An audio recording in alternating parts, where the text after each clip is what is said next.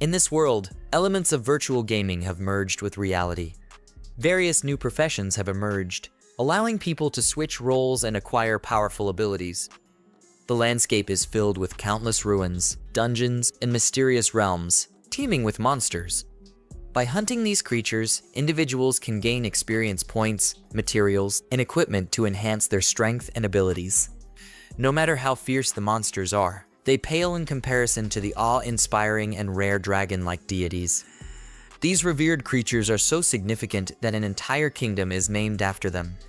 Within this dragon kingdom stands a prestigious school, built with a generous budget, its exterior radiating splendor and glory, reflecting the revered status of dragons. Inside this school, Lai Kun, a class teacher in his 30s, was enthusiastically discussing the mobilization meeting before the final awakening. Although his words were familiar to all the students, they listened intently, not wanting to miss a single detail. Lai Kun reassured the students not to worry about the randomness of profession awakening. He instilled confidence in them, asserting that with strong determination, each student could awaken a combat-oriented profession. This pep talk was crucial, as it was the day when all third-year high school students would undergo a unified transition to their new professions. Meanwhile, Liu Fan, sitting quietly in the corner of the class, was just as excited and had been eagerly anticipating the awakening ceremony for a long time. But he harbored a secret that no one must ever discover. He is a transmigrator, and 3 years have passed since he crossed over from the blue planet to this new world. During this time, he has come to understand the nature of this place. It is a world where the game blends seamlessly with reality and is thousands of times larger than Earth. This world is filled with countless secrets, and everyone has the opportunity to hunt monsters to gain experience points, materials, and equipment to strengthen themselves. Additionally, the world features a variety of classes, each of which can be awakened at level 10, granting individuals even more powerful abilities. Each country establishes schools in various locations to teach young people how to navigate life in this world. Teachers then lead students into the novice secret domain and even the wilderness to gain experience, aiming for everyone to reach the 10th level before the 18-year-old awakening ceremony. There are many occupations in this world, broadly categorized into 3 types. The first category is combat roles, which include warriors, mages, and archers. These classes are distinguished by their capability to confront the numerous dangers and adversaries in this world directly, utilizing physical strength, magical prowess, or long-range precision. The second category comprises specialized occupations that, although fewer in number, have a significant impact. These roles include enchanters, magic item makers, apothecaries, and others whose expertise lies in crafting items that boost the combat effectiveness of others. Their work enhances the abilities of combat classes, making them invaluable allies.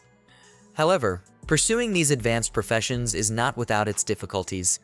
Crafting their powerful artifacts requires significant resources, often necessitating support from influential families or organizations. Without such backing, gaining recognition and success in these fields can be a formidable challenge. At the base of the occupational hierarchy are the life class occupations, the most numerous yet least glamorous. This category encompasses jobs such as cooking and mining, which are essential for society's sustenance and progress, but are often undervalued in terms of prestige and power. For Lufin, the prospect of falling into this category is his greatest fear. To him, a life class occupation signifies a future confined to the margins of society, struggling for survival without the means to rise above the ordinariness of existence. In a world where extraordinary feats and achievements define one's value, settling into a life class role means accepting a life of hardship and limited prospects. For instance, Han Ki, Lufin's aunt, is a cook. Since childhood, Lufin, an orphan, has lived with his aunt, who is just 8 years older than him, and his life has been very hard. Initially, Han Ki started her career in the most basic of roles, working as a cook. However, through perseverance and hard work, she saved enough money to buy a recipe for a special type of bun that restores a small amount of health. This bun became the foundation of her bakery business, providing a modest income that supported their lives. The bakery not only sustained them financially, but also played a significant role in Lufin's upbringing. Seeing his aunt struggle to afford his education and meet their basic needs, Lufin became acutely aware of the harsh realities they faced. He realized that unless he transitioned to a combat profession, their lives would remain a relentless challenge. Over the past 3 years, his aunt's efforts to ensure his well-being had only grown more difficult. Determined to change their circumstances, Lufin resolved to pursue a combat class, aiming not only to secure his own survival, but also to significantly improve his aunt's living conditions, repaying her for her years of sacrifice and support. Lufin's profound contemplation was suddenly disrupted as his teacher received an unforeseen call. Swiftly, the teacher, visibly thrilled, proclaimed to the class that the awakening platform was prepared, and the awakening ceremony was imminent. This revelation sparked excitement among the students, prompting them to spring from their seats in eager anticipation. The classroom buzzed with emotions, signaling the start of their voyage towards a fresh future, the trajectory of which hinged heavily on the outcome of the forthcoming ceremony. In the midst of the excitement, Lufin remained unusually silent. However, being the class's top student naturally drew the teacher's gaze toward him, who observed Lufin's subdued demeanor. Pondering whether pre-ceremony nerves were the cause, the teacher extended words of encouragement in hopes of bolstering his spirits. Yet, Lufin was oblivious to the teacher's attempts, his mind elsewhere. Internally, he wrestled with the sudden appearance of an unfamiliar mechanical voice emanating from a virtual window, designating him as the chosen host for the Super Treasure Map system. This marked the arrival of a transmigrator, a long-awaited signal that, despite its 3-year delay, had finally manifested. Understanding its significance, Lufin swiftly regained his composure, excusing his earlier distraction to his teacher, and joined his peers en route to the awakening platform. His mind teemed with curiosity about the system's capabilities, yet he set aside these musings for the time being, prioritizing reaching the awakening ceremony. Thus, he hurried through the corridors, his heart pulsating with a blend of excitement and anticipation for the journey ahead. Shortly after, Lufin found himself immersed in the crowd gathered around the awakening platform. The atmosphere crackled with the energy of almost 3,000 teenagers, all students hailing from the 3rd high school in the Dragon Kingdom, poised for their moment of truth. Each student, having attained the crucial 10th level, had met the prerequisites for their professional awakening. The air was heavy with a blend of anticipation, surpassing even Lufin's own, as every student nurtured their individual hopes and aspirations for the forthcoming ceremony. Some nursed lofty ambitions, envisioning awakening to rare and elusive combat professions that could swiftly propel them into wealth and renown. Some had simpler dreams, yearning for any role in combat, even occupations like knights and warriors frequently summoned to battlefronts. This held substantial meaning, particularly for individuals whose parents toiled in non-combat fields, sacrificing much to educate their children. There existed a unified longing to escape perpetual hardship, to shift into a combat position, and forge a brighter future for their families. This common feeling reverberated profoundly among the gathering, yet they could only remain standing, biding their time. Before them lies a magnificent blue-purple crystal, hovering in mid-air thanks to a mystical contraption at the center of the platform. It was known as the Awakening Stone. Beside this remarkable object stood a man in his middle years, draped in white robes and holding a staff emitting a gentle, milky glow. His presence commanded attention effortlessly, contrasting sharply with the students around him. Lufin couldn't help but feel a strong desire to possess such a commanding presence, recognizing the palpable disparity between his own demeanor and the masterful aura of the man before him. As Lufin admired the priest before him, his surprise grew as a new system interface materialized. This fresh notification detailed an acquired skill, the Eye of Appraisal, a perk from his transmigrator background. Lufin wasted no time and promptly employed it. His intense gaze on the priest triggered the stat window, revealing the cleric's formidable level of 29, poised on the brink of reaching level 30 and unlocking a second awakening. Notably, the priest boasted accolades including a combat profession shift and mastery over the transference to spirit skill, allowing him to aid those approaching their profession awakening. What astonished Lufin even further was the revelation that this priest possessed a fortune of 5 million dragon coins. The sheer magnitude of this wealth was beyond comprehension. Even if his aunt were to spend a lifetime selling her buns, she couldn't hope to amass such a sum. This stark dichotomy underscored the gaping disparity between combat-oriented and civilian professions. As Lu Fan grappled with this revelation, Principal Bai Hengjian, a commanding presence with his distinguished gray hair and robust physique renowned throughout all 3 middle schools, demanded silence. His renown as a level 38 warrior, having twice attained the esteemed title of God of War, positioned him at the apex of the Dragon Kingdom's hierarchy, guaranteeing instant obedience as silence fell upon the crowd. The principal, his mane of white hair catching the light, cast his eyes over the gathering of students, signaling the start of the awakening ceremony. In accordance with his instructions, the students from the inaugural class proceeded to the stage in a disciplined procession, organized by their assigned school numbers.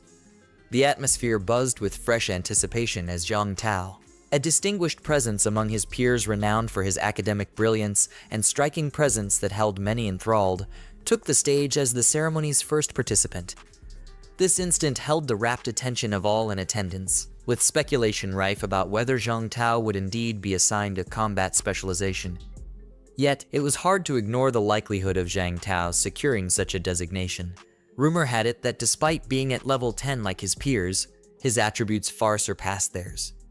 While there's an element of chance involved in awakening, it's widely acknowledged by scholars that having stronger attributes makes it easier to awaken into a combat profession. As the middle-aged priest recited the sacred incantation, the transposition stone shimmered, enveloping Zhang Tao in a radiant aura. Within the luminous field, an anomaly flickered to life. A fireball motif materialized, marking a rare event. The onlookers stood transfixed as Zhang Tao realized what many had theorized. His exceptional academic prowess had indeed led him to awaken as a mage within the combat profession. His accomplishment set the stage for a bright future ahead. Mages, famed for their formidable damage capabilities, prove indispensable in both wilderness foraging and solo dungeon exploration. As the ceremony concluded and the radiant glow of the awakening stone dimmed, Zhang Tao, now initiated as a mage, rejoined his peers amid envy-stirring glances, his visage illuminated by sheer triumph. Amidst the jubilation, Principal Bai Hengjian's authoritative voice cut through once more, demanding reverence and order to uphold the solemnity of the ongoing ceremony. Afterward, students approached the awakening stone individually to discover their destined vocations. Yet, the results diverged greatly from Zhang Tao's triumph. Harsh reality dawned. Only a privileged minority were chosen to awaken as combatants. The majority were matched with civilian occupations, their futures seemingly predetermined. Among this class, roughly 20 students embraced combat roles, while over 30 were assigned to civilian paths. A scant few, fewer than 10, embarked on specialized vocations. The distribution evoked varied reactions. While some saw their results as relatively fortunate, particularly when compared to a peer from Section 3 who confronted significant challenges, others grappled with mixed emotions. Originating from a financially strained background, she embarked on a specialized professional journey that demanded considerable investment to reach its full potential. This circumstance underscored the stark reality faced by individuals lacking the financial resources to pursue such careers, thereby casting subsistence professions, with their practical skill sets, in a more appealing light. Watching his peers' destinies play out, Lu Fan nursed a profound desire to steer clear of a similar destiny. Confronted with his own financial limitations, the thought of embarking on a career that demanded substantial resources was intimidating. As he bided his time, the burden of anticipation and the anxiety of an unpredictable tomorrow weighed heavily on him. Finally, the hour arrived for Lu Fan to undergo his vocational transformation. Without hesitation, he approached the awakening stone, fully cognizant of the significance of this juncture. Despite the envious gazes from students of other sections, he remained steadfast, exemplifying determination and dedication. Stepping onto the platform, Lu Fan accepted the inevitable moment, shedding any nervousness and mentally readying himself for his awakening. As the middle-aged priest commenced the incantation, Lu Fan found himself engulfed in the luminous glow of the awakening stone. Abruptly, the tranquility was shattered by the resounding roar of a dragon, startling everyone on the school grounds. The resounding roar, echoing like thunder, ushered in a tangible hush, starkly contrasting the prior commotion. This unparalleled cacophony, unprecedented in any previous transition, evoked widespread astonishment. Speculation flourished. Was this the unveiling of an obscure vocation? Amid the murmurs and curious gazes, a radiant brilliance erupted, piercing the heavens and illuminating the sky in a breathtaking spectacle. What ensued was a deafening roar, the gusts of wind transforming into a tumultuous symphony of sound. All gazes remained transfixed on the burgeoning glow, which breathtakingly transformed into a massive dragon, stretching 100 meters in length, gliding and spiraling overhead, leaving even the most seasoned instructors awestruck. Dragons, revered as beings of godlike stature, were seldom seen, with only a select few of Terran's mightiest beings catching fleeting glimpses in realms beyond their grasp. The mere suggestion that a student's clandestine vocation could be intertwined with these majestic creatures evoked a profound sense of wonder and pride, especially in Lufan's homeroom instructor. Lufan's potential to awaken as a distinguished figure in the Dragon Kingdom, perhaps as a dragon blood warrior or a Devon Tinvok mage wielding the formidable dragon's tongue, hinted at the possibility of him leaving an indelible mark on its history. It had been a decade since the last awakening of a dragon blood warrior, amplifying the anticipation surrounding Lufan's transformation to unprecedented levels. The sight of the dragon circling in the sky, followed by its resounding roar and majestic descent to the ground, held everyone spellbound. The landing's force rippled through the atmosphere, creating a strong gust that compelled the onlookers to instinctively retreat. As this happened, the radiant aura of the awakening ceremony dimmed. Lufan reappeared, the captivating spectacle now relegated to mere memory, as attention shifted. Bai Hengjin, the esteemed headmaster with a mane of gray and a presence that commanded respect, approached Lufan with a surge of anticipation. The air buzzed with excitement as he inquired about Lufan's newly awakened profession, his eyes gleaming with a mixture of hope and expectation. However, Lufan, burdened by the reality of his situation, couldn't summon the enthusiasm such a monumental moment demanded. With a heavy heart and downcast eyes, he braced himself to reveal his awakening. The words barely escaped his lips as he disclosed to everyone that he had become a dragon tamer, before a palpable shift in the atmosphere took hold. The initial surprise that washed over Bai Hengjin soon gave way to disappointment, a sentiment echoed by both teachers and students. The shock wasn't solely due to the simplicity of Lufan's new job, but also because it seemed incongruent with the extraordinary event they had just witnessed. In the wake of Lufan's revelation, the crowd's reaction was a mixture of sympathy and schadenfreude. Some lamented the wasted potential, while others took pleasure in his apparent misfortune, their remarks laced with sarcasm. The title of Dragon Trainer, despite its prestigious connotation and implied superiority over other dragon-related professions, was met with skepticism. The core issue lay in the impracticality of taming such legendary creatures, as it was deemed impossible for a human to tame a powerful dragon, and most people couldn't even locate one. This rendered the profession theoretically impressive, but practically ineffectual, especially when compared to summoners who could conjure elemental forces from the outset. Nevertheless, Principal Bai Hengjin remained the head of the school. Despite feeling disappointed inside, he tried to project a positive attitude, offering Lufan comforting words. He even proposed that the Dragon Trainer, as a hidden profession, might hold untapped potential, and that Lufan could perhaps discover and tame lesser dragon species to boost his abilities. However, beneath these encouraging words, Lufan could see the empty reassurance, as his situation remained unchanged.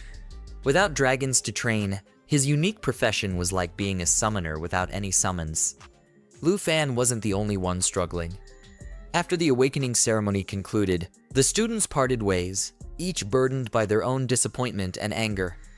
Lufan trudged home with slumped shoulders, knowing that he wasn't alone in his feelings. However, this shared misery did little to ease his pain. The harsh reality of his situation was undeniable. The notion of a dragon tamer without a dragon underscored the limitations of his profession. Without the majestic creatures to command, the boundless potential of a dragon tamer shrank to a mere fantasy. The sub-dragon species mentioned by the principal, though impressive in their own right, paled in comparison to the true dragon's might and majesty. These lesser beasts, though ferocious, pale in comparison to the awe-inspiring power of a true dragon. In the 800-year history of the Dragon Kingdom, dragons have undeniably left their mark. Yet, a dragon tamer who has successfully mastered these legendary creatures remains conspicuously absent from the annals of history. Despite their achievements and strength, humans are mere ants before the towering might of dragons. Only the newly hatched dragons, fresh from their shells, offer a faint chance of being captured and domesticated. However, this is a fleeting opportunity at best. The dragon's abode, deemed a forbidden land, is unreachable even for the most skilled Terran masters. Young dragons are usually guarded fiercely by their mothers, leaving no opportunity for humans to intervene. Consequently, the dream of taming a dragon, of bridging the gap between human ambition and the dragon's untouchable realm, remains a folly. A dream that seems just beyond grasp, Lufin faces a unique predicament as a dragon tamer without dragons. His struggle extends beyond mere advancement. He finds himself unable to unlock his potential or wield his skills. 4 dormant abilities reside within him, intricately linked to the essence of dragons. Yet, without a dragon companion, these talents remain sealed away, inaccessible and idle. This harsh reality underscores a grim truth. Despite the transition undergone during his awakening, Lufin's combat capabilities have stagnated, leaving him no stronger than before. Confronted with this harsh reality, Lufin's spirits plummet. The prospect of spending his life in the modest trade of buns selling alongside his aunt, who has tirelessly strived to support his education, weighs heavily on him. Such an outcome seems a disheartening return on her investment, a failure to transcend the humble circumstances from which he came. Despite his dual lifetimes' worth of wisdom and resilience, the disappointment of not being able to elevate his and his aunt's lives casts a shadow over Lufin's heart. This internal struggle highlights the challenges faced by those who dare to dream in a world where dreams are often dictated by fate's whims. Lufin's situation is a poignant reminder of the gap between aspiration and reality. A chasm not easily bridged even with the strongest of wills. Yet, it's his unwavering spirit, honed through experiences spanning 2 lifetimes, that sustains him amid despair, pushing him to find a path forward despite seemingly insurmountable odds. Lufin wandered the narrow streets, deep in thought about how to break the news to his aunt. So preoccupied, he didn't realize he had reached home until he was just a few steps away. Their residence was modest, with a bun shop on the ground floor and a simple 2-bedroom and 1 living room set up above, where he and his aunt lived. Bracing himself for the difficult conversation ahead, Lufin took a deep breath before entering the bun shop and heading straight upstairs. The familiar scent of rice greeted him as he ascended, indicating his aunt had prepared a meal in anticipation of his return. Determined not to dampen the atmosphere, Lufin lifted his spirits and cheerfully greeted his aunt upon entering. As expected, he was met by his aunt, Han Kiyu, a radiant woman in her mid-20s. With her hair neatly tied in a bun, her striking appearance was highlighted by fair skin as smooth as a peeled egg, and features that could rival the celebrities Lufin remembered from his previous life. Despite the hardships of raising him, she had maintained her youthfulness and vitality, exuding a grace that could easily outshine the elite of high society. Her warm smile instantly brightened the room, lifting the weight from Lufin's heart. Beyond her beauty, it was Han Kiyu's kindness and affection that brought Lufin the greatest joy. She welcomed him with an open-hearted hug and enthusiastically showed him the meal she had prepared, eager to share in the excitement of what she believed to be a milestone day in his life. Sitting down across from Lufin, her smile never wavered as she eagerly inquired about the ceremony's outcome, asking which profession he had chosen. However, Lufin's excitement faded into disappointment, a change that did not escape Han Kiyu's observant eyes. Sensing his dejection, she swiftly shifted her demeanor to offer comfort, suggesting that not pursuing a combat profession might be for the best, sparing her from constant worry about his safety. She reasoned that a life profession could be just as fulfilling. However, Lufin knew his aunt was merely trying to soften the blow, so he decided to be honest about his actual awakening a combat class, and a hidden one at that. Han Kiyu's initial shock quickly turned into sheer delight, nearly causing her to leap from her seat in excitement. Lufin longed to keep the look of pride on his aunt's face, yet he knew he had to reveal the true nature of his new profession. With a hesitant voice, he confessed his role as a dragon tamer. Upon hearing this, Han Kiyu's joy didn't turn to disappointment, but instead shifted to a profound understanding and empathy. She realized the heavy burden Lufin had been carrying, aware of the immense pressure he felt to honor her sacrifices. Her response was not just one of acceptance, but of immense pride and support. Wrapping Lu Fan in a comforting embrace, she reassured him that being a dragon tamer, even without a dragon, was a testament to his extraordinary capabilities. She was proud of him, and had been for the longest time. Whether he chose to pursue higher education or not, she promised to support him. If college wasn't in his plans, he could always help her with the steamed bun shop. With her culinary skills, they might not become wealthy, but they would never go hungry. Her words dissolved the anxiety that had plagued Lu Fan, replacing it with the warmth of her unwavering support, prompting a grateful smile from him. With the atmosphere lightened, Han Qiyu encouraged Lu Fan to start eating, noting that dinner was getting cold. Now feeling more at ease but faced with the generous spread of dishes she had prepared, Lu Fan broke out in a nervous sweat. The sheer volume of food seemed overwhelming, yet the gesture underscored Han Qiyu's deep care for him, making the moment even more heartwarming.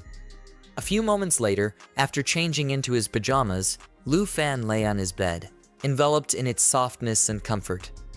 The day's events had left him mentally drained, and despite his exhaustion, sleep remained elusive. He felt burdened by the difficult situation he and his aunt were facing. Earlier, when he held her hand, he noticed its unexpected roughness, a stark contrast to her youthful age of 26. At this age, she should be enjoying her best years, but instead, she had been working tirelessly since taking him in. It seemed this would continue due to his newly acquired yet seemingly futile profession. This realization was deeply frustrating. Adding to his frustration was the hidden nature of his profession, as if fate itself were mocking him.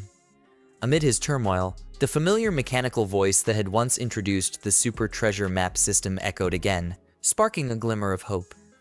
Realizing he might still have a card up his sleeve, Lu Fan abruptly lifted his head from the bed. Before him, the system interface materialized, presenting a Day 1 treasure map as a reward. This system's presence suggested a faint possibility of overturning his grim situation, brimming with potential as its name implied.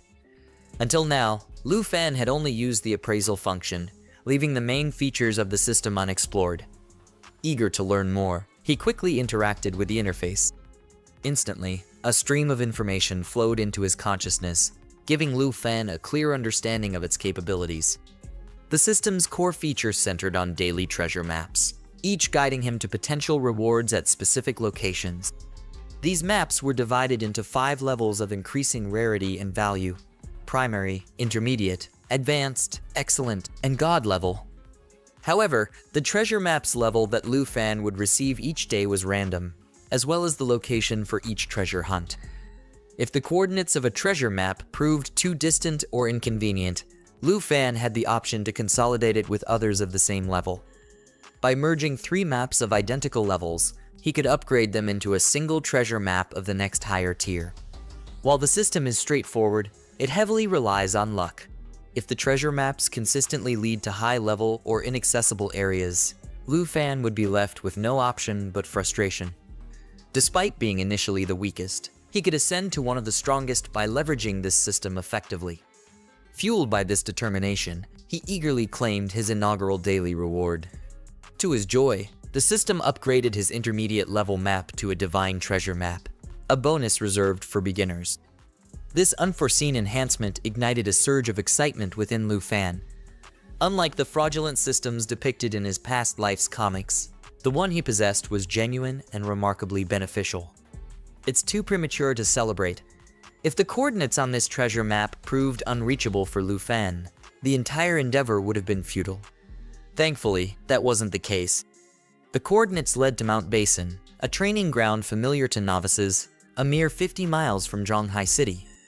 This spot was renowned for its proximity to the city and the modest threat level posed by its resident creatures, making it an ideal destination for his expedition. Lu Fan had previously explored this area with his classmates, guided by their teacher, engaging in battles with lesser monsters along the mountain's fringes and rocky plains. The treasure map led him to a more remote section of the landscape, inhabited by creatures exceeding level 10, presenting a considerable danger. However, the irresistible pull of the legendary treasure, promising to lift him from a life of anonymity, drove him to undertake this hazardous quest without a moment's hesitation. Thus, he strategized to catch the final suburban bus of the night, guaranteeing his arrival at dawn's first light. At 4 o'clock in the morning, Han Ki emerged from her slumber, ready to embark on yet another day of crafting buns. Despite the demanding routine, she never expressed any discontent, devoting herself to supporting Lu Fan. However, as she made her way, she observed that Lu Fan's room door was ajar, the bed impeccably made, suggesting he had risen exceptionally early. This unexpected sight prompted her to call out for Lu Fan, but there was no response. Worried, she proceeded to the living room, where she discovered a letter resting on the coffee table. Opening it, she immediately recognized Lu Fan's handwriting. In the letter, Lu Fan elucidated that he was en route to the mountain in Stone Plains. But she needn't fret, as he reassured her that he would be all right. Upon his return, he promised to ensure she lived a fulfilling life. Meanwhile, aboard the suburban bus, Lu Fan sat in quiet contemplation, mentally bracing himself for the trials ahead. Upon reaching the final stop, he stepped off alongside fellow scavengers. With no need for words, they dispersed, each venturing into the untamed wilderness of the mountains and stone plains. Soon after, Lu Fan encountered a trio of fellow scavengers. Among them was a formidable figure, bearing the unmistakable aura of a seasoned military veteran. Beside him stood a woman whose beauty was tarnished by a sinister glimmer in her smile, prompting Lu Fan to instinctively reach for his weapon. However, before he could unsheath it, the third member, who had stealthily positioned himself behind Lu Fan, placed a cautionary hand on his shoulder and suggested they join forces. Despite the proposal, Lu Fan immediately declined, sensing they were likely bandits and opting to avoid any entanglement with such dubious characters. Though the mountain and stone plains harbored formidable demon beasts that posed a significant threat to a solitary traveler like Lu Fan, he couldn't shake the feeling that his safety would be even more jeopardized in their company. It was clear they'd betray him once he became dispensable. Their ease with deception suggested they were seasoned thieves, making Lu Fan an obvious target. Yet, he grasped the significance of projecting fearlessness, recognizing their hesitation stemmed from doubt about his prowess. They tested Lu Fan's determination and his capacity to protect himself. With this understanding, Lu Fan composed himself, returned his weapon to its sheath, and assumed a calm posture. Despite his clear refusal to join them, he pressed forward on his path. Yet, the trio persisted, their tactics growing increasingly aggressive. They surrounded him, wielding a blade, and lectured him on the supposed laws of the wild. While their words feigned concern, their menacing actions spoke volumes. Had Lu Fan been less perceptive, he might have succumbed to their demands out of intimidation. Fortunately, he's not easily swayed. Despite lacking any immediate recourse, he understands the power of a well-placed fabrication to extricate himself from his current dilemma. Thus, he elucidated to them why he eschews companionship because he is a summoner. With the ability to conjure elemental creatures at his disposal, he assured them that he can navigate any perilous situation. His proclamation caught the group off guard, and the resolute timbre of Lu Fan's voice, coupled with the unwavering determination in his gaze, left them with no doubt that he is not one to be trifled with, prompting them to retreat. As they prepared to go their separate ways, the girl with pink hair leaned in close to Lu Fan and whispered that she hoped to see his handsome face again. This unexpected remark caught Lu Fan off guard. Though he couldn't deny her beauty, he remembered the wise advice: don't invest in unpredictability. With that in mind, he chose to remain silent and watch them depart. With the encounter behind him, he finally breathed a sigh of relief. However, it served as a stark reminder that a life devoid of strength is akin to a passing shadow, easily swept away by the winds of fate. Stay vigilant out there. He was utterly resolved to unearth the treasure with utmost haste. As he ventured through the land, Lu Fan noticed the scenery bore a remarkable resemblance to the blue planet he once called home. The landscape featured vast plains, punctuated by jagged peaks, while patches of vegetation rose to about half a person's stature. Moreover, he crossed paths with wildlife, such as the imposing level 7 giant horned antelopes and the formidable level 8 wildebeests, which traversed the terrain in herds. Although these imposing creatures were not known for starting conflicts, Lu Fan was acutely aware that provoking them would lead to his downfall. Thus, he opted to steer clear of trouble and seek an alternate route. Despite his best attempts to ensure safety by avoiding disturbances, Lu Fan unexpectedly found himself surrounded by a herd of massive horned antelopes. leaving him with no other choice. Relying on his agility, he stealthily maneuvered through the herd. Just as he approached the outskirts, believing he had successfully evaded danger, he failed to spot a green frog seamlessly camouflaged within its surroundings.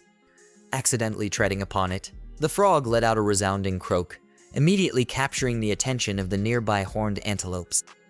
Lu Fan prayed his misstep wouldn't agitate the herd, so he stood motionless, hoping to blend into the surroundings. Yet, as soon as the giant antelopes began their agitated calls, he knew he had to act swiftly, sprinting with all his might. Suddenly veering in another direction, he managed to elude pursuit successfully.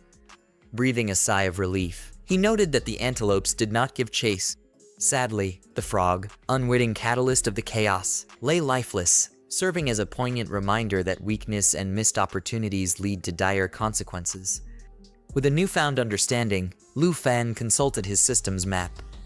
To his joy, he realized he was just a stone's throw away from his destination. Lifting his gaze, he immediately spotted the landmark he had marked, two ancient stones standing sentinel over what seemed to be a radiant crimson treasure. The sight heightened his anticipation, affirming his arrival at the correct spot. Without a moment's pause, Lu Fan strode toward the space between the towering pillars. Much to his surprise, the object poised to reshape his destiny was not just any object, but an egg of considerable size, emitting a radiant glow that hinted at its remarkable essence.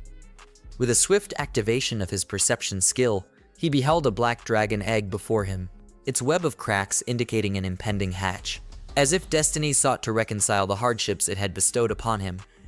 Yet, life seldom grants such kindness, as a rustling in the bushes signaled the approach of an unknown presence. Fortunately, with his perception skill at hand, there was no need for speculation.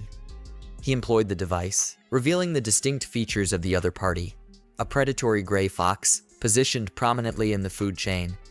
Confronted with a human akin to Lu Fan, it instinctively harbored intentions of aggressive pursuit. This level 10 creature, matching Lu Fan's own level, exhibited a palpable eagerness for engagement, its primal instincts fixating on him as potential quarry. Despite the fox's acute sensitivity, its strength and endurance remained moderate, granting Lu Fan a slight edge in raw attributes. With attributes exceeding the 20-point mark across the board, Lu Fan outclassed the gray fox by a significant margin. His prowess testified to his exceptional standing at the 3rd middle school, where his outstanding qualities distinguished him. In contrast, an average level 10 student typically has only around 10 points in each of their 4-dimensional attributes. Thus, facing the bloodthirsty gray fox in the wilderness would leave them with no chance of survival. Currently, the fox lurked behind Lu Fan, poised to strike at any moment. Lu Fan naturally would not sit still, drew a novice long knife from behind him.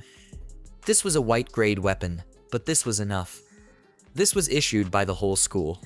When the 3rd middle school teacher took the students to the field to practice and temper their combat awareness, and it could only be used as a weapon reluctantly. As for attributes, this was a slight better than nothing, better than letting Lu Fan personally fight the fierce beast with his fist. Seeing that Lu Fan had drawn his weapon, the bloodthirsty gray fox also knew that it was time for him to take the initiative, leaping out of the bushes, aiming for his neck. In response, Lu Fan swung his blade towards the fox's head, aiming for a decisive one-hit kill. However, this monster wouldn't go down just like that, as it was known for their fast reaction. Intercepting the strike with its formidable teeth and claws, the fox halted the blade in its tracks. It then pressed on harder, aiming to disarm Lu Fan. To counter this, Lu Fan leveraged the fox's momentum, throwing it to the ground with significant force in an attempt to incapacitate it through impact. With some distance gained, Lu Fan reactivated his perception skills. Now able to see the rabid gray fox more clearly, he discovered that it possessed 2 skills in its arsenal. The triple claw strike was deadly, capable of inflicting severe bleeding, while the bloodthirst recovery allowed it to heal by drawing on its victim's blood. With just these 2 skills, Lu Fan knew he was outmatched and thought about waiting for the dragon egg to hatch, hoping it would provide him with an advantage. However, the fox's remarkable speed thwarted his plan, closing the gap between them with astonishing swiftness. Its claws targeted Lu Fan's eyes, forcing him to use his arms as a shield. The impact left a deep, bone-cutting wound on Luffy's arm, causing blood to gush out profusely. The intense pain caused Luffy's facial muscles to stiffen, but as a top student, his battle instincts were sharp. He knew he couldn't let the fox use its bloodthirsty recovery, and now it was in the middle of its triple claw strike. This was his chance. He just needed to wait for it to finish, and then deliver a decisive blow. With this in mind, he swiftly counterattacked with his machete, aiming to intercept the fox's second strike. Sparks flew as their attacks collided, and as anticipated, the fox launched its third strike with the other paw. But unfortunately for it, Luffy activated his Ultra Instinct, dodging its attack by a hair's breadth. With the monster now exposed, Luffy seized the opportunity and delivered a devious backshot, sending it directly to the Shadow Realm. Defeating the level 10 monster, Luffy earned 120 experience points and could harvest its fur to sell at Zhonghai City's material market.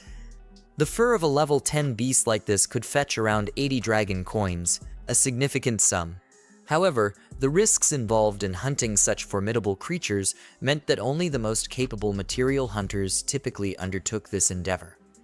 Just as Luffy was catching his breath and recovering from the encounter, a woman's voice emerged from the shadows, playfully congratulating him on killing the fox. It became clear that the trio he had met earlier had been observing him all along. Despite this, Luffy attempted to bluff again, only to be met with laughter. The trio had already seen through his ruse, realizing he wasn't actually a summoner since he hadn't used any skills during the fight, even though he had been injured. Realizing his pretense had been uncovered, Luffy was frustrated but knew he couldn't just retreat. He still needed to secure the dragon egg.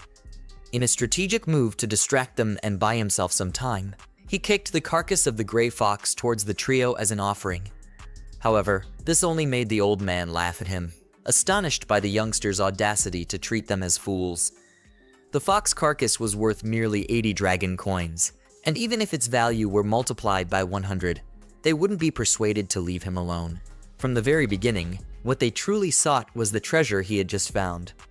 Realizing that his attempts to mislead or negotiate were futile, Luffy understood their true objective had always been the treasure he discovered. With no other options, he prepared to fight, hoping to survive long enough for the dragon egg to hatch completely. Unfortunately, the robbers were faster than he anticipated, even quicker than the gray fox.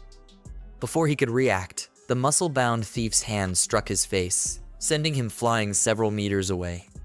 Before he could get up, the lady had already placed her blade near his throat, pinning him down with her chest, leaving him stiff and unable to move. In that moment, Luffy's options dwindled to none, placing him at the mercy of the robbers. The old man couldn't help but laugh once more at this foolish young man, who had underestimated the robbers' keen sense for treasure. The situation worsened as the muscle-bound thug triumphantly returned, clutching the dragon egg, a prize beyond their wildest expectations.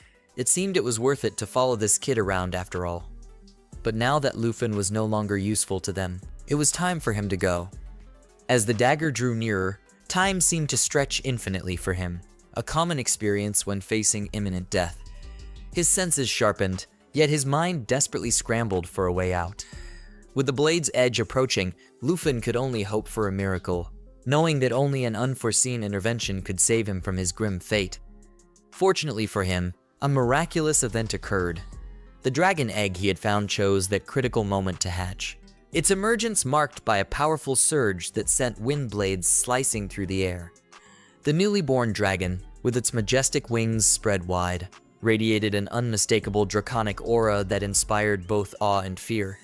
Like all dragons, it viewed humans as prey, and without hesitation, descended to make its first kill. The robbers attempted to fight back, but their feeble efforts were no match for the dragon's natural prowess. Even in its infancy, the creature's combat instincts far surpassed those of its human adversaries. The muscle-bound individual held a contrary opinion, but soon discovered the truth firsthand. As the dragon swiftly passed through him as if he were invisible, his limbs parted and blood arced into crimson streams. The dragon's assault was relentless, leaving behind a scene of devastation that vividly illustrated its deadly prowess. The elderly man, witnessing the fate of his comrade, was frozen with terror. As the dragon's gaze fixed upon him, he cried out in desperate plea for assistance. Yet, they all knew too well they couldn't intervene, even if they desired to. A coordinated attack would only leave them hopelessly overpowered, swiftly reduced to mere minced meat. Now Lufin understood why dragons were untamable. Even a newly hatched dragon wielded immense power. Soon after, the old man met his demise, leaving only Lufin and the pink-haired woman. Her fear was evident as she realized they would likely be the dragon's next targets once it finished consuming the eggshells. Acting on instinct, she drew her blade against the dragon. This diversion gave Lufin the opening he needed. Without hesitation, he pushed her aside and charged straight at the dragon. Even the dragon was taken aback by Lufin's bold approach. From the dragon's perspective, Lufin seemed like a fool inviting death. But little did it know, this human was on the verge of becoming its master. As Lufin executed a technique that released a commanding aura, swiftly engulfing the dragon with incredible speed and force, even the pink-haired woman was left astonished, questioning Lufin's true nature and amusement for Lufin himself. However, in a playful gesture, he decided to reveal to her that he wasn't a summoner, but a dragon tamer, wanting to show off a bit. After completing the taming ritual, he successfully acquired his first dragon, known as the Black Dragon Covenant. Witnessing his mastery over such a formidable creature, the pink-haired woman realized she needed to beg for mercy, hoping he might show some leniency. However, Lufin was no ordinary man. Having lived 2 lives, he understood the depths of human cruelty. Considering their past threats to his existence, he saw no justification in sparing someone like her. Thus, he ordered his dragon to dispatch her, a command the dragon promptly carried out.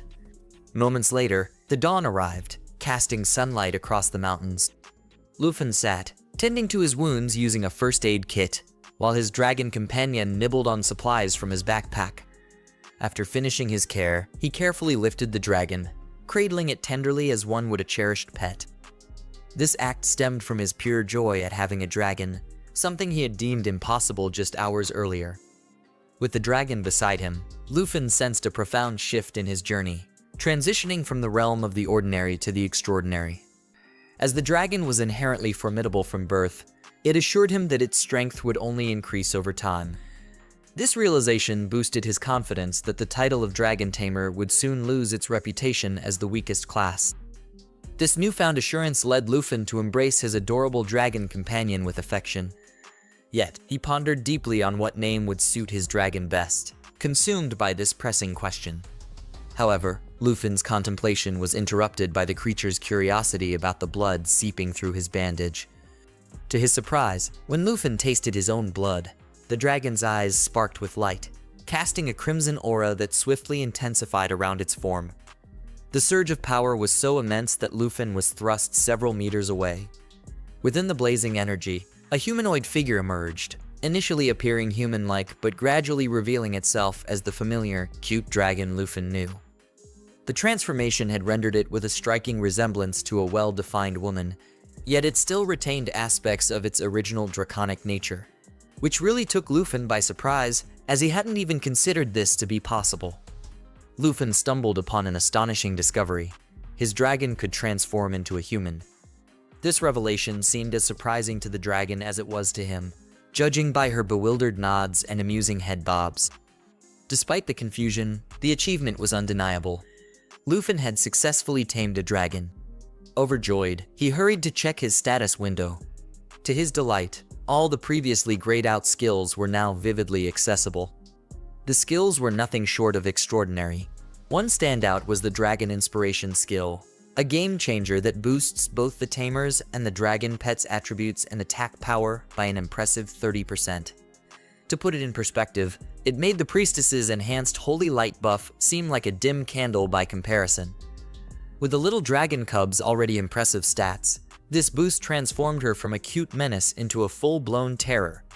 The havoc they could wreak together was unimaginable. As for the other skills, they were also brimming with personality and brute force. The Dragon Fang Strike is a high-damage attack guaranteed to make any opponent rethink their life choices, while Dragon Claw allows one's arm to transform and unleash the power of his dragon pet, becoming a literal extension of his new dragon companion's might. Given that this little dragon hatchling had already sent a band of bandits packing without breaking a sweat, it was clear that with these skills, Lufin could compete in the big leagues. Even if he personally engaged in combat, he could still hold his own.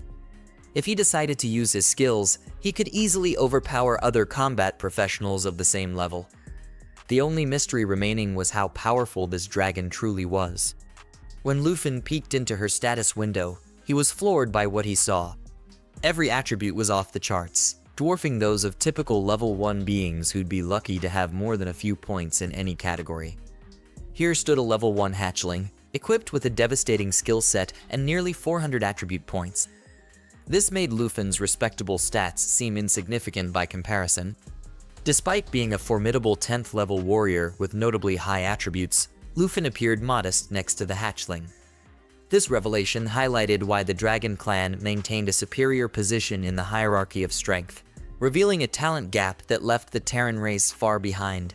It became evident that even a seasoned human warrior with a 20-level advantage would likely struggle against the might of the Dragon Clan's youngest. Moreover, the transformative impact of the Bloodline Connection passive skill was astonishing, as it allowed Lufin to receive 10% of his dragon's attributes, effectively doubling his own. This significant enhancement stemmed from Lufin's personal development, elevating his power to levels 5 to 6 times greater than the average individual. This notable advancement underscored why Lufin experienced an unprecedented surge of strength after taming his dragon.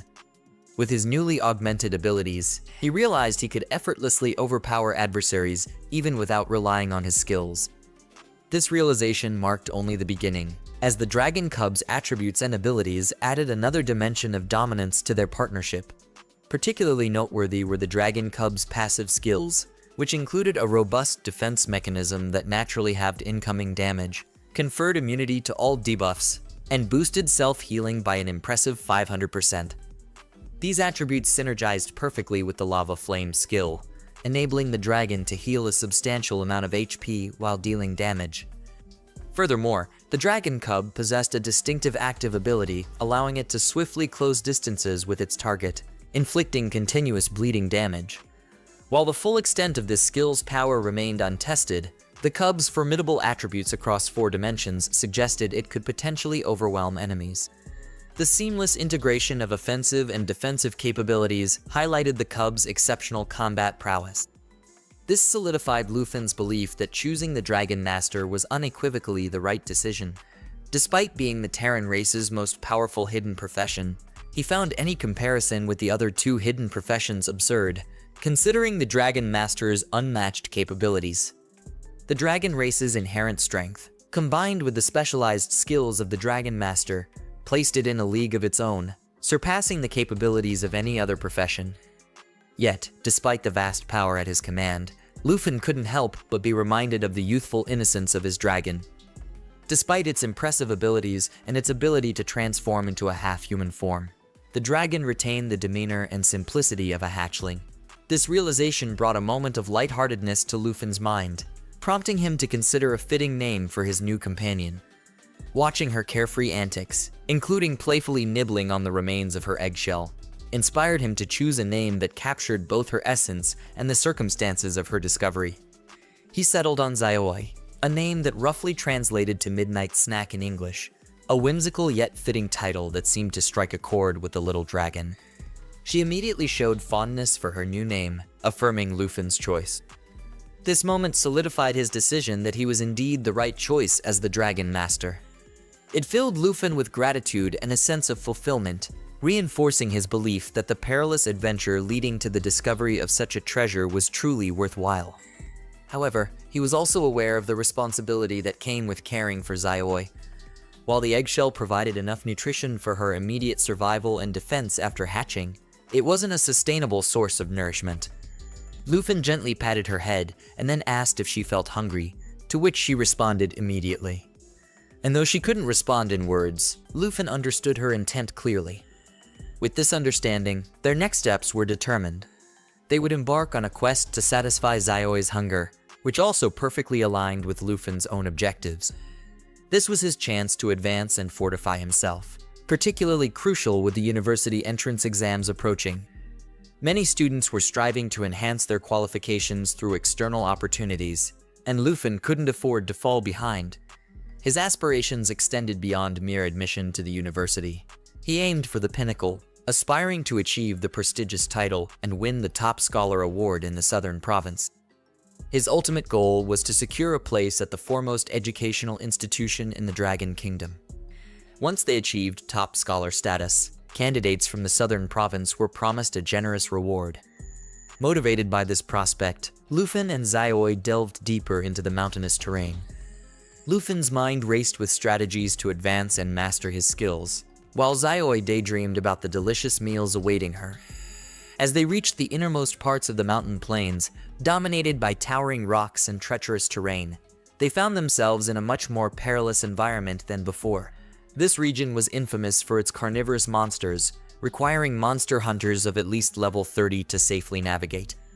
As expected, they soon spotted a herd of monsters closing in on them from a distance.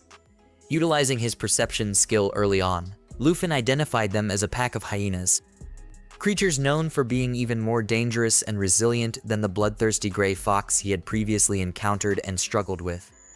But the Lufin of now was no longer the same as he was before. He had grown significantly stronger, and fleeing was not an option either, so he began to strategize an attack plan against the approaching hyena pack. But before he could set his plan into motion, a sudden gust of wind caught him off guard. To his astonishment, it was Zayoi, bursting with eagerness to confront the hyenas head-on. Not as threats, but as a sumptuous feast laid out before her. Without a moment's delay, Zayoi charged towards the hyenas with Lufin quickly following her lead.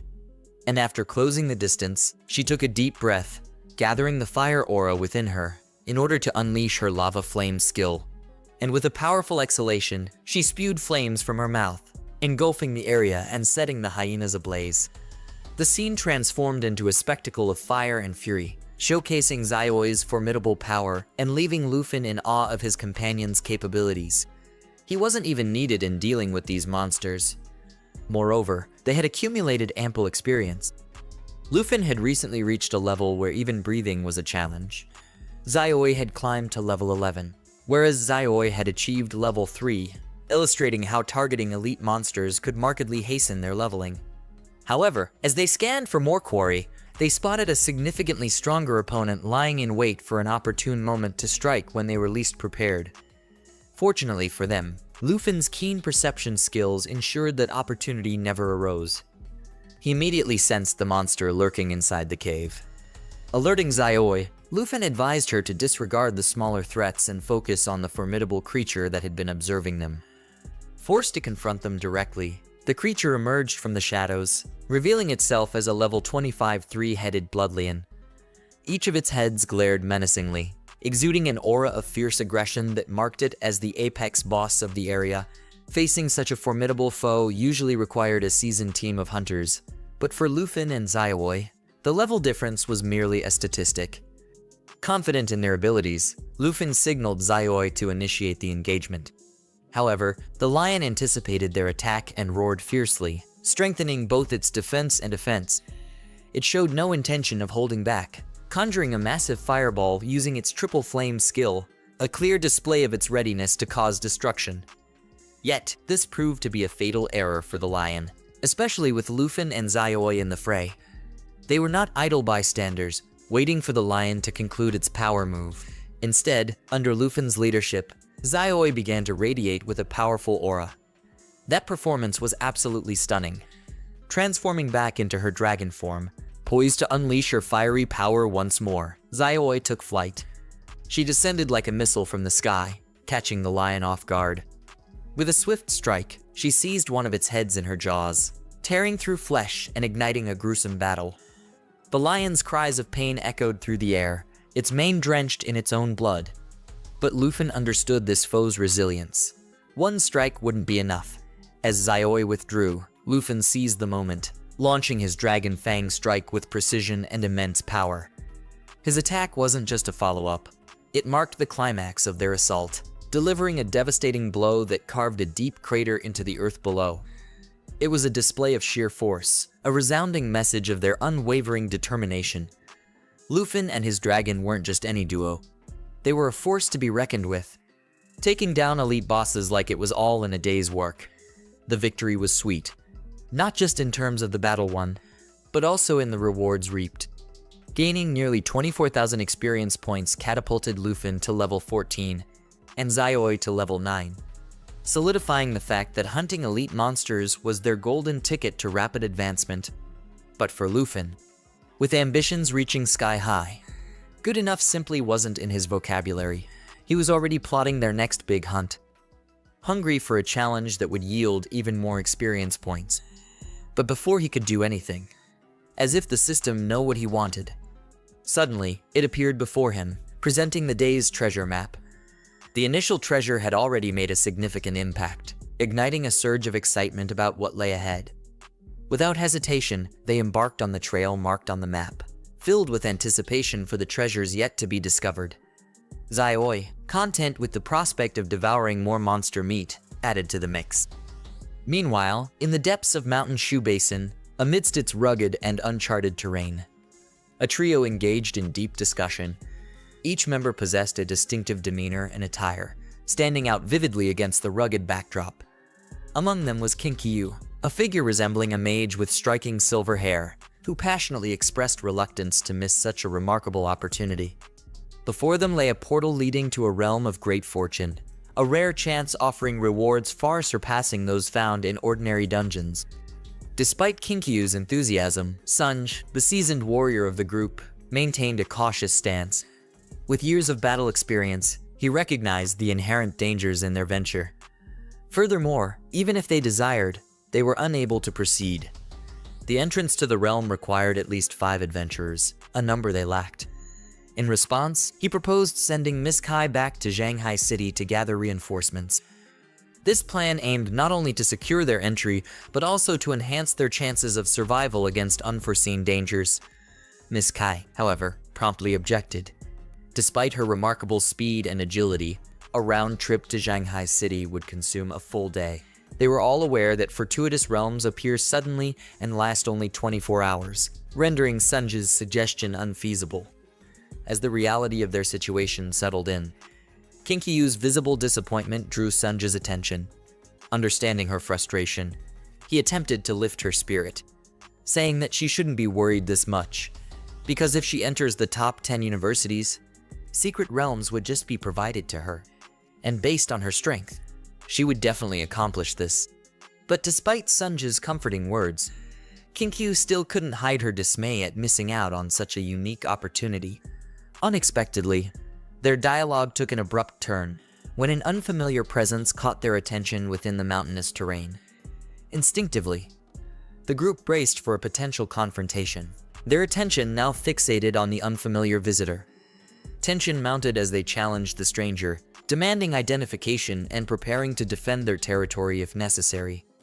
To their surprise, the mysterious figure turned out to be Lu Fan, leisurely strolling through the mountains. Sensing their heightened anxiety, he calmly reassured them there was no cause for alarm. He urged them to relax, emphasizing that he posed no threat and was simply passing through.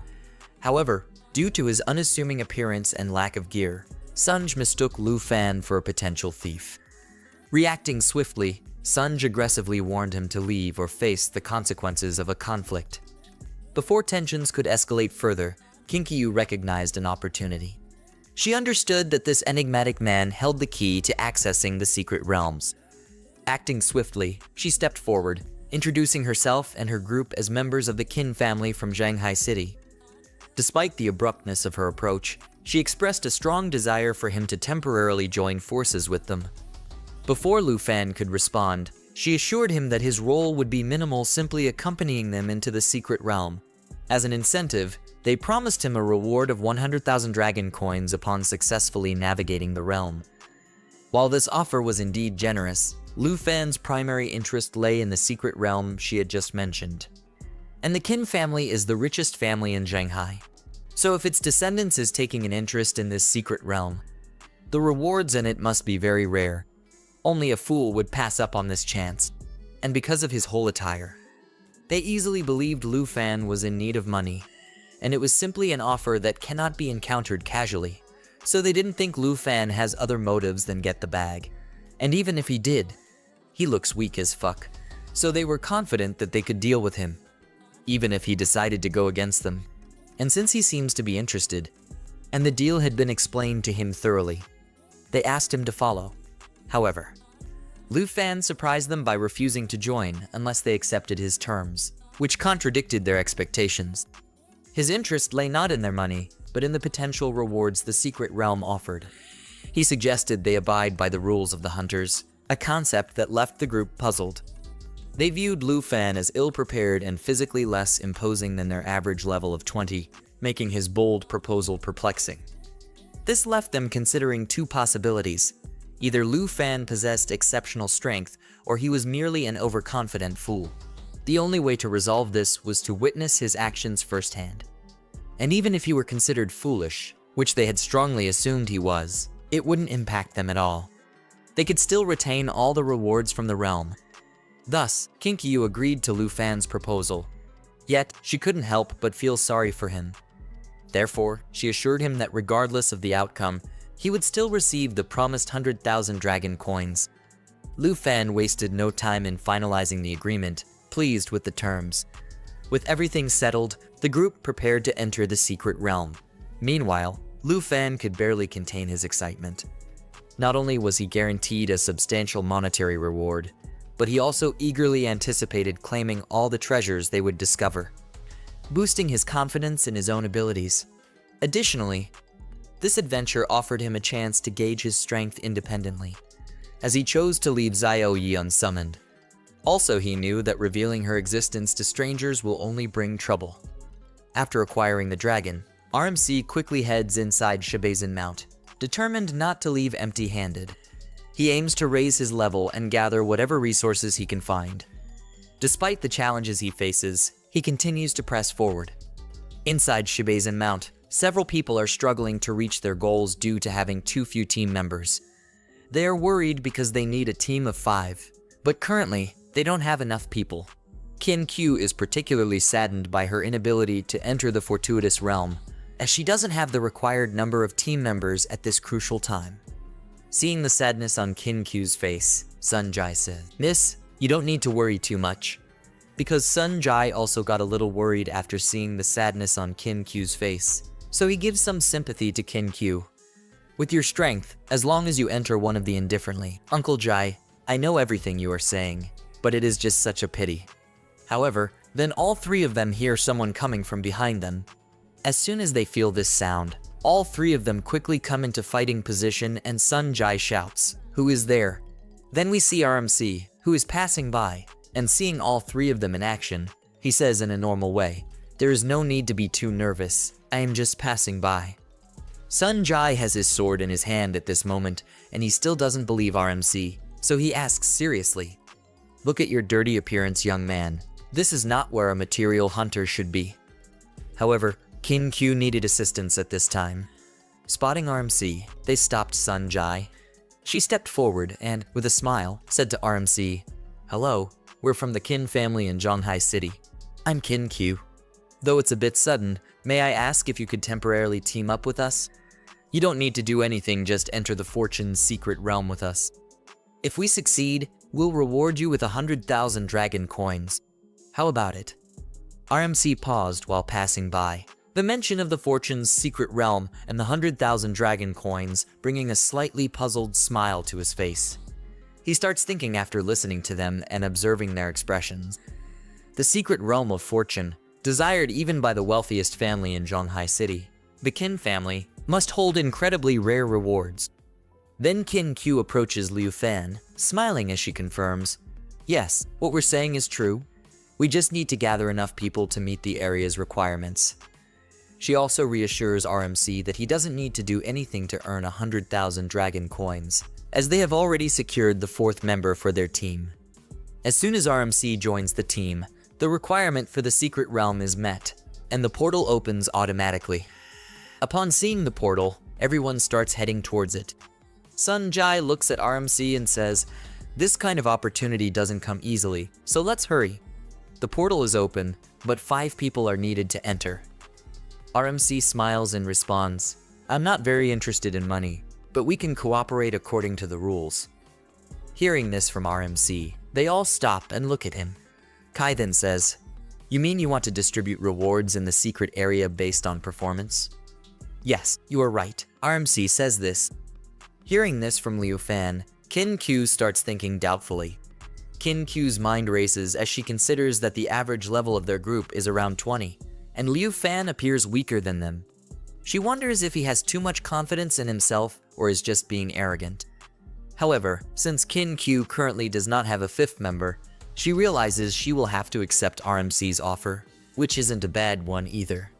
So without thinking anything, she moves her hand towards RMC to cooperate and says, "Since you want to cooperate, let's team up in a cooperative manner." However, to show sincerity, the 1,000 dragon coins that were promised to RMC will still be counted. RMC also joins hands for this cooperation, so it is settled. A team of total 5 members has been formed, and the requirement of the secret realm has been fulfilled. After having all 5 members, we can see the happiness on Kin Q's face, and she says in excitement, "Alright, everyone, get moving and get ready to depart." Upon hearing Kin Q's words, everyone began walking towards the secret realm, with RMC trailing behind. At this time, RMC had not revealed Zioi to the group, knowing that doing so in the wilderness could lead to unnecessary trouble. RMC had already planned when to summon Zioi and was thinking about it now. "I'll have to trouble Zioi to wait until I obtain the secret rewards before summoning him," he thought. After some time, they all reached the secret realm. Everyone was armed, except for RMC, who was empty-handed.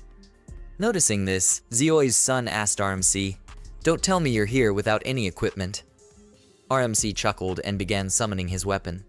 Flames appeared around him, and in a short while, an ink-colored dragon sword materialized in his hand.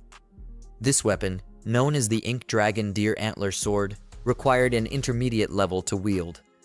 To use this sword, the requirement is to be a dragon tamer or a dragon blood warrior. The sword grants dragon blood armorization, partial dragonization, and increases dragonization power. It boosts strength by 65 and endurance by 30. RMC recently defeated 3 blood lions, and the treasure map he had triggered earlier finally gave him the opportunity to upgrade his newbie cleaver. Everyone in the group remains vigilant upon entering this secret realm, keeping their weapons ready to respond to any danger immediately. Seeing the weapon in RMC's hand, Sun Zioi remarked, "Kid, this weapon of yours looks extraordinary. I thought you were a material hunter before. At your age, are you just a newly transferred student?" As he spoke, a bit of sweat appeared on Sun Zioi's forehead. It was unclear what he was afraid of. Perhaps he felt threatened by RMC, or was anxious about being in this secret realm. Meanwhile, Kai was scanning the area vigilantly, ready to react to any potential danger. After listening to Sun Zioi, she replied, "What does it matter to you? We're cooperating. But if he has any ulterior motives, I'll subdue him immediately." In the midst of their conversation, a hand suddenly burst through the ground, catching Sun Zioi's attention. Without warning, numerous zombies began emerging from the earth.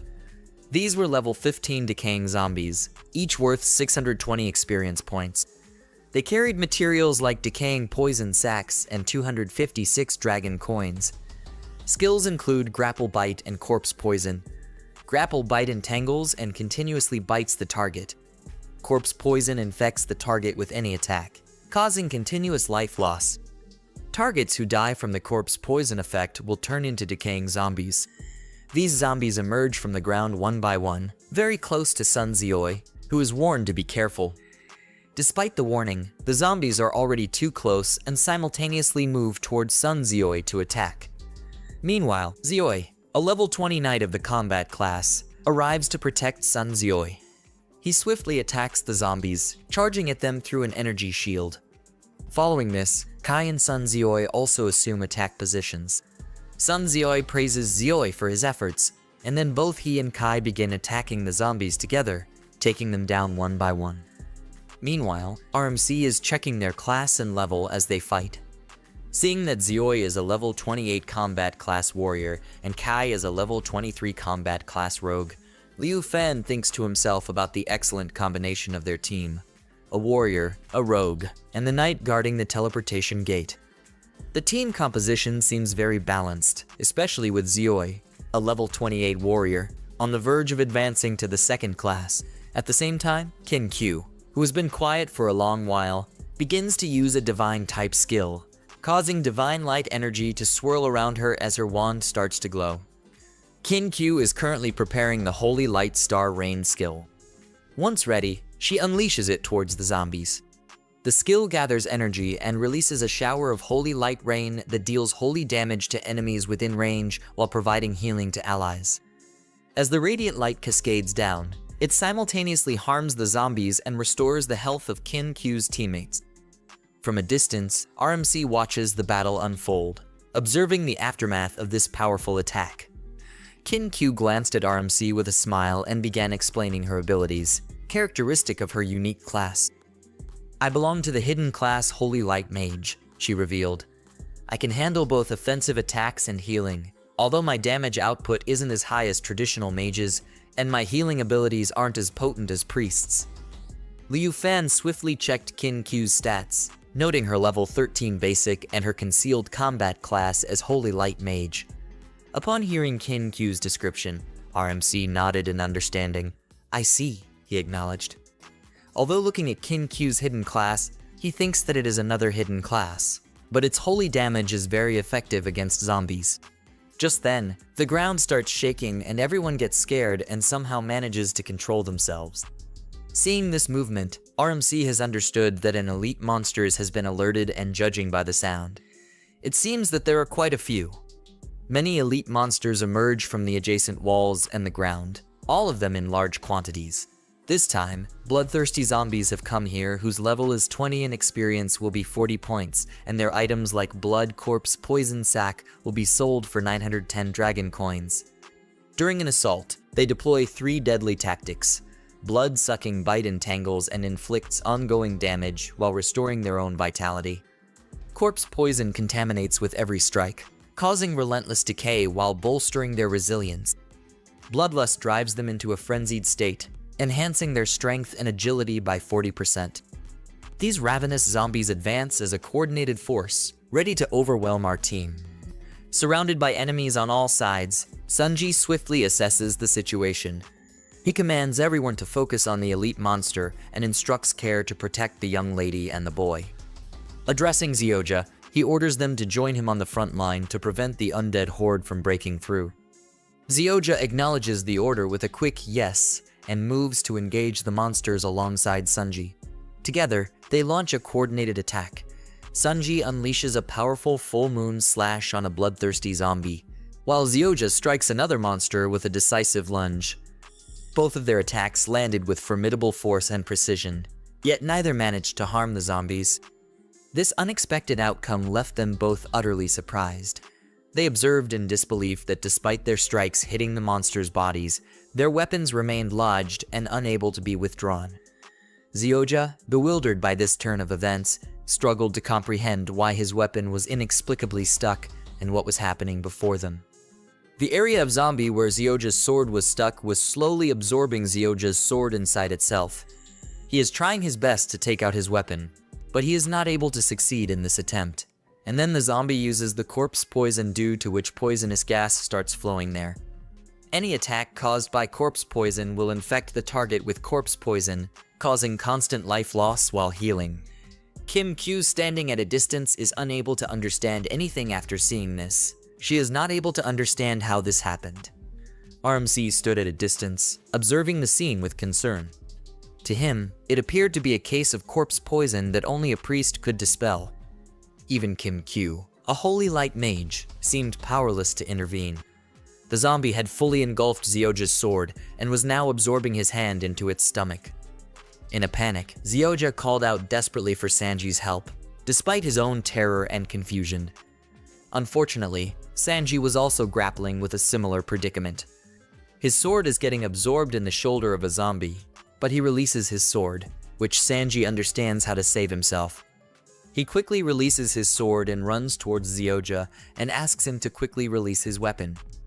Zyuja's hand is half in the zombie's stomach, so he goes towards it and pushes it so that Zyuja can free himself from the zombie, and he succeeds in doing so. After rescuing Zyuja, Sanji quickly orders Care, "Come to the front and cover me against the zombies." However, the sound comes just then. "There is no need to trouble her. Let me handle it." The one who says this is RMC, who has come into action after remaining silent for a long time. They all look at RMC together, wondering what he is going to do. And here RMC is moving towards those zombies, laughing with his dragon sword. We can see excitement in his eyes, and the already shocked four look at RMC in confusion. Sun Jai shouted from behind, "Hey, kid, move away from that monster." He thought that if the child didn't get out of the way, the monster would kill him brutally. But Liu Fang wasn't afraid. Instead, he stepped forward to confront the monster with his sacred inked dragon sword.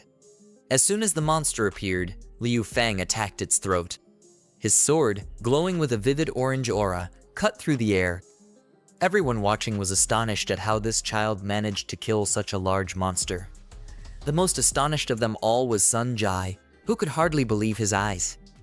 Liu Fan, fully aware of his ability to slay the demon, returned Sun Jai's sword and reassured him that there was no need to fear or retreat from the monster. He simply needed to press on with determination. However, Uncle was more focused on the outcome and immediately questioned Liu Fang. "How is this possible? How did you kill that monster so easily? How high is your level? Really? It's impossible for a new transfer student to have such high attack power." Hearing this, Liu Fan responds, "I'm a level 14 student and there's no need to lie about it." He explains that he just came to Mount Shibasen to practice for the great exam.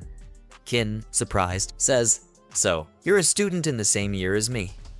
Qin is astonished to learn that Liu Fan, a level 14 student, has more attack power than Uncle Jai, who is level 28. Why does Uncle Jai have less attack power compared to him? Suddenly, a monster with red eyes and a terrifying face attacked from behind. The evil woman leaped into their path with her crossbow, warning Qin to be cautious.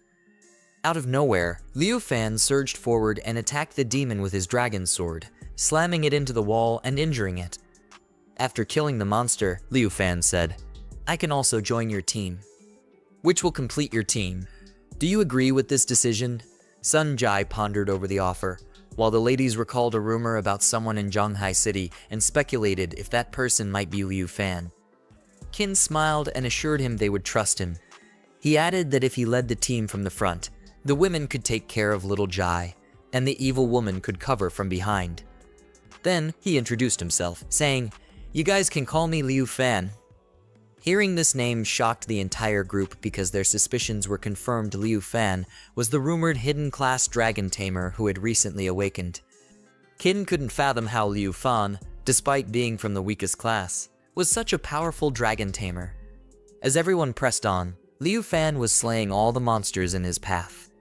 While fighting, Liu Fan mused that Qin's profession couldn't remove corpse poison, and that the teleportation gate would only appear after defeating the secret realm guardian.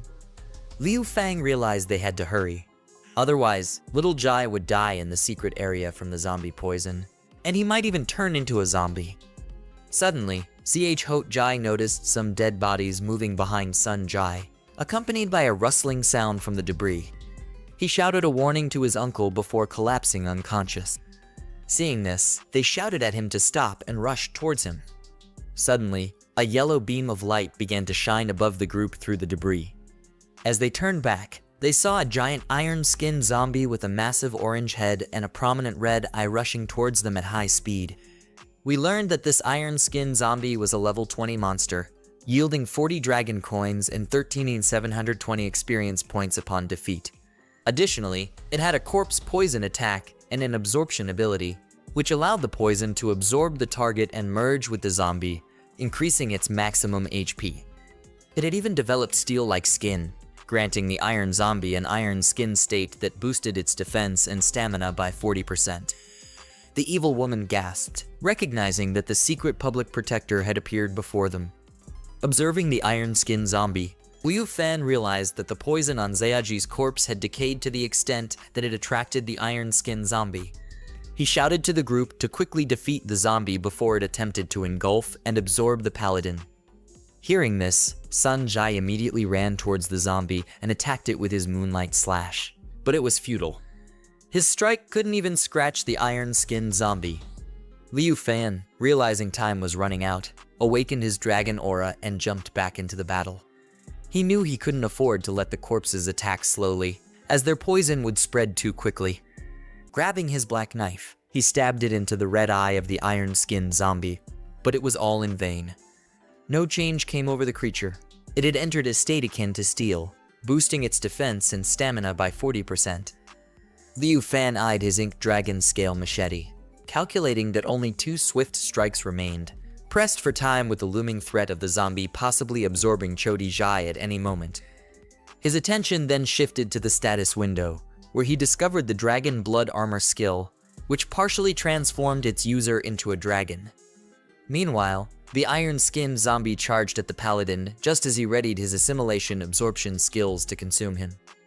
However, at this crucial moment, Liu Fan called out to coordinate their sacred spells, even as she started to replace her arm with the blood dragon armor. She implored her uncle to shield Chodijai with assistance from the cunning woman.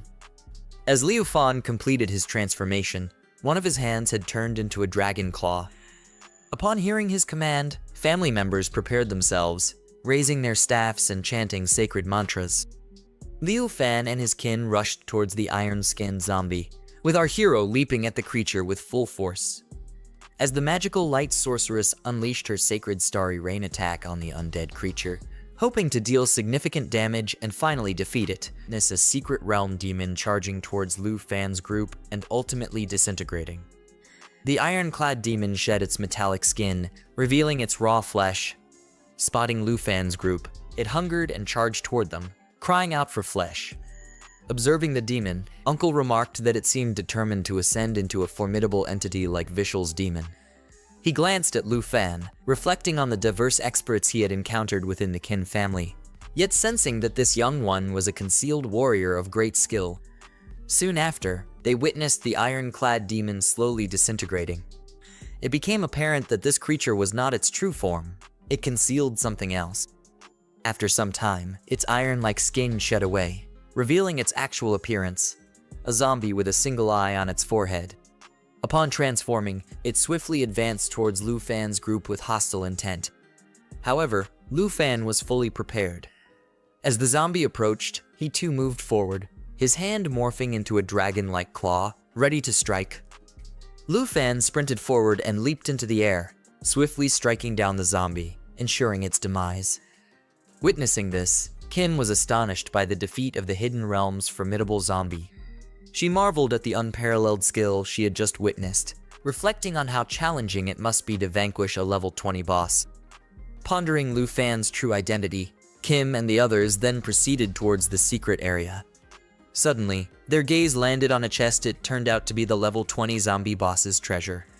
Upon seeing it, Kim remarked to their friend Liu Fan, "According to our agreement, whatever treasure emerges, we split it evenly." Uncle glanced at the Liu Fan knowingly. "You surely have the knack for spotting these hidden spots alone. Looks like we're just here for the ride." A faint smile played on Uncle's lips as he said this. Liu Fan approached Uncle with a wry smile. "You're flattering me, but no worries. You can distribute the treasure yourself." In the following scene, Kim opened the treasure chest. To everyone's astonishment, a series of potions spilled out. One of them, labeled Clear Race Consumable Effect, promised to boost strength significantly. Surveying the potions, Kim remarked, "These are the rewards from such a casual area." In this list, the second medicine is called the Antidote Potion. It possesses unique properties that detoxify the body upon ingestion. The third potion listed is the Shock Bracer, requiring a quality level of 10. However, Uncle finds it somewhat worn out. Rewards of this quality aren't limited to just level 20 casual areas. Kim urges Uncle to administer the Antidote Potion to little Gia promptly to aid in her recovery. Kim then handed the bracer to Liu Fan, saying, "You deserve this. With its strength and antidote, you can handle everything." Upon hearing Kim's words, Liu Fan remarked on the Kim family's strict adherence to rules. Gratefully, Liu Fan accepted the bracer and adorned it on his hands. Meanwhile, Uncle Jai administered medicine to CH Hadija, inquiring about her improved condition. Elsewhere, Kim questioned Liu Fan about their victory over the zombie boss, but expressed disappointment at not finding the portal.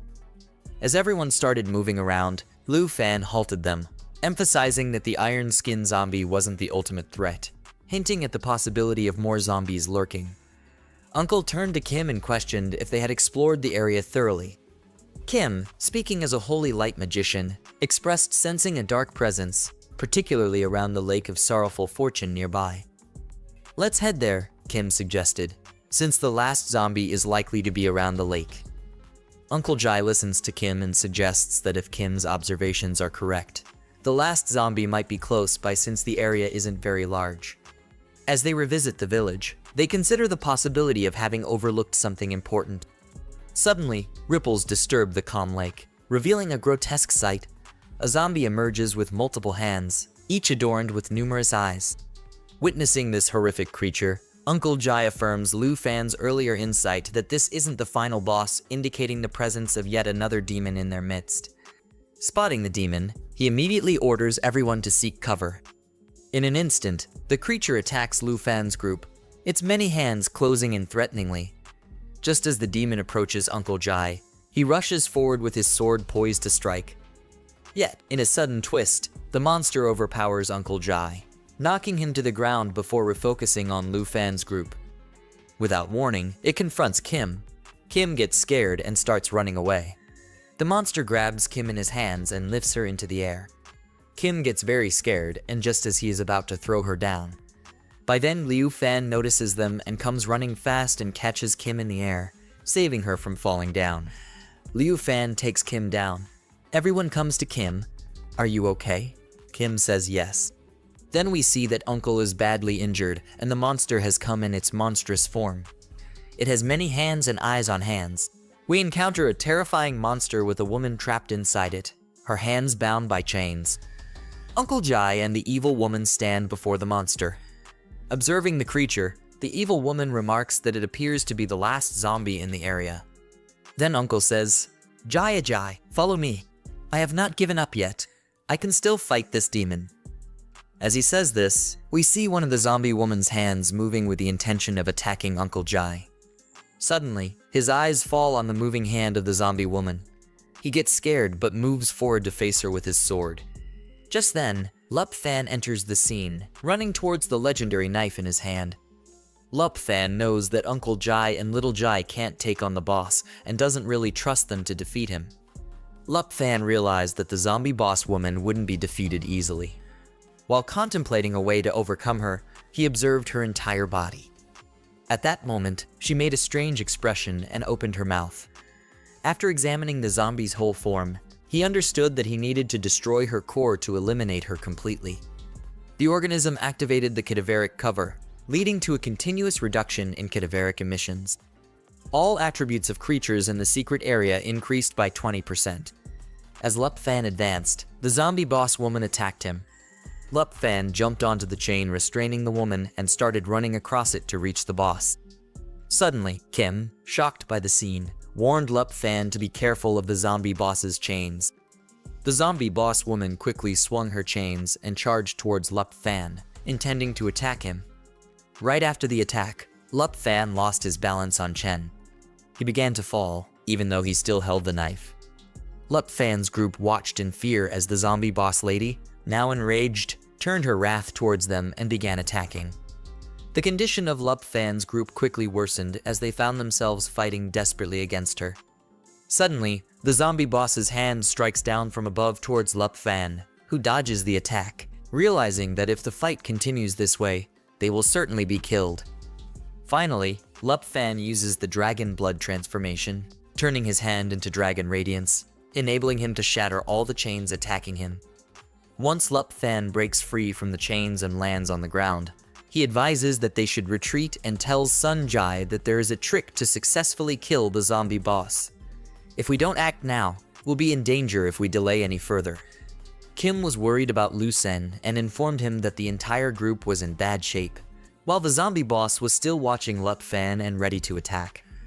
Lup Fan then told everyone that they should return to where the zombies had already been cleared.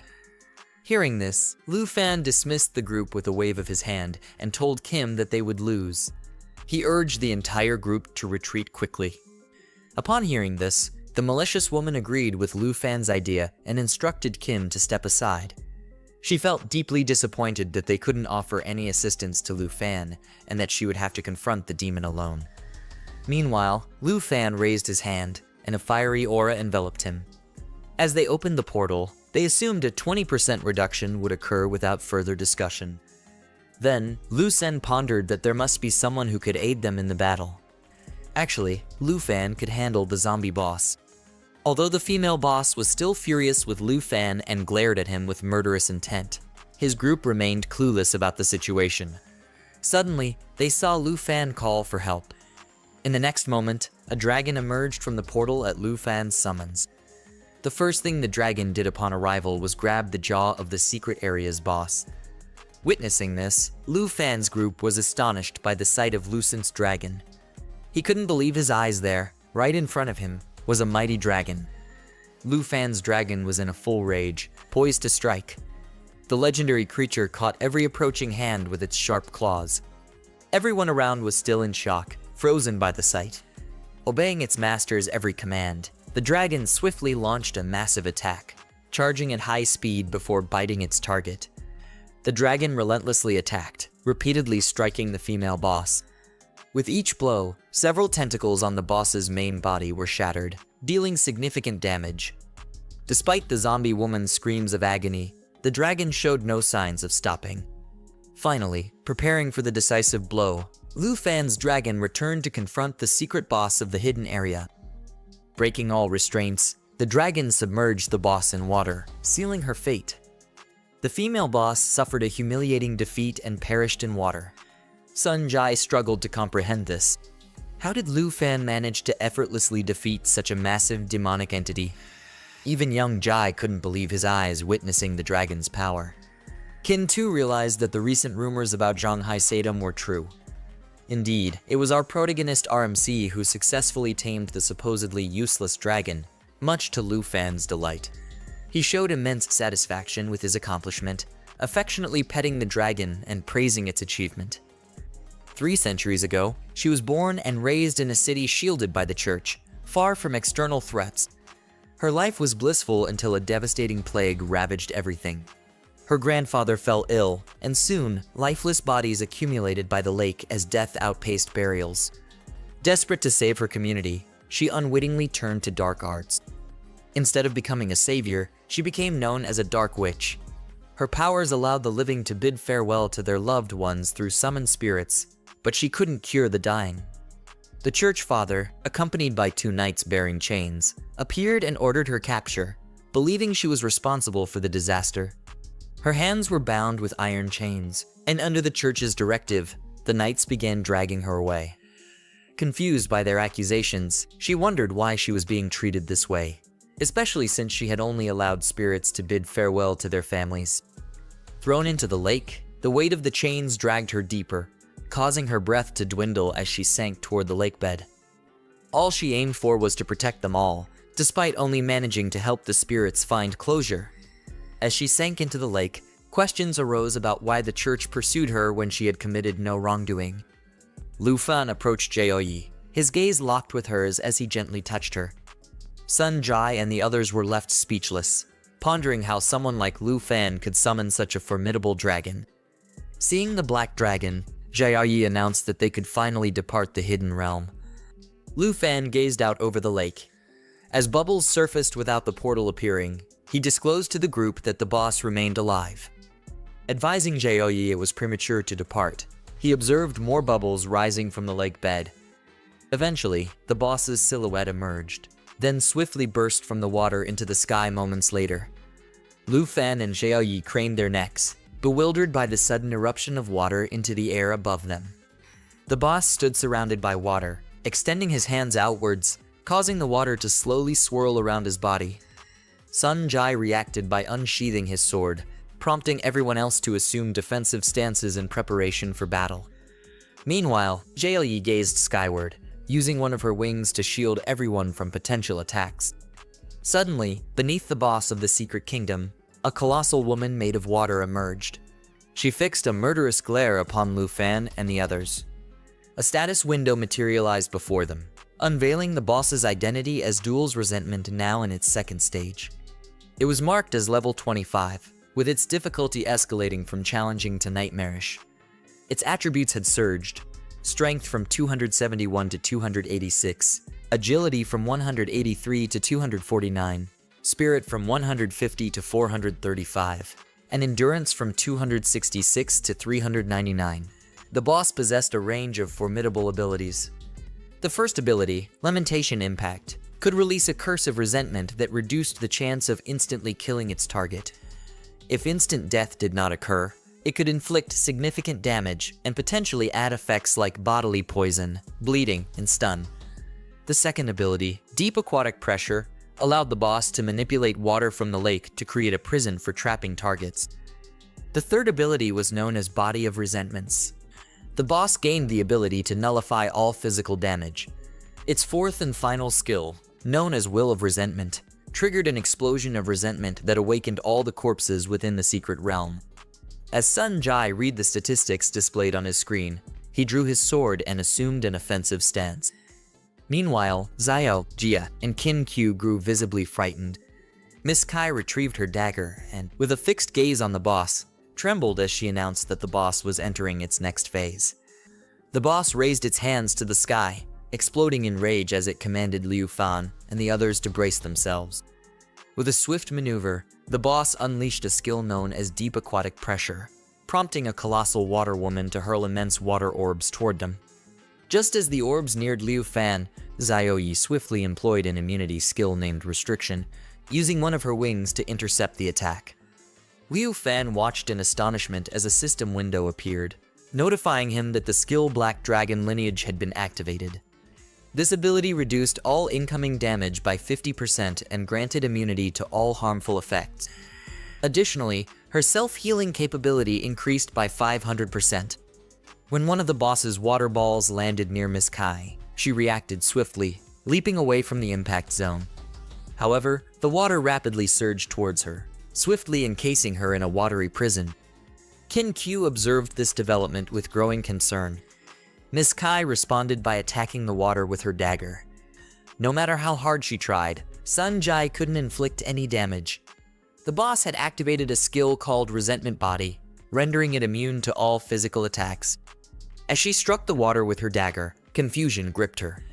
Minutes passed with continued futile attacks until she finally gave up, closing her eyes in resignation, apologizing to Qin Q, fearing her imminent demise.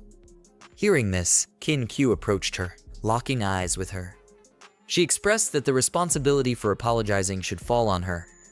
Collapsing to the ground, she clutched the magic staff with one hand while steadying herself with the other. Her gaze lost and fixed on the ground, she confessed to Miss CIA that everything stemmed from her insistence on entering this hidden realm. She lamented that now everyone was trapped here because of her, with no way out. Liu Fan turned away, placing a hand on his hip, and eyeing Xiao Yi's wing, he asked Qin Q if she intended to give up after coming this far. Another sphere of water descended near Sun Jai, quickly enveloping him in a watery prison. Qin Q met his gaze and disclosed that she was the sole magic user in their group. She lamented that her current spells weren't potent enough to defeat the boss. Sun Jai gripped his sword tightly, addressing the group that the boss was impervious to physical attacks, leaving them vulnerable. He turned to Liu Fan, inquiring if he could use magic to assail the boss. At that moment, the boss unleashed a skill known as Lamentation Impact. The colossal water woman extended her arm toward Liu Fan. Sensing the danger, Xiao Yi swiftly shielded him with one of her wings, gritting her teeth as she locked eyes with Liu Fan, signaling the imminent threat. Meanwhile, Liu Fan informed Sun Jai that he couldn't use magic against the boss. Just as the attack was about to strike, Xiao Yi exhaled forcefully, diverting the attack away from Liu Fan. A system window notified Liu Fan that the Black Dragon's immunity had nullified instant death, corpse poison, bleeding, and stun effects. Liu Fan calmly slipped his hands into his pockets and remained silent. Another system window then informed him that the Black Dragon lineage had halved all incoming damage, granted immunity to harmful effects, and boosted self-recovery by 500%. With a smile, he locked eyes with the boss. He confided in Sun Jai that while he couldn't wield magic himself, his dragon pet possessed that ability. This revelation caused everyone to gaze at him with astonishment. Miss Kai was rendered speechless and dubbed him the Dragon Tamer, highlighting the vast disparity between him and the boss during their distracted exchange. Swiftly, the boss moved to ambush Liu Fan, but in response, Liu Fan clenched his fist tightly, conjuring a fiery ball in his palm. Flames flickered in his eyes as he locked gazes with the boss. He comforted Miss Kai, assuring her not to worry, emphasizing that the qualities of a dragon were incomparable to those of a human. As the boss slowly guided the water woman's hand toward Liu Fan, it triggered the lamentation impact skill once more. The attack struck Xiao Yi, prompting a system notification that Liu Fan's black dragon heritage conferred immunity against instant death, corpse poison, bleeding, and stun. Another system message promptly followed, indicating the activation of the black dragon lineage.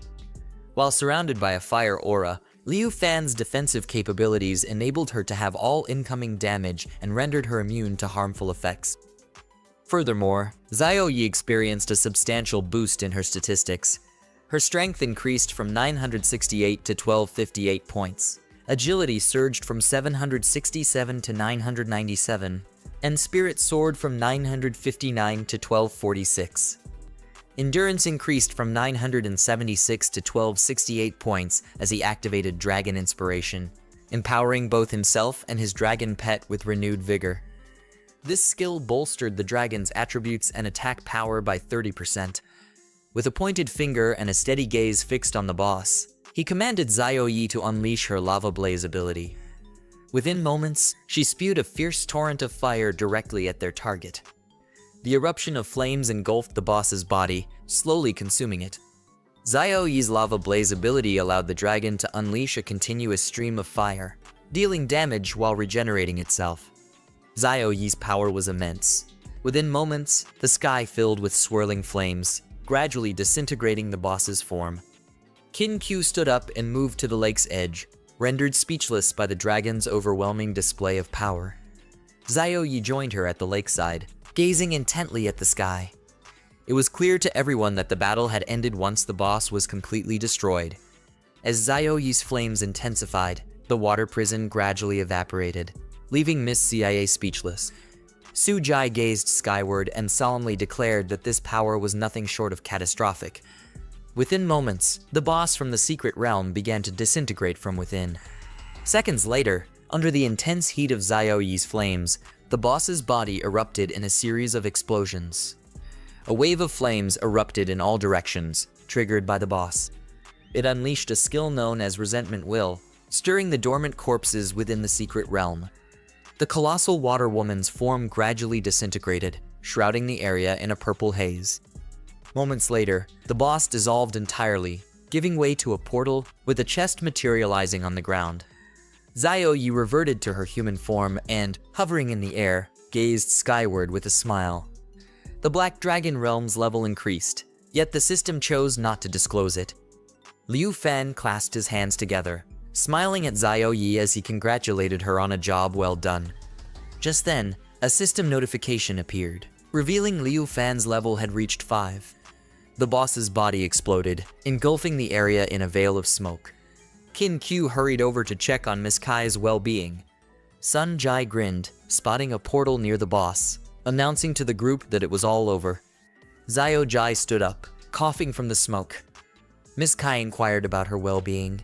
Suddenly, Xiao Jai and Sun Jai were startled by a noise behind them. They turned around to find village zombies, resurrected by the boss's powers, slowly advancing towards them. Sun Jai glanced up and was astonished to see Xiao Yi nearby, wondering about the unfolding events. Without hesitation, Xiao Yi rushed towards the zombies, activating her Lava Blaze ability. She soared above them, unleashing a torrent of fire from her mouth. The zombies began to disintegrate slowly. Sun Jai looked up at Xiao Yi in awe and asked Qin Q if she was the giant dragon. Qin Q, too, gazed skyward, stunned to see Xiao Yi effortlessly dispatching the zombies. She couldn't believe how easily Xiao Yi was defeating foes that had challenged them so greatly. Liu Fan approached Qin Q with a smile, explaining that Xiao Yi was the Black Dragon. While Qin Q watched Xiao Yi effortlessly dispatch the zombies as if it were a game, Liu Fan turned to Sun Jai with a smile. He reassured Qin Q not to be too tense, as Xiao Yi had the boss under control. Liu Fan added that once they distributed the rewards, they could prepare to leave. Walking towards the chest, he smiled and informed them that he would choose first according to the rules. After stating this, he asked if anyone had any objections. Qin Q responded negatively and questioned why anyone would object. Liu Fan approached the chest, knelt down, and opened it. The chest began to glow, and as he gazed inside, a smile spread across his face. Qin Q, holding the magical staff with both hands, began to approach him. Meanwhile, the others stood silently watching. The chest contained several objects. The first was the Divine Light Scepter, a high-quality item with 32 spirit points and 19 resistance points, requiring level 10 to use. The scepter possessed an ability called Sacred Light Seal. The first item enabled the user to link the target with light, with the duration of the link dependent on the user's spiritual attributes. The second item was an outfit called Nightfall, which was of high quality. It provided 35 spirit points and 15 resistance points, and required a user to be at least level 10 to equip. Nightfall featured an ability called Light Current, allowing the user to create a protective barrier using light. The barrier's damage absorption capacity was based on the user's mental attributes. The third item was the Morning Ring. This item was of exceptional quality, boasting 57 spirit points, 21 resistance points, and 12 strength points. It required a minimum level of 15 to use. The ring possessed a special ability called Morning Aura, which allowed the wearer to assign this aura to any target. Attacks made by the affected target would gain a resentment value. As this resentment value accumulated, the target would suffer from negative effects such as poisoning, bleeding, and dizziness caused by corpses. The fourth item was the Job Transfer Scroll, a rare consumable with no points. Its effect was to provide a low probability of upgrading a non-hidden profession to a hidden one within the same category. Without hesitation, Liu Fan chose the Job Transfer Scroll. Standing up and holding it in his hand, he turned to Qin Q and the others. As his body emitted a blue energy, he indicated that he had selected the scroll. A system window appeared, confirming that he had successfully obtained the Job Transfer Scroll. Qin Q approached Liu Fan, holding the magical staff in one hand. With the other, she gestured for him not to hand over the remaining objects so readily, reminding him that, according to the rules, all the items in the chest were rightfully his. As he held the scroll in one hand, he extended the other towards her. Looking into her eyes, he explained that he wasn't trying to play the hero. The spiritual equipment was simply better suited for her. He also added that all he needed was the Job Transfer Scroll. Qin Q approached the chest, crouched down, and while looking inside, explained that if she hadn't met him, they all could have died in this place. Liu Fan put his hands on his waist and stood still, silently watching and wondering what she was planning to do. Several seconds later, while leaning on the ground with the help of her magic staff, Qin Q took out the morning ring from the chest. She extended her hand towards Liu Fan and, looking into his eyes, she asked him to please accept the ring. Without a second thought, Liu Fan took the ring. As he held it, he closed his eyes and smiled, thinking that if she was acting this way, he had no choice but to go along with it. Qin Q stood up, clutching her magic staff, and began to blush as she gazed into Liu Fan's eyes. She wondered what else he had yet to reveal, finding him a difficult person to understand.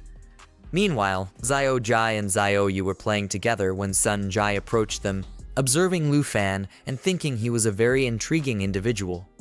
This person also approached them and, while looking at Liu Fan, smiled and told Qin Q that it was time to prepare for their return. Later that same night, several hours passed before Liu Fan went back to his aunt Han Q's bun shop.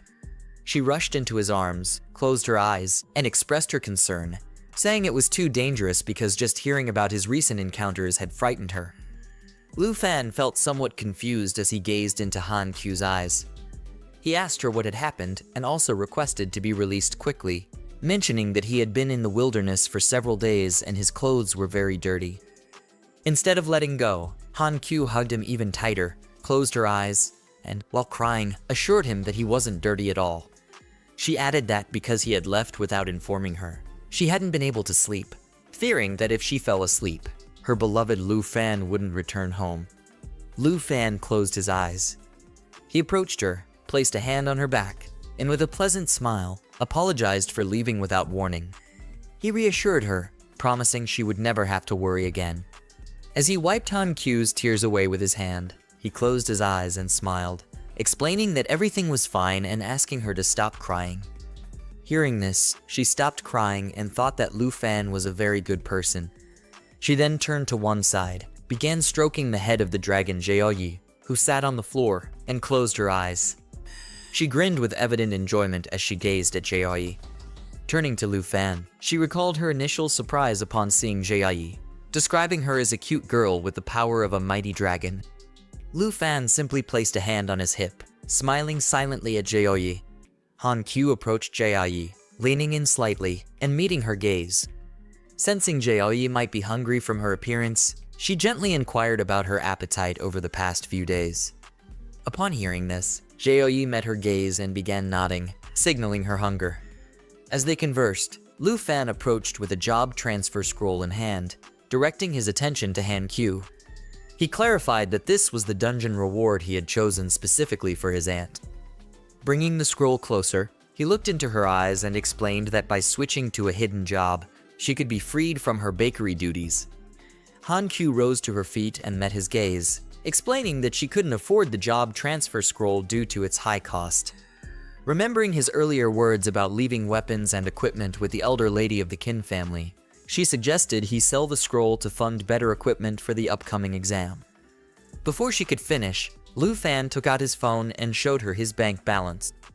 With a serene smile, he assured her that he no longer lacked funds or equipment. Upon seeing the substantial amount in Lu Fan's bank account, Han Q was astonished. He approached her, gazing into her eyes as he smiled and explained how he had sold many of the items collected during their journey. Lu Fan also mentioned that his travel companion, Qin Q, had promised him a reward of 100,000 yuan. After sharing these details, he reassured her aunt that they would never have to worry about money again. Upon hearing this, Han Q approached him, her fist clenched as she looked into his eyes. Unable to hold back her tears, she watched as Lu Fan brought the job transfer scroll closer. Meeting her gaze with a smile, he gently suggested it was best to use it now. With a happy expression, she reached out for the scroll, agreeing silently with him. As she opened it, a brilliant light emanated from within, enveloping her in a blue energy that caused her hair and dress to float, a sight that left her astonished. Lu Fan chuckled softly, covering his face with his hand as he watched. After a few moments, the scroll slowly faded away, and she found herself transported to the system space. Lu Fan shielded his face with his hand as he glanced at Han Q, inquiring if she had succeeded. Bathed in a shimmering blue aura, she tilted her head slightly and examined her hand, informing Lu Fan that she had indeed succeeded in acquiring the coveted hidden profession of an enchanted cook. A system window promptly materialized before him, confirming Han Q's new designation. Intrigued, Lu Fan asked if there was anything remarkable about this newfound profession. She described her skill, enchanted cooking, which enhanced food with various buffs. Lu Fan praised her, complimenting her aunt's superb craftsmanship, ensuring the additional attributes would be impressive. Smiling at his compliment, she clarified he was just being generous. Changing the topic, Lu Fan inquired about Jeoyi's whereabouts. Taking advantage of their conversation, Jeoyi slipped away to the kitchen and devoured all the food. She lay down on the floor and drifted into sleep. Later that night, in the study room of Qin's family villa, Qin Q entered her father's office and settled onto a sofa. Her father, holding a glass, turned toward her and questioned whether it was truly a dragon master named Lu Fan who had summoned a powerful black dragon to save their lives. Qin Q closed her eyes and admitted that her stubbornness had nearly endangered them all.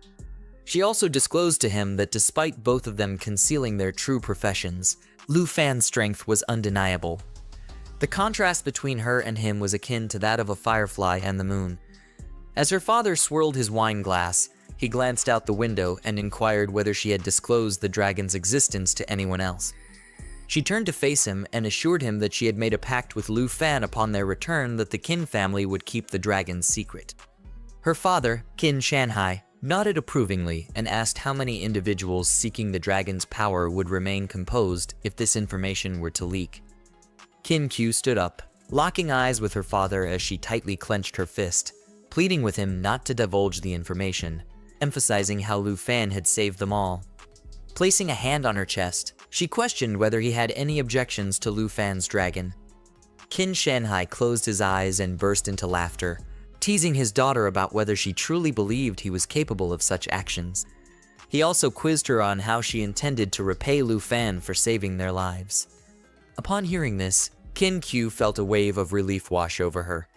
She closed her eyes and explained to her father that when she had invited Lu Fan, she had promised him a reward of 100,000 yuan. Qin Shanhai sighed deeply, also closing his eyes, and suggested that she personally deliver a Bohemia card to Lu Fan's door the next day to express her gratitude. Qin Q simply nodded with closed eyes, then opened them to meet her father's gaze, questioning why he didn't accompany her if he was so curious about Lu Fan. Qin Shanhai sighed again, resting his chin on his hand in contemplation. The other person rested on the arm of the chair, closed one eye, and explained that he, too, wished to meet the Dragon Master, but had important matters to attend to the next morning. Early the following day, the princess of Taiki Kingdom arrived from the Dragon Kingdom to study in Zhonghai City. She was a petite girl carrying a magic staff, accompanied by her assistant, a tall man with black hair, dressed in black armor, wielding a magic wand, and carrying a suitcase. Since they frequently engaged in business dealings, they still needed to greet them. However, their visit to the bakery on the eve of the crucial exam wasn't about preparing to study abroad. Upon arriving at Han Ki's bakery, the princess and her assistant found themselves in the midst of pastry preparation. Hearing customers at the door, she paused her work, turned towards them, and politely asked for a moment's patience. After a brief delay, she cracked open the door, closed her eyes briefly, and greeted them with a smile, regretfully informing them that there were no steamed buns available today. With a hand on her waist, she glanced at her assistant, their eyes meeting as she spoke. She inquired whether this was the correct location and wondered if he had brought her to a garbage dump. In response, the man closed his eyes, bowed slightly, and assured her that he would never consider such an act. He also mentioned that their investigation confirmed this was indeed the intended destination. With a firm knock, he forcefully opened the bakery door, unintentionally hitting Han Ki, causing her to stumble out. They entered the shop, where the princess turned to her and explained her purpose. She was seeking information about a dragon master named Lu Fan. Upon hearing the noise, Lu Fan descended the stairs. Resting one hand on the railing, he glanced towards the door and asked his aunt if someone was looking for him. Han Ki stood up, squinted one eye, gritted her teeth, and cradled her injured arm. Seeing her discomfort, Lu Fan panicked and hurriedly inquired about her well-being. Meanwhile, the princess covered her nose, turned towards the man, and remarked about an unpleasant smell in the air. Quickly, Lu Fan approached Han Ki and gently took her hand, peering into her eyes with concern, asking if she was all right and what was happening. She closed her eyes briefly, then smiled warmly as she reassured him that she was fine. As they conversed, the princess caught his attention and inquired if he was Lu Fan. She revealed that she, the princess, had personally come to meet him as a mark of respect. Lu Fan turned towards her, meeting her gaze, and inquired about her identity and the reason for seeking him out. The man beside her then extended his hand towards Lu Fan, introducing her as Princess Jinju from the Taiki Kingdom. He introduced himself as Chui Hong Tai, the princess's assistant. Jinju placed a hand on her hip and gripped the magical staff with the other, meeting Lu Fan's gaze with a smile as she explained her purpose for being there to offer him an opportunity to progress. Holding on to Han Ki, Lu Fan turned to them and inquired what she meant by moving forward. As Jinju locked eyes with Lu Fan, she queried if the notion of becoming a dragon master made him uneasy, then extended her hand towards Chui Hong Tai. Upon witnessing this, he closed his eyes and nodded. He then crouched down and unlocked the suitcase. Upon discovering its contents, Lu Fan was taken aback, his surprise evident as sweat began to form. It didn't take him long to realize it was a dragon egg. Princess Jinju assured him that if he accepted her request, the dragon egg would be his. Observing Lu Fan's expression, she pointed at him, locking eyes as she explained the simple conditions. She wanted him to become her servant, obeying her every command without question. While Chui Hong Tai held the dragon egg with both hands, he bowed his head and closed his eyes. Princess Jinju turned around, placed one hand on her waist, and with her other hand gripping the magical staff, she closed her eyes and informed Lu Fan that the Abyss Fragment dungeon had been cleared. Meanwhile, Han Kai rested her hands on Lu Fan's chest as they both turned toward Jinju. He asked her what she meant by calling him her slave. Princess Jinju turned back and, seeing Lu Fan speechless, mocked him, saying it was understandable for someone as insignificant as him to be frightened by such a powerful dragon egg. Lu Fan activated the system, causing a statistics window to appear for the dragon egg. The egg was identified as an Ankylosaurus egg with an unknown level. Its attributes were as follows: 32 points in strength, 67 points in agility, 35 points in spirit, and 133 points in resistance. This egg possessed two abilities. The first ability was named Hard Shell, which granted the Ankylosaurus a naturally tough outer covering that reduced any damage received by 10%. The second ability was called Sweeping Strike. This allowed the Ankylosaurus to swing its tail and deal damage to targets within a fan-shaped area. Upon reading this information, Lu Fan quickly deduced that this egg belonged to a species of land dragon, which was more primitive than a wyvern. As he closed the system window, Lu Fan wondered how the princess could call this creature a dragon. After pondering this, he told the princess that the dragon egg's abilities were quite impressive. Upon hearing this, the princess turned her head towards him, surprised. She stared at Lu Fan, pondering if he could indeed see the egg's statistics and if he truly grasped the significance of a dragon egg. Feeling the princess's gaze, Han Kai placed her hand on her cheek, turned towards her, and asked Lu Fan about their identities. Lu Fan closed his eyes, smiled, and reassured his aunt that he would handle the situation.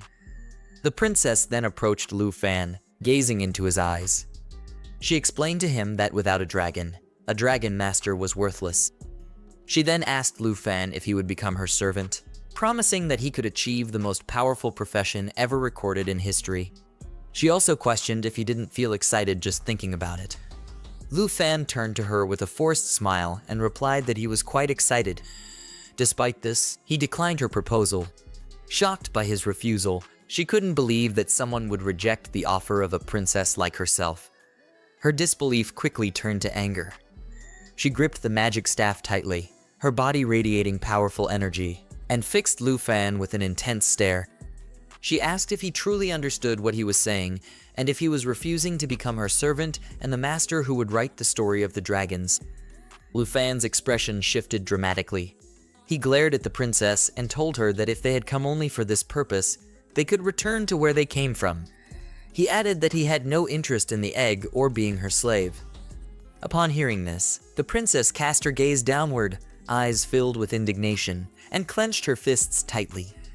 Chui Hong Tai rose to his feet, glaring fiercely at Lu Fan. He, too, clenched his fists and demanded how Lu Fan dared to speak disrespectfully to the princess, who was personally offering him a chance to succeed. After his outburst, he mocked Lu Fan, calling him a fool who couldn't appreciate the opportunity. Lu Fan, closing his eyes, told him to stop spouting nonsense, declaring he had no intention of becoming anyone's slave.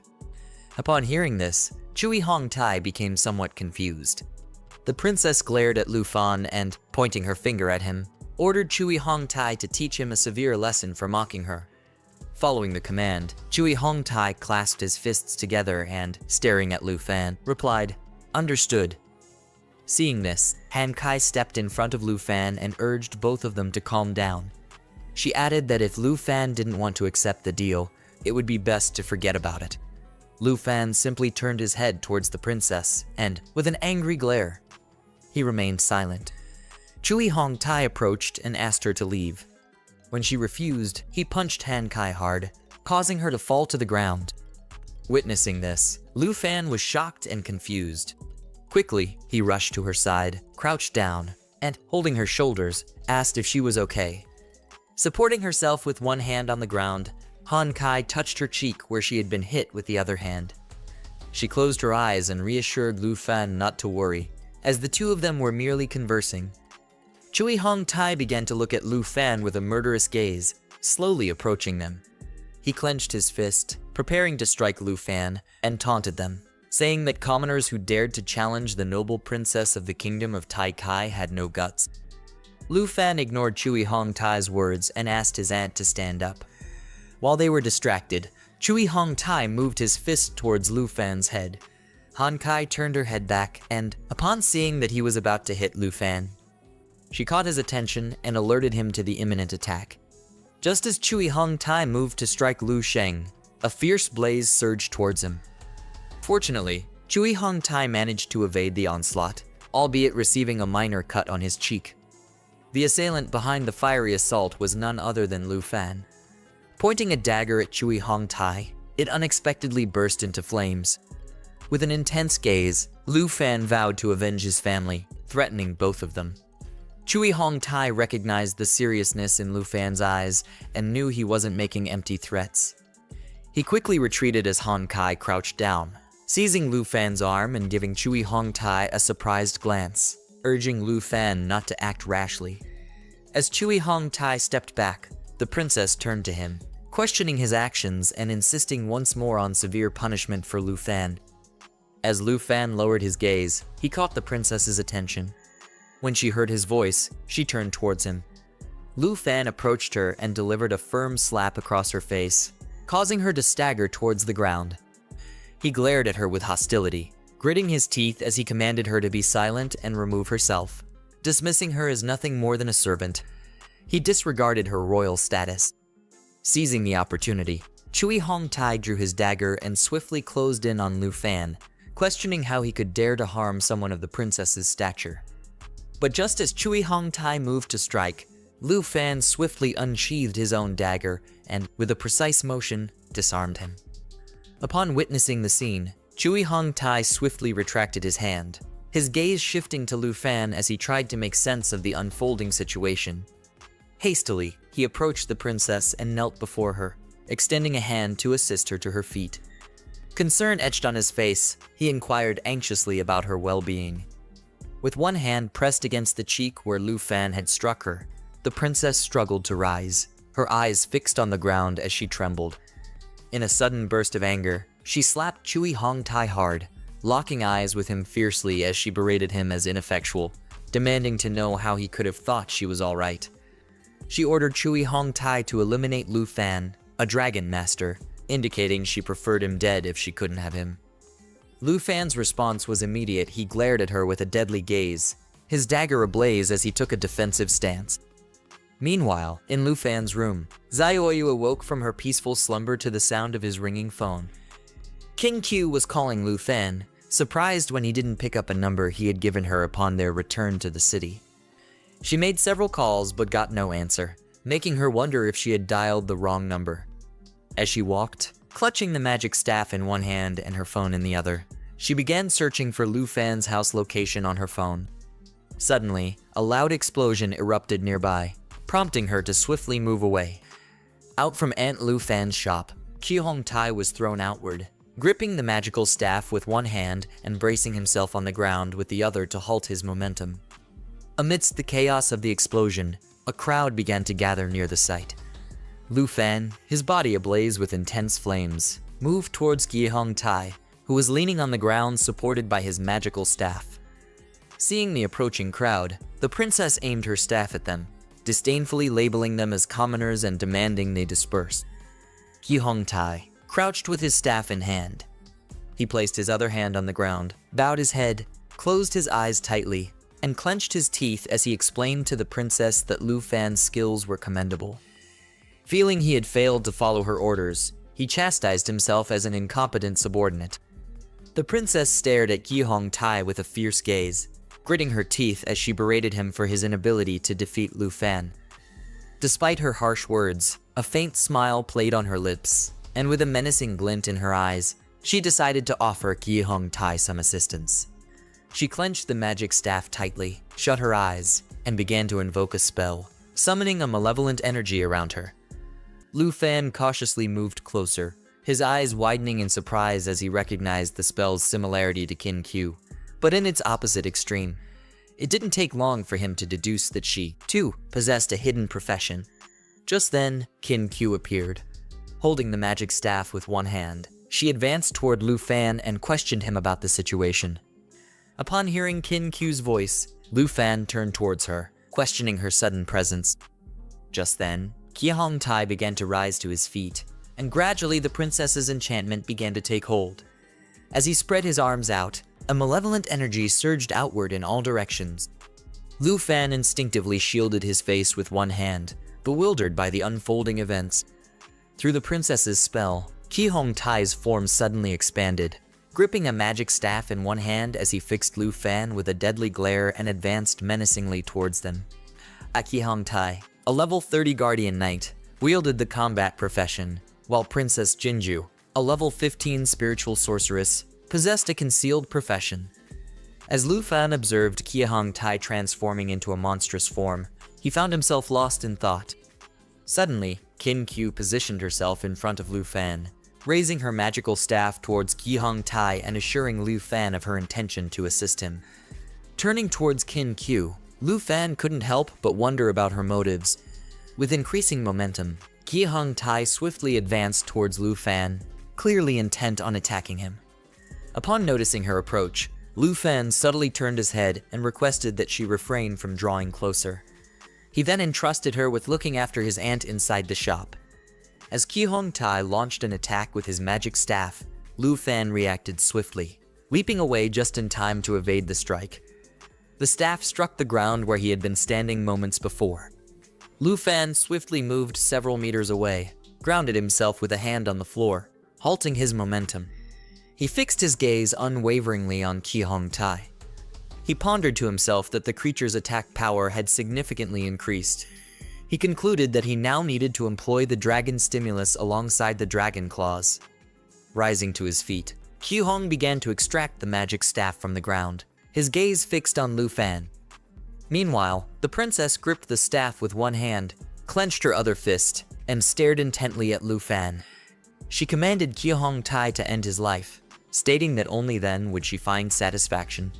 With a wicked smile, Ki-hong-tai informed Lu Fan that, thanks to the princess's enhancement, he stood no chance against him. Suddenly, Zio Yi shattered through the wall and appeared outside, leaving both Lu Fan and Ki-hong-tai bewildered. Flames engulfed her body as she smiled, shocking the princess with Zio Yi's immense power. Transforming into a black dragon before Ki-hong-tai's eyes, Zio Yi let out a roaring cry. Lu Fan casually placed a hand on his hip and grinned, telling the princess that now it was his turn. While Zioya glared at Ki-hong-tai with intense hostility, she let out a fierce roar. Gradually building momentum, she advanced towards him, claws poised for attack. The princess, witnessing Zioya's formidable dragon form, panicked and tightly gripped her magical staff, screaming in fear. As Zioya closed in for the strike, Ki-hong-tai was overcome with shock and dread. Before he could react, Zioya's claw struck him, sending his body crashing to the ground. She struck him with such force that the floor shattered, causing intense pain to Ki-hong-tai, who began spitting blood. The princess collapsed, clutching her magical staff with one hand, and closed her eyes, screaming in disbelief. As she lay there, she pondered how this could have happened, unable to fathom that Zioya had defeated Ki-hong-tai in a single blow. Meanwhile, Zioya pressed down on Ki-hong-tai's body with her paw, despite his dwindling strength. He sought out the princess and appealed for her assistance. She knelt beside Zioya, turning to face her and extending the magic staff toward her. With a gentle touch, she activated its power. Gradually, the staff began to emit a radiant glow, unleashing a potent surge of dark energy. Locking eyes with Zioya, the princess dismissed Ki-hong-tai as ineffective and urged him to persevere a little longer. At that moment, a system window appeared, signaling to Lu Fan that she was employing an ability. Zioya lifted her gaze, fixed on the princess. He let out a mighty roar in her direction. Within moments, the sound reached her, prompting the princess to hurriedly cover her ears and cease using her ability. Slowly, the dark aura emanating from the staff began to dissipate. A notification window appeared, informing Lu Fan that Zioya had activated an ability known as Dragon's Inheritance. This ability halved the damage she received, granted immunity to all negative effects, and boosted her self-regeneration capacity by 500%. Zioya tightly gripped Ki-hong-tai's body with her paw. His actions caused him to start coughing up blood, pleading with her to release him. She lifted Kyu Hongtai's body from the ground and forcefully hurled it aside, crashing against the floor and creating a large cloud of smoke. With one hand on her staff, the princess placed the other in front of her face, eyes closed. Several seconds later, as the smoke began to dissipate, Kyu Hongtai started crawling towards her. Trembling, he reached out his hand towards the princess. He apologized to her as the princess rested on her magical staff, glaring fiercely at Kyu Hongtai. She clenched her teeth, musing that Zioya truly seemed like a dragon. Lost in thought, she realized there were other dragons apart from their Jin family's dragon eggs. Amidst her contemplation, Lu Fan forcefully stomped on the ground to catch her attention, addressing her as Princess Jinju while she gripped the magical staff tightly with both hands. At the sound of his voice, she turned swiftly towards him, a surge of fear gripping her. Lu Fan wasn't alone in his advance towards the princess. Behind him loomed Zioya, the dragoness, her wings spread wide and a murderous glare fixed upon the princess. Lu Fan, dagger in hand, moved steadily closer to the princess, questioning if she intended to end his life at this fateful moment. Seeing Zioya drawing near, Princess Jinju collapsed to the ground. With one hand clutching her magical staff, she braced herself against the floor with the other. She backed away from Lu Fan, her body trembling with fear and tears streaming down her cheeks. Pointing accusingly, she reminded him of the attack on her servant, who was left severely injured. She added that his humiliation and threats had not gone unnoticed. With a fearful gaze, she asked him if he understood the consequences. He was now branded as the public enemy of the Taiki realm. Upon hearing the princess's words, Lu Fan drew his dagger and advanced towards her slowly, questioning if she was threatening him. As she lay on the ground, staff pointed at him. She noticed his unsheathed dagger and was startled, fearing imminent danger. Moments later, Lu Fan stood before her, lowering his head slightly and fixing her with a murderous gaze. He reminded her that she had ordered her subordinate to attack his family. Upon hearing this, she grew even more fearful as she glanced up at Lu Fan, her heart pounding. Panicking, she asked him what his next move would be. Lu Fan reminded her that she was the princess of Realm Taiki. In that moment, Zioya, staring at the princess, conjured a large fireball to launch at her. A system notification appeared, indicating that Lu Fan's ability was charging. As Lu Fan fixed his gaze on the princess, he positioned his dagger to strike. He reassured her that her status as a god or princess mattered little to him. As the princess regarded Lu Fan fearfully, she fell silent, her mind racing with ominous thoughts. Meanwhile, Zioya's fireball expanded steadily. Lu Fan extended one hand towards the princess while preparing to strike with the other. With an intense gaze, he declared that he would exact double the price from even a god. Suddenly, their attention was diverted by the rapid approach of someone riding a hippogriff. The individual approaching Lu Fan on a hippogriff was none other than Qin Q's father, Qin Shanhai. Holding the reins with one hand, he swiftly closed in on Lu Fan, fixing him with a commanding gaze and ordering him to halt. Qin Q, hearing her father's voice, looked up in astonishment and warned him to stay back for safety's sake. Zioya, catching sight of Qin Shanhai, initially mistook him for an enemy. As she readied a fireball to defend the princess, she turned towards him with a hostile stare, preparing to attack. Upon seeing this, he commanded the hippogriff not to approach her. Lu Fan looked down quietly for several moments. Meanwhile, the princess gripped the magic staff with both hands, closed her eyes, and turned her head aside, fearing her impending demise. With a swift stroke of the dagger, Lu Fan cleaved the princess's magic staff in two, causing the magic orb to tumble to the ground, rendering the staff ineffective. As Lu Fan locked eyes with Qin Shanhai, he instructed Zioya to hold back from attacking. Upon receiving the command, Zioya promptly closed her mouth, causing the fireball to gradually dissipate. Qin Shanhai rode past her on his hippogriff and descended towards the ground. Zioya turned her head towards him and observed silently. As the hippogriff neared the ground, Qin Shanhai dismounted and landed smoothly. Moments later, the hippogriff settled down, turning its head towards Zioya in evident surprise at her stature. While Qin Shanhai affectionately petted the hippogriff, he glanced up at Zioya, taken aback by what he saw. He urged Lu Fan to quickly remove the dragon due to the presence of many residents nearby.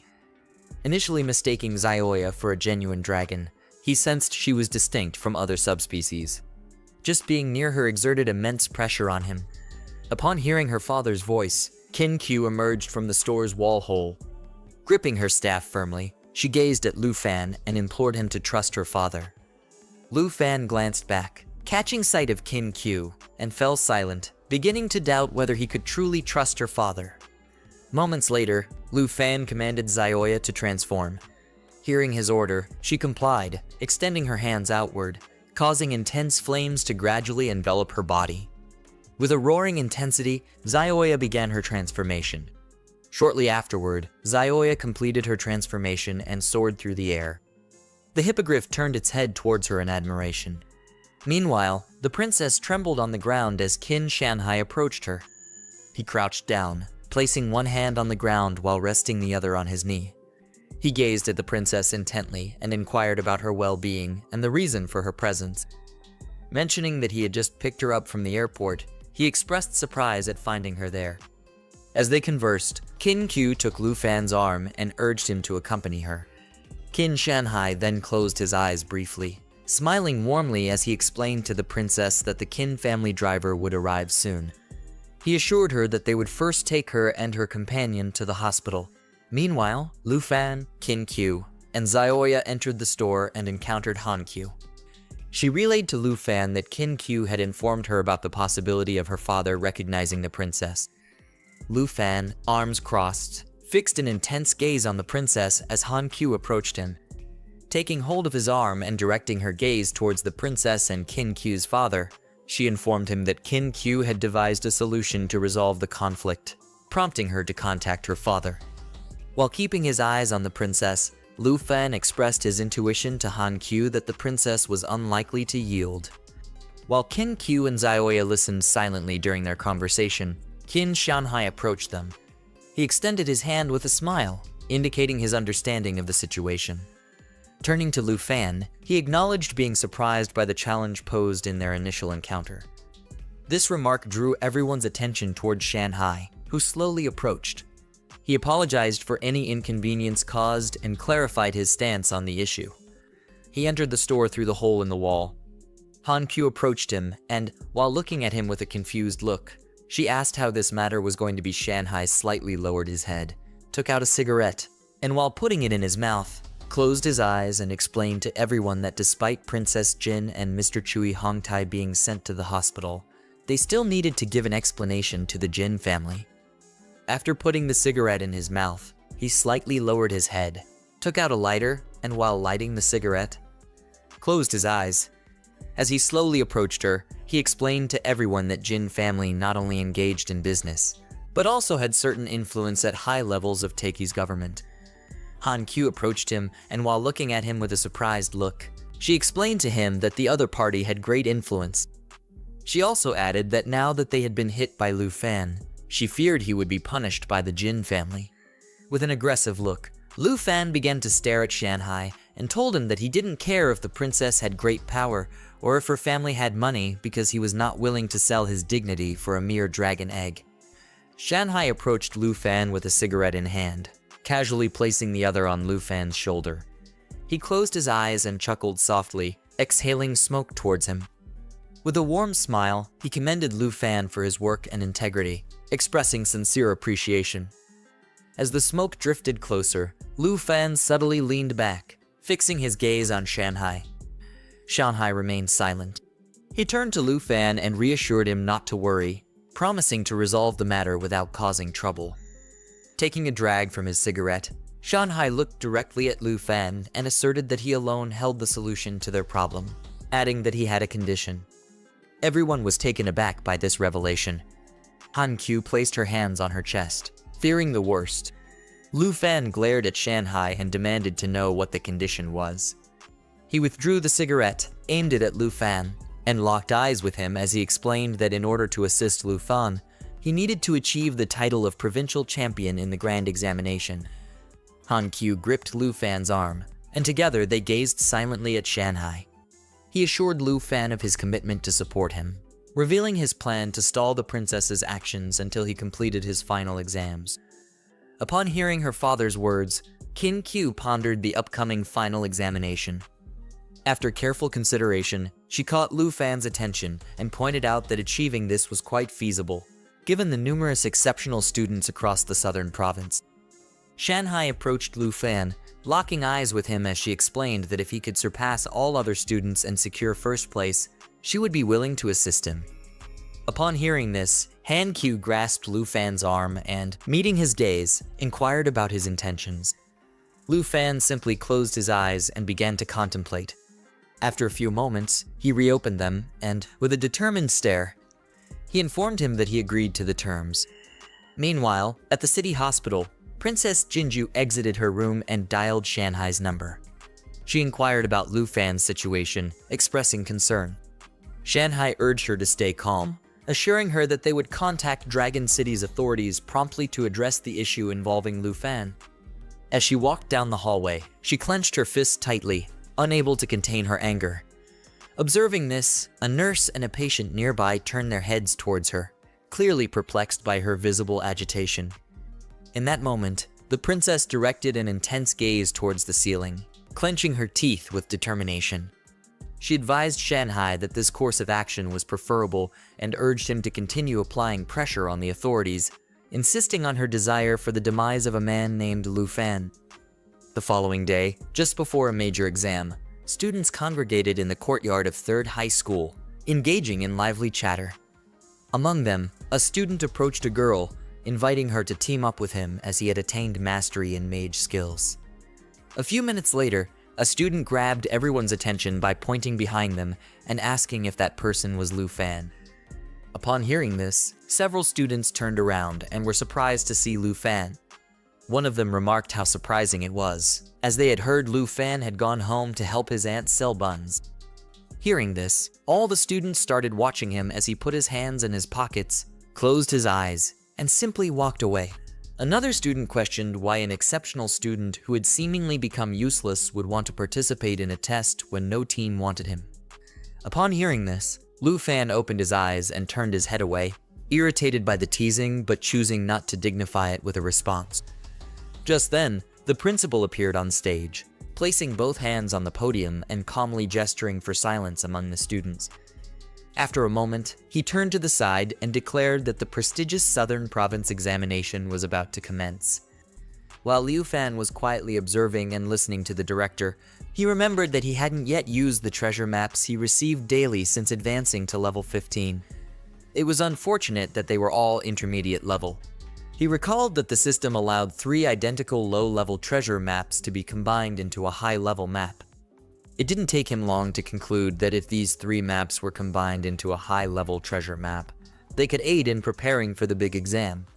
While Liu Fan was lost in his thoughts, someone caught his attention by asking if he was also going to participate in the big exam. Upon hearing the voice, he slightly turned his head to see who it was. It was none other than his classroom teacher. Liu Fan turned to face him and, while looking into the teacher's eyes, confirmed that he was indeed participating because he had improved his strength recently. The teacher held a teleportation stone in his hand and approached Liu Fan. He extended the stone towards him and, while making eye contact, encouraged him to work hard and requested that he take the teleportation stone. Liu Fan held the teleportation stone in his hand, lowering his head slightly as he looked into his eyes and began to smile. A system window appeared, notifying him that he had acquired a teleportation stone. To boost Liu Fan's spirits, the professor reassured him of his belief in Liu Fan's fighting spirit, adding that his profession was just as valuable as any other. A statistics window for the trial teleportation stone appeared, revealing it to be a rare quality item. When used in the secret realm of testing, the user would be teleported to the first floor of the Celestial Tower.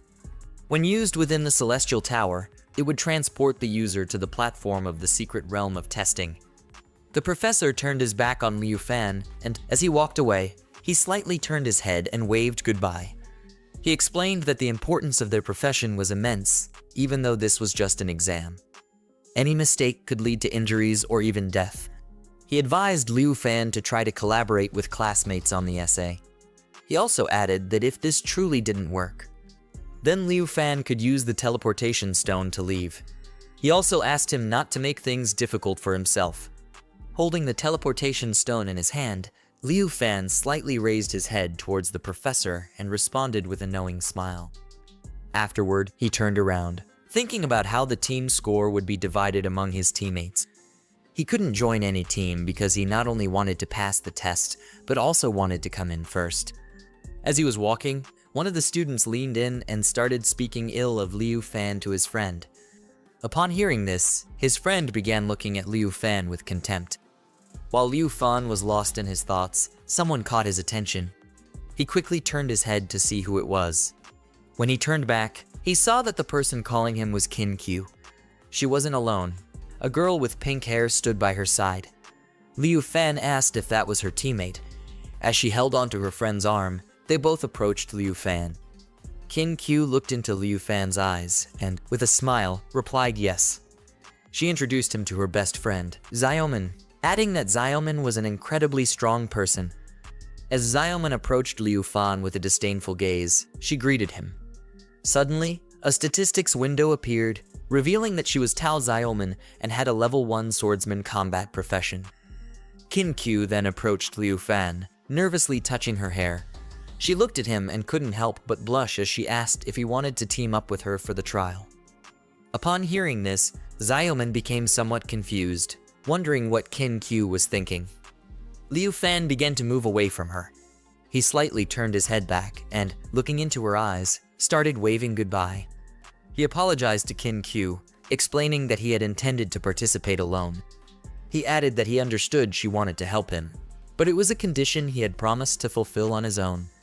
Deciding to head to the exam location first, he bid them farewell. Hearing this, she felt sad. Holding the magic staff with both hands, she gazed down at the ground with a sorrowful expression. She believed that Liu Fan's exceptional strength meant that anyone who teamed up with him would only hinder his progress. Crossing her arms, Xiaoman turned to Kin Kyu and questioned why she wanted to invite someone with the weakest profession to join their team. Kin Kyu, holding her magic staff in one hand and watching Liu Fan walk away, began to smile. She explained to Xiaoman that he was destined to be this year's top scorer in the South. After making this statement, she turned her back on Xiaoman and walked away. Xiaoman quickly caught up with her and inquired about her conversation. She teasingly asked if Kin Kyu had developed feelings for Liu Fan, the dragon tamer. Kin Kyu blushed, closing her eyes and turning away, urging Xiaoman to stop imagining things. Shortly after, Liu Fan entered the portal, heading towards the secret realm to commence the trial. This realm, known as the Dragon Nation, lay in the southern province of Shanghai City, where Liu Fan would participate in the grand exam. He noticed the room bustling with students engaged in conversation. Liu Fan strolled forward, surveying his surroundings, realizing this marked the start of the trial. Suddenly, a system window materialized in the sky, drawing everyone's gaze as Director Bai's voice resonated through the room. All eyes turned to the system window as he elaborated that the portals in the sky were categorized into 4 levels: normal, difficult, fear, and nightmare. He explained that upon opening, chosen candidates from each level could access the Celestial Tower using a teleportation stone. He further clarified that the standard tower was purely a simulation without life-threatening risks.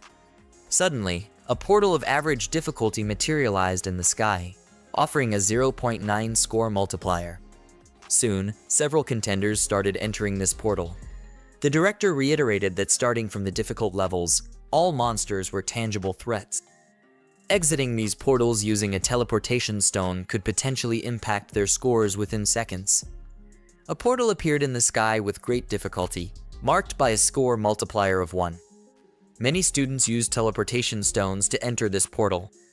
Nearly everyone opted for this level of difficulty, as venturing higher was considered suicidal.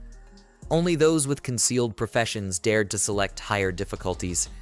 Several minutes later, Kin Kyu and Xiaoman arrived. The director once more gathered everyone's attention and cautioned that the monsters in the fear level were the most formidable. He advised against tackling this portal individually. He urged everyone to prioritize life over keeping track of teammates' scores. As Liu Fan and the others attentively listened to the director's instructions, laughter suddenly erupted nearby. The three turned their heads toward the source, finding Hongwu there, a clandestine martial artist skilled at level 14 Kai Gong. Holding a teleportation stone in one hand, he gestured toward the portal with the other.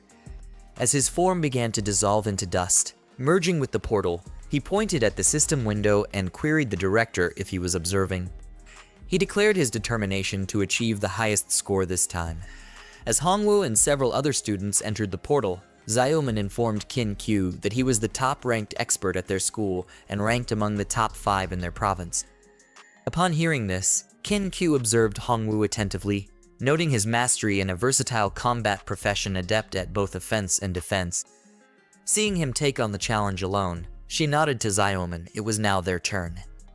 The students facing the challenging portal, fearing Hongwoo's prowess, panicked, realizing they might only achieve lower ranks against him. Regretting their choice of difficulty, they entered the portals after several tense minutes. In a control room, teachers from various schools watched via cameras, where those from number 1 middle school deemed Hongwoo their most formidable student. The school principal, arms crossed with a confident smile, predicted Hongwoo would undoubtedly emerge as the top scorer. Upon hearing this, Director Bai turned his head toward him, silently observing. The principal of number 1 middle school added that Mr. Qin's daughter, Qin Q, was also quite talented. He believed she should be in the top 3. Meanwhile, Wei Shanghai placed his hand under his chin, quietly watching the screen. Director Bai closed his eyes and sighed, feeling sorry for Liu Fan. He thought that if Liu Fan had awakened another hidden talent, maybe he wouldn't have let number 1 middle school take all the credit. Shanghai rested his chin on his hand, turning slightly toward the directors with a smile. He explained that he had a candidate in mind for first place this time and expressed optimism about him. Surprised, both directors asked who the candidate was. Shanghai revealed it was Liu Fan, the dragon tamer from number 3 school. Director Bai was speechless at this revelation, after all the students had left. However, he had yet to enter the Celestial Tower, prompting teachers to question if he had abandoned the endeavor. Recognizing this, the director of number 1 middle school chuckled with closed eyes, urging Shanghai to cease jesting, noting little expectation from a dragon tamer.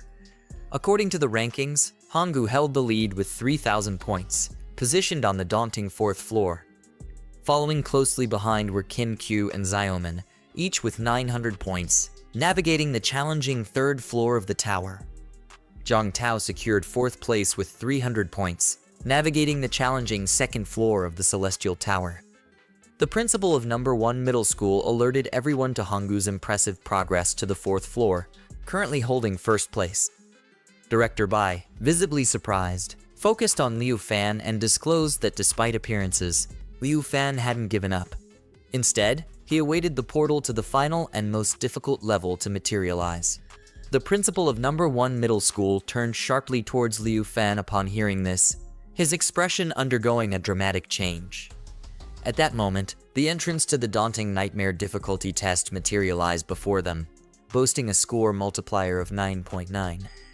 As Liu Fan gazed at the portal, he retrieved his teleportation stone, extended his hand towards it, poised to step inside. Witnessing this, the director of number 1 middle school was taken aback and queried the others about Liu Fan's decision to embark on the nightmare trial. He emphasized that it was a one-way journey, expressing concern over Liu Fan's seemingly excessive confidence. He deemed Liu Fan's choice reckless and urgently called on Director Bai to intervene and prevent him from proceeding. Upon hearing this, Director Bai beckoned Liu Fan over and disclosed that no one who had faced the nightmare trial had returned unharmed. Just as Bai was about to finish, Liu Fan smiled and stepped into the portal. Seconds later, Liu Fan's body dissolved into dust and vanished into the portal. Witnessing this, Director Bai leaped to his feet in horror, recounting that the previous person to attempt the nightmare trial, 8 years ago, had been consumed by savage beasts. Facing a grim demise, the headmaster of number 1 middle school crossed his arms and turned to Director Bai, expressing disbelief. He questioned whether students from number 3 high school had been properly briefed on the rules of the grand exam. He lamented Liu Fan's impending fate and criticized the Shanghai trial's shortcomings. He argued that comparing Liu Fan to Hongwoo, focusing on the Kaigong master's performance, was unfair, especially when Shanghai rested comfortably in his chair, seemingly indifferent. He winked and smiled, suggesting it was premature to jump to conclusions. Why not observe a bit longer before making deductions? Director Bai turned to him, a surprised expression on his face, and questioned his unwavering trust in Liu Fan. He started to ponder if Liu Fan harbored some hidden trick. Meanwhile, Liu Fan entered the first level of the nightmare trial, a place cloaked in fog and tangled with thorny branches. Upon arrival, he began to survey his surroundings. In moments, monsters native to this floor emerged and closed in on Liu Fan. Reacting swiftly, he drew his dagger and took a defensive stance. Peering through the mist of the Celestial Nightmare Tower, he estimated there were at least 10 level 10 monsters lurking. Suddenly, 3 wolves materialized and began to growl. A detailed statistics window displayed information about the wolves. They were level 10 black-maned wolves with unique abilities. Their bites inflicted continuous bleeding damage on their targets, while their nocturnal howl boosted all attributes of allies and reset ability cooldowns. One of the black-maned wolves charged swiftly at Liu Fan, aiming to catch him off guard with an attack. He quickly noticed the approaching threat and assumed a defensive stance. With a swift movement, he extended his dagger, its blade igniting in flames. Turning his gaze towards the wolf, a smile crept across his face as he anticipated the confrontation. Channeling his skill, Dragon Fang, Liu Fan unleashed the Kai of the dragon through his weapon, delivering a devastating blow. He swiftly closed the distance to the monsters, their lives ending in a heartbeat. As their bodies fell, he turned back, casting a fierce gaze upon the corpses. In that moment, a system window materialized, notifying him of the completion of Nightmare Trial Sky Tower's first floor and awarding Liu Fan with 990 points. Witnessing Liu Fan's single-strike victory over the monsters, the director of No. 1 middle school rose in astonishment, pondering the identity of this remarkably powerful individual. Another teacher sitting nearby also appeared astonished, noting that Liu Fan's abilities clearly surpassed those of his peers. Director Bai stood up, gazing at the screen in disbelief, contemplating whether Liu Fan had uncovered a mythical dragon.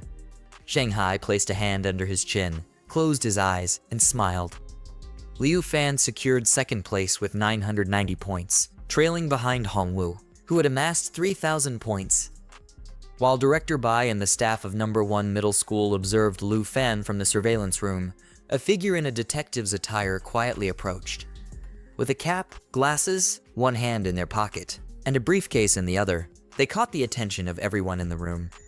Director Bai and his colleagues stood up in disbelief, astonished that Liu Fan had single-handedly defeated the Black Mane Wolves. The room fell into a stunned silence as the mysterious person calmly opened the door. Upon hearing his voice, Shanghai swiftly turned his head, immediately on guard as he observed the man entering the room. He placed his hand atop his cap and introduced himself as Kaiying-sing, a special envoy from Longdu. Kaiying-sing had arrived to escort someone back to Longdu for investigation. As he removed his cap and held it in his hand, he fixed his gaze on Shanghai and inquired about the whereabouts of the Dragon Master Liu Fan. A statistics window materialized, revealing Kaiying-sing's combat class and level at 57, simultaneously in the Nightmare Trial. Liu Fan started cutting through the vines with his dagger to clear a path.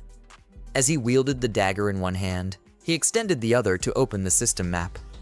When he finally located what he had been searching for, a smile spread across his face. A system window promptly appeared, confirming his arrival at the designated spot marked on the treasure map. Soon after, another system notification popped up, indicating the synthesis of a high-level treasure map. As Liu Fan studied the system map, he couldn't contain his excitement, knowing that the high-level treasure map he had synthesized prior to entering the trial realm led to the first floor of the Celestial Tower. Liu Fan started cutting through the vines blocking his path. As he cleared the way, a book came into view. He reached out and seized it. Immediately, a system window popped up, notifying him that he had acquired a skill book named Accelerated Growth. The book gleamed, adorned with several gems embedded in its cover. According to the stats displayed, it was a rare quality book titled Accelerate Growth. Upon use, the skill book would grant the user a passive skill known as Accelerated Growth. With no hesitation, Liu Fan opened the book, triggering a surge of potent energy that enveloped his body. In that moment, he gained the ability known as Accelerated Growth, which doubled the experience points earned by his pets. As he studied the book, he considered how ideal this skill would be for nurturing small nocturnal creatures. His body tingled with newfound power as he clenched his fist and smiled, reminiscing about his departure from the village that morning. He noticed Zioyu's slow progress in leveling up. However, with this newfound passive ability, her advancement would accelerate significantly. Meanwhile, in the room where Director Bai, Shan Hai, and Kang Xiang observed Lu Fan through a screen, he turned to Director Bai. He suggested that as Lu Fan was their school's student, Bai should halt his trial and summon him back immediately. Approaching Lu Fan with a serious demeanor, Director Bai addressed him as Excellence and explained that despite pressing matters, it would be prudent to wait until the students finish their exams, remarked Kang Xiang, the director of the Third Institute. He expressed his readiness to assume responsibility for Lu Fan's actions on his behalf. Adjusting his glasses, Kang Xiang explained that while Director Bai could take responsibility in place of Lu Fan, he couldn't endure the consequences on his behalf. Director Bai looked perplexed and inquired about the impending punishment. Just then, Shan Hai approached Kang Xiang and grasped his arm. As Shan Hai turned his head, one hand casually in his pocket, he fixed an intense gaze on Kang Xiang, speaking with a hint of formality. He requested Kang Xiang's attention, gesturing for him to listen. The principal of No. One middle school approached them, inquiring about Shan Hai's actions. Kang Xiang pivoted and gently freed his arm from Shan Hai's grip, leaving him momentarily bewildered. With a stern expression, Kang Xiang urged Shan Hai not to interrupt his work and to keep his distance. After delivering his words, he fixed Shan Hai with an intense stare, then pointed directly at him. Despite his unclear reasons for defending the Dragon Tamer, he issued a stern warning that involving himself in the matter would displease both the Jin family and high-ranking members of the Dragon Clan. Shan Hai met Kang Xiang's gaze with a serious expression and said nothing. Afterward, he pushed Shan Hai lightly with his hand, turned away, and queried if Shan Hai comprehended. He then instructed Director Bai to fetch Lu Fan. While he was momentarily distracted, Shan Hai called out to him. Upon hearing his voice, Kang Xiang turned his head.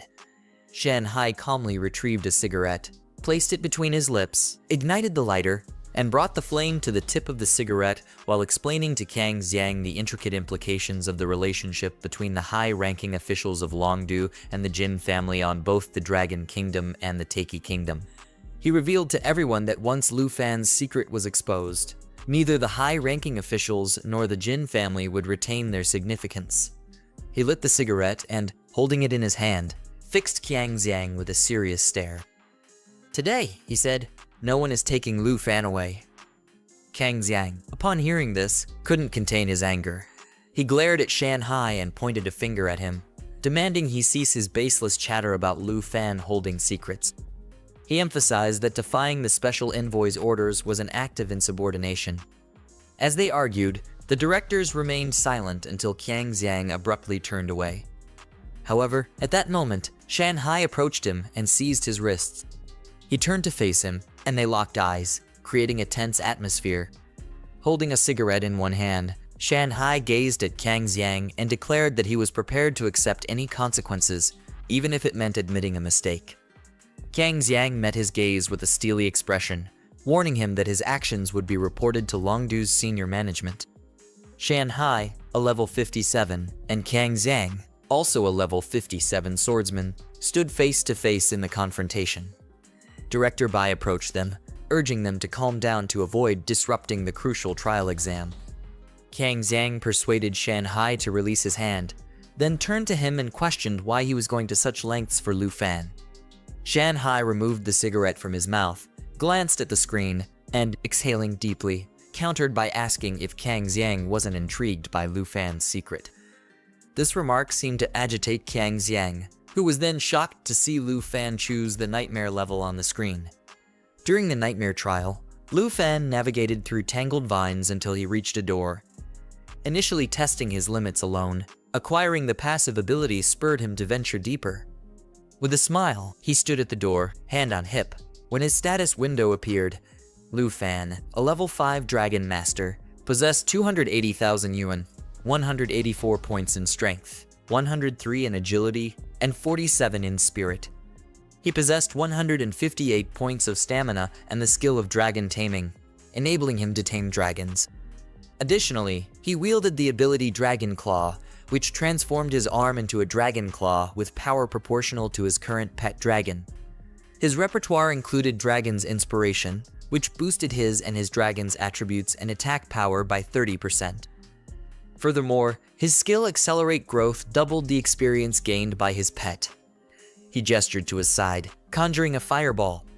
Deciding it best to summon Zaoya for early experience, he turned his attention to Kangxing in the surveillance room. With a look of surprise, Kangxing questioned what made Lu Fan so special to challenge the nightmare trial. The director of No. 1 Middle School interrupted, pointing to the screen and asking if they had witnessed Lu Fan's ability to defeat monsters with a single blow. At that precise moment, Zaoya suddenly appeared, letting out a mighty roar. Kangxing and the principal of No. 1 Middle School turned towards the source of the sound and were visibly startled. Meanwhile, Lu Fan stood with his hand raised to the sky, engulfed in fierce flames, commanding Zaoya to emerge. As Zaoya emerged, everyone present was awestruck, questioning if she could truly be a dragon. She approached the door and focused intently, preparing her claw to shatter it into pieces. As Shanhai observed this scene, he remarked to the group that even though he had encountered the dragoness Zaoya before, seeing her again left a profound impact on him. Zaoya forcefully struck the stone door with her claw, shattering it into pieces. Kangxing and the others watched in awe as Shanhai turned toward them, revealing Lu Fan's secret. Removing the cigarette from his mouth, he gestured toward the screen displaying Zaoya, turned back to the group with a smile, and declared that Lu Fan was the sole dragon master in history known to possess a dragon. Director Bai was rendered speechless as Lu Fan successfully tamed a dragon. Simultaneously, Lu Fan reached the second floor of the nightmare trial. Amidst burning monstrous plants with her fiery breath, Lu Fan skillfully cut through vines using a dagger. A system notification then announced Lu Fan's advancement to level 2. As the principal of No. 1 Middle School observed Lu Fan and the dragon's battle against monsters, he marveled and remarked to others about the formidable power of dragons. He also mentioned that without advancing to a 3rd class, one couldn't confront his dragon.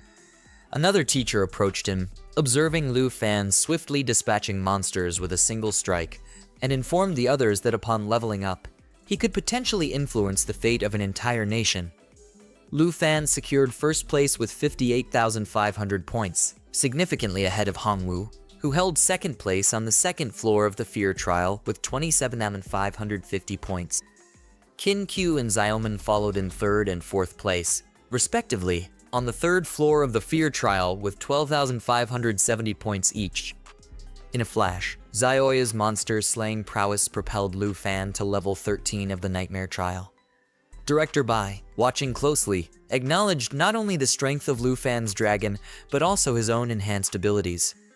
It was revealed to all that Lu Fan's attributes surpassed 100, even without summoning the dragon, allowing him to maintain the top spot in Shanghai City. Shanhai removed the cigarette from his mouth and held it in his hand.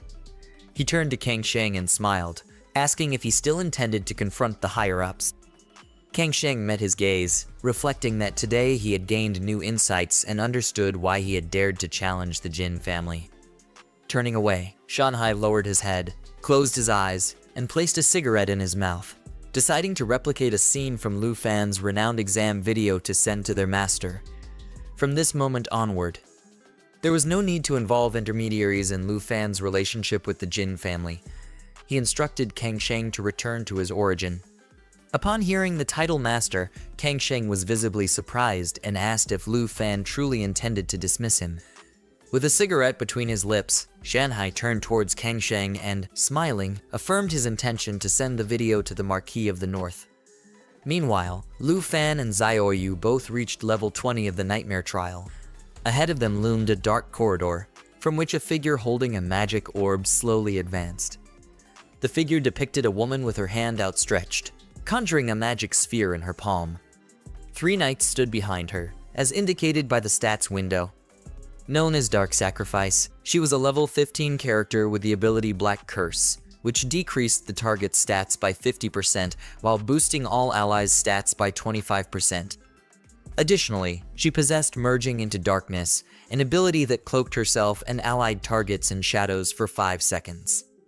She became impervious to all attacks, courtesy of her final ability, Darkness Control, which enabled her to command the Dark Knights in battle. As Lu Fan gently stroked Xiaoyu, a smile spread across his face. With the growth acceleration effect in play, she was on the verge of leveling up. Lu Fan extended his hand towards the woman and commanded Xiaoyu to use her lava flame ability, to which she obediently complied. Fixing a deadly glare on the woman, Xiaoyu conjured a fireball in her mouth. A system notification appeared, indicating that the ability was recharging. With a forceful exhale, Xiaoyu unleashed a powerful flame directed at the woman and the Dark Knights. Xiaoyu unleashed the lava flame ability, a skill that allowed her to emit a continuous stream of flames forward, dealing damage while also replenishing her own health. Within moments, her fiery onslaught consumed the lives of both the woman and the Dark Knights, reducing them to charred skeletons and advancing them to level 20 of the Nightmare Trial. As Xiaoyu closed her mouth, Lu Fan couldn't help but smile, covering his face with his hand. 2 system windows popped up, signaling that both Lu Fan and Xiaoyu had leveled up. Upon witnessing this, he couldn't resist praising her. Lu Fan secured first place on the leaderboard with 90,000 points. Hongwu followed in second place with 31,000 points, advancing to level 34 of the Fear Trial. King Q and Xiaoman held third place with wetting 690 points, also in the midst of the Fear Trial. Turning his head with a smile, Lu Fan invited Xiaoyu to join him in cleaning the Celestial Tower together. An hour later, on a mountain at level 50 of the Fear Trial, a massive explosion erupted. This explosion was caused by Hongwu, who was exhausted and had torn clothes from hours of continuous fighting against monsters. After defeating the final monster, a system notification appeared, informing him that level 50 was cleared. As he caught his breath, he wiped his chin with his hand and reflected on how unlucky this year had been, with an exceptionally difficult exam. Considering the type of monsters Hongwu had been battling, they typically appeared at level 70. Adopting an offensive stance and wearing a determined smile, he resolved to secure first place in the great exam of the Southern Province. With this thought, he clenched his fists tightly, looked up at the sky, and began shouting. He asked the director if he was watching and requested to contact the officials from the top 10 educational institutions to prepare for his admission. Meanwhile, in the surveillance room, Director Bai and the Director of No. One middle school were observing the students. They heard Hongwu but ignored him, captivated by Liu Fan's dragon. Director Bai, stroking his beard as he watched Liu Fan on the television, explained that level 50 of the Celestial Tower was the most challenging. He noted that all previous top-ranking students had struggled with this level. The Director of No. One middle school crossed his arms, turned to the television, and remarked that this level was crucial. If Liu Fan managed to clear it, it would be significant. His progress in ascending the Celestial Tower afterward would not be very rapid. Meanwhile, Liu Fan reached level 50 of the Nightmare Trial, which featured a snowy mountain. As he and Xiaoyu were exploring the area, a system window appeared, notifying him that Xiaoyu had acquired a new ability called Transformation. Recognizing that this ability came from Xiaoyu leveling up, Liu Fan immediately interacted with the system window, bringing up Xiaoyu's skill status window. She underwent 4 transformations, with her original form being the giant dragon. The first transformation, called Young Dragon, reduced all her attributes and energy consumption by 50%. The second transformation, known as Dragon Woman, could only be activated by signing a contract with a dragon tamer. The third transformation, called Destruction Dragon, decreased Xiaoyu's strength by 50% while increasing her spirit by 100%, granting her new abilities, Burn Everything and Lava Explosion. The fourth transformation was called World Destroyer. Her stamina decreased by 50%, while her strength doubled, granting her new abilities, Tear the Earth Apart and Roar of Terror. As Liu Fan examined Xiaoyu's status window, the ground began to tremble. Somewhat surprised, he pondered what was happening. Xiaoyu turned her head, sensing impending danger. Suddenly, the nearby rocks started to levitate and converge until, several seconds later, a monster made of rocks appeared. Although Xiaoyu was giant, This monster was even bigger than her. This monster was called Purple-Eyed Mountain Giant, and it was level 20. It had several unique abilities. The first ability was called the Fist of the Mountains, which allowed it to swing its rock arm to sweep all targets in front of it, causing a great amount of damage. The second ability was called Mountain Earthquake. This ability allowed the monster to gather momentum and make a big jump, repeatedly hitting the ground, causing a great amount of damage accompanied by 5 earthquakes. The third and final ability was called Purple Stone. The monster could create a magical barrier that reduced the damage received by 50%, making it immune to armor penetration effects. Upon seeing the Nightmare Trial monster, Director Bai was shocked and began to wonder how Lu Fan would face it. The director of No.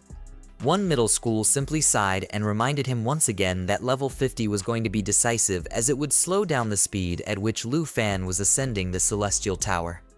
He turned his head towards the leaderboard and was shocked to see that Lu Fan was in first place with 3.2 million points. With this score, the No.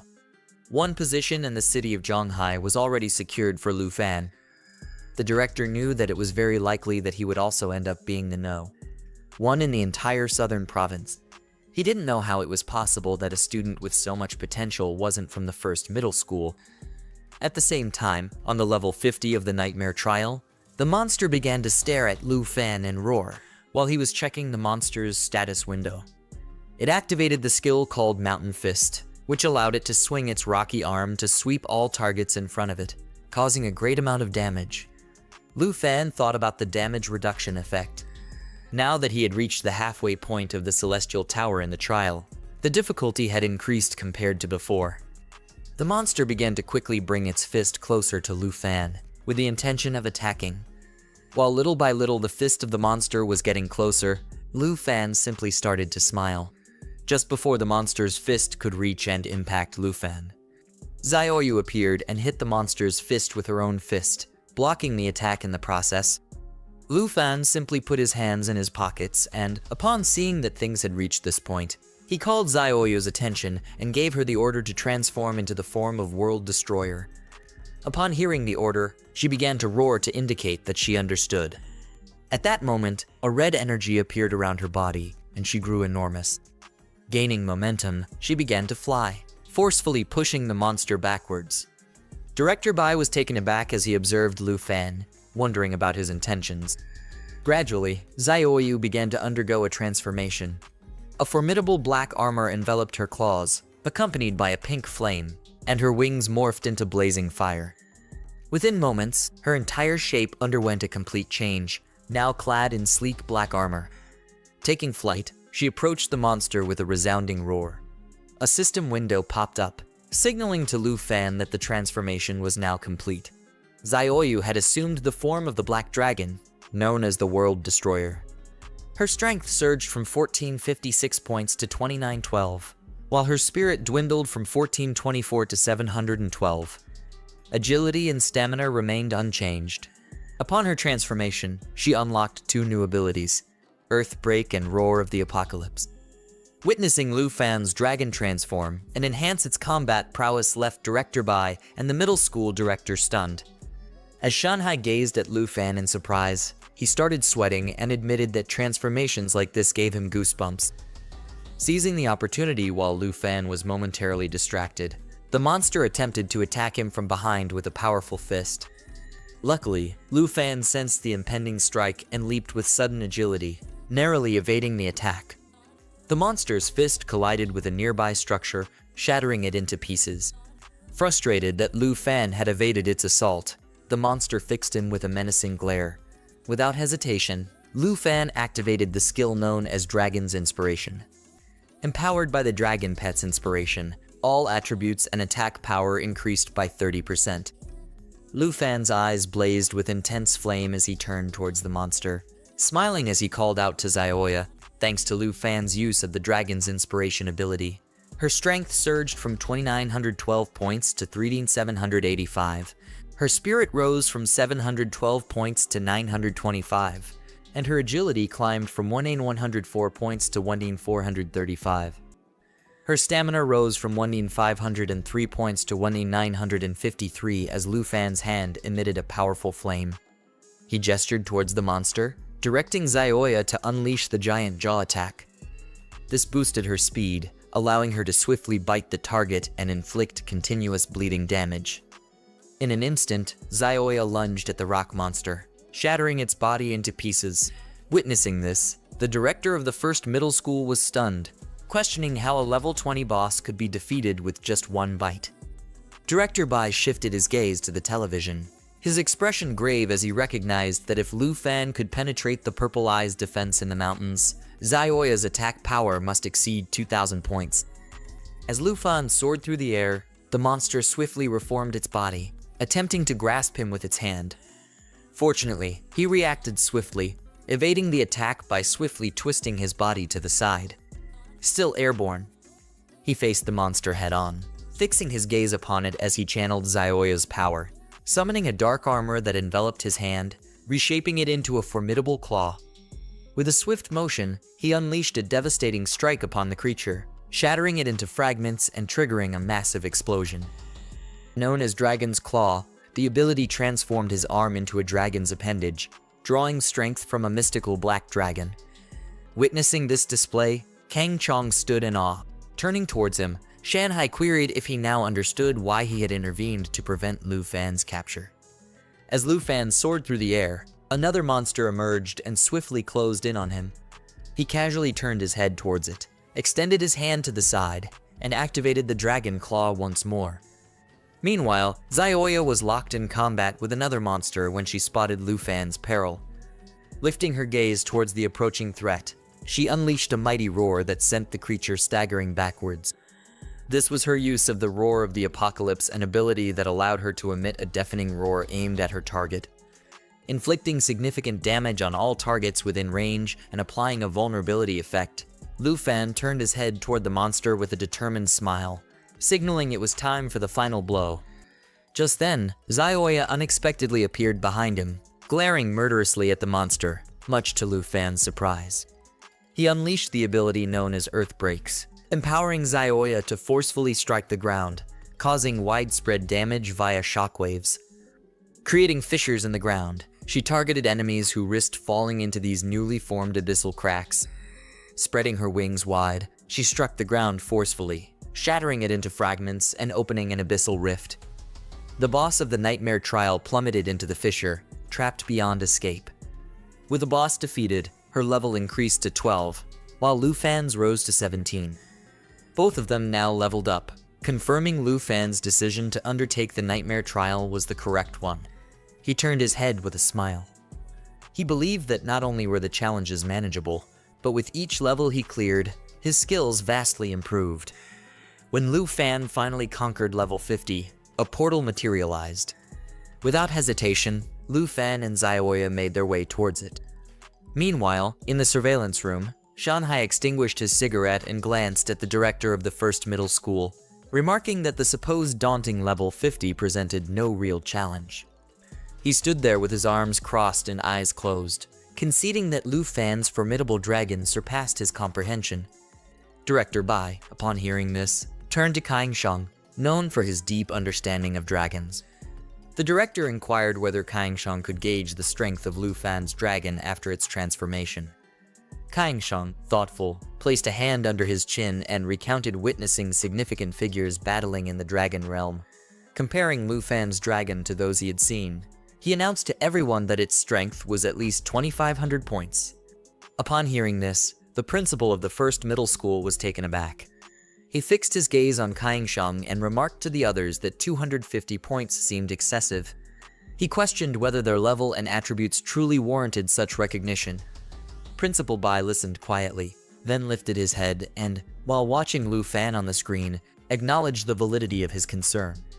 He feared that Lu Fan's attributes might persist or even increase instead of decrease. Meanwhile, the director of the first middle school stood with arms crossed. He closed his eyes and informed the others that with Lu Fan reaching level 50, the trend of increasing X+1 would become more apparent.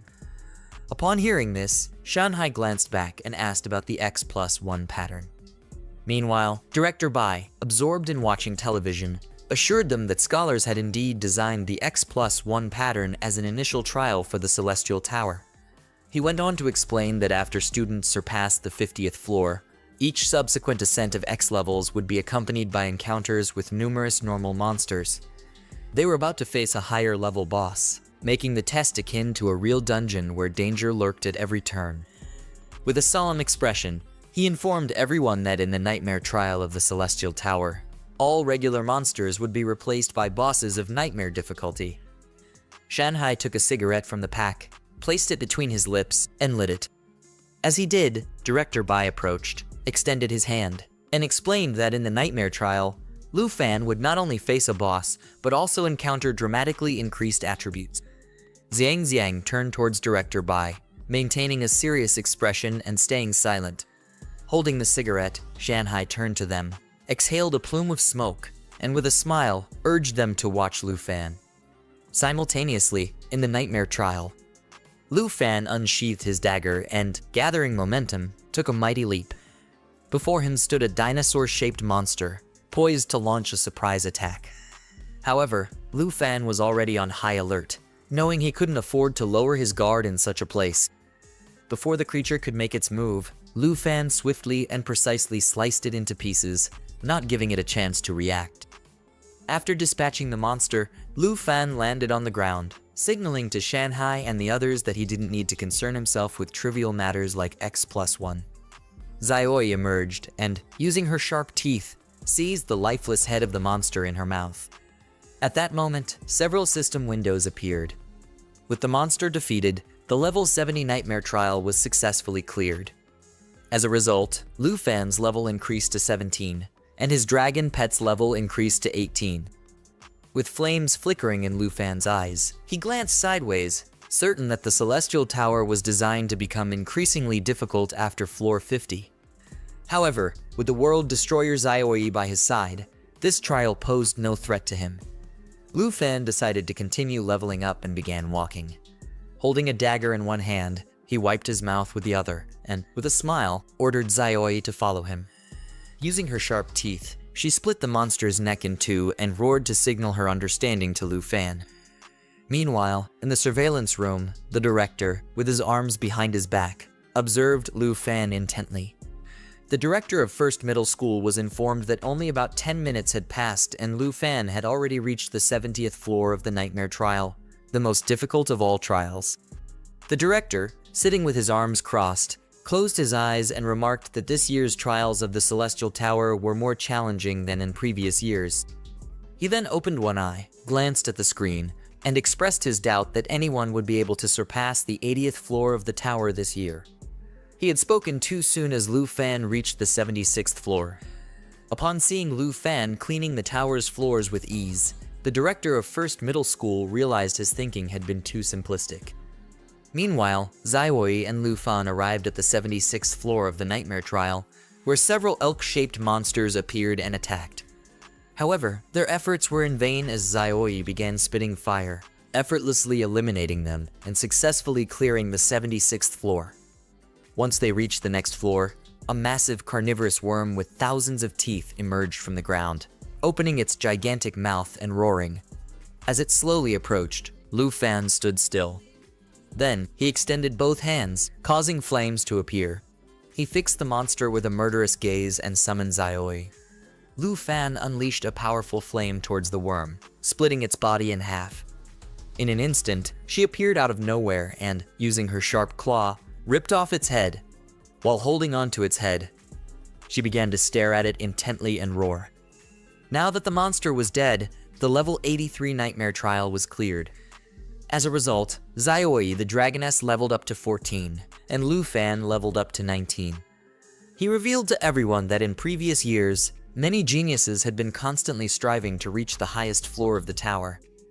All they had achieved was exhausting their strength and losing their lives. Shanhai put the cigarette in his mouth. He put his hand in his pocket, closed his eyes, and asked the director to reflect on it since Lu Fan was already on the 80th floor, which meant he only needed to clean a few more floors to earn the final reward of the grand exam. He knew the director wanted Lu Fan to come back, so he questioned whether the director truly believed that someone like Lu Fan would give up so easily. Director Bai reached for the leaderboard, showing Lu Fan in first place with 6.5 million points, far surpassing the others. Director Bai then told Shanhai and the others that he wasn't trying to bring Lu Fan back. In fact, he wanted him to keep challenging the Celestial Tower. It was highly likely that he would be the only candidate among the final 10 who could surpass the 100th floor. The director of the first middle school, seated with his arms crossed, opened one eye and glanced at the screen, asking Director Bai to wait a moment. Although the bosses on each floor were not as formidable as those in the secret dungeons, the difficulty of the 99th floor remained exceptionally high. At that moment, the attention of everyone present was drawn to a teacher seated nearby as he pointed at the screen and announced that Lu Fan had ascended to the 99th floor. Startled, the director of the first middle school widened his eyes in disbelief upon confirming Lu Fan's achievement. He pondered incredulously how such a feat could be possible. The 99th floor of the Nightmare Trial resembled a castle. With one hand gripping a dagger and the other casually tucked in his pants pocket, Lu Fan strolled down the hallway. After a few moments, he reached the end of the hallway. Ahead of him, a staircase ascended to a throne flanked by several figures in armor. As he drew nearer, he realized they were not knights but empty suits of armor. Suddenly, the candles ignited with magic, and a strong wind blew towards the armor. Lu Fan stood motionless, watching intently as he sensed impending danger. Blue flames suddenly flickered to life on the armor, causing them to slowly animate. A status window detailing these creatures appeared. They embodied the level 55 Headless Horsemen of the Apocalypse, each possessing unique abilities. The spear-wielding knight boasted a skill enabling him to launch between 4 to 8 thrusts. A successful hit triggered a thrust effect, dealing an additional 400% damage. The sword-wielding knight specialized in counterattacks. Upon receiving damage, it could unleash a potent retaliatory strike. Meanwhile, the dual sword knight possessed the thunder skill, granting the ability to harness the power of thunder, boosting its attack speed and providing additional damage. The knight wielding the giant axe possessed a skill. If its health dropped below 75%, it could execute a devastating one-hit kill on its target. Another skill, a collaborative move named Knight's Oath, allowed the knights to pool their health points for defense, increasing their resilience by 400%. Lu Fan drew his dagger, extended his hand toward the monsters, assumed an offensive stance, and with a determined expression, recalled the origins of the infamous Headless Horsemen of the Apocalypse from a deeply concealed secret. All secret dungeons were said to have originated in the real world. Centuries ago, the Kingdom of Destruction emerged after an undead army invasion led to the death of its king. A knight, wielding an axe, employed the skill Execution, shattering the ground with powerful blows. Watching this, Lu Fan shielded his face with his arm, contemplating the knight's unique ability, Knight's Oath, which enabled them to pool their HP points. He concluded that the safest strategy to vanquish the monsters was to lure them one by one and strike decisively. He built up speed, charging swiftly towards the monsters. Lacking diversion tactics, his only recourse was direct confrontation. With gathered momentum, Lu Fan leaped into action, engaging all 4 foes while airborne. The spear-wielding knight employed thrusting skills, launching a barrage against Lu Fan, who adeptly parried each attack with his dagger. In a crucial moment, one of the knights momentarily dropped their guard. It didn't take long for Lu Fan to notice.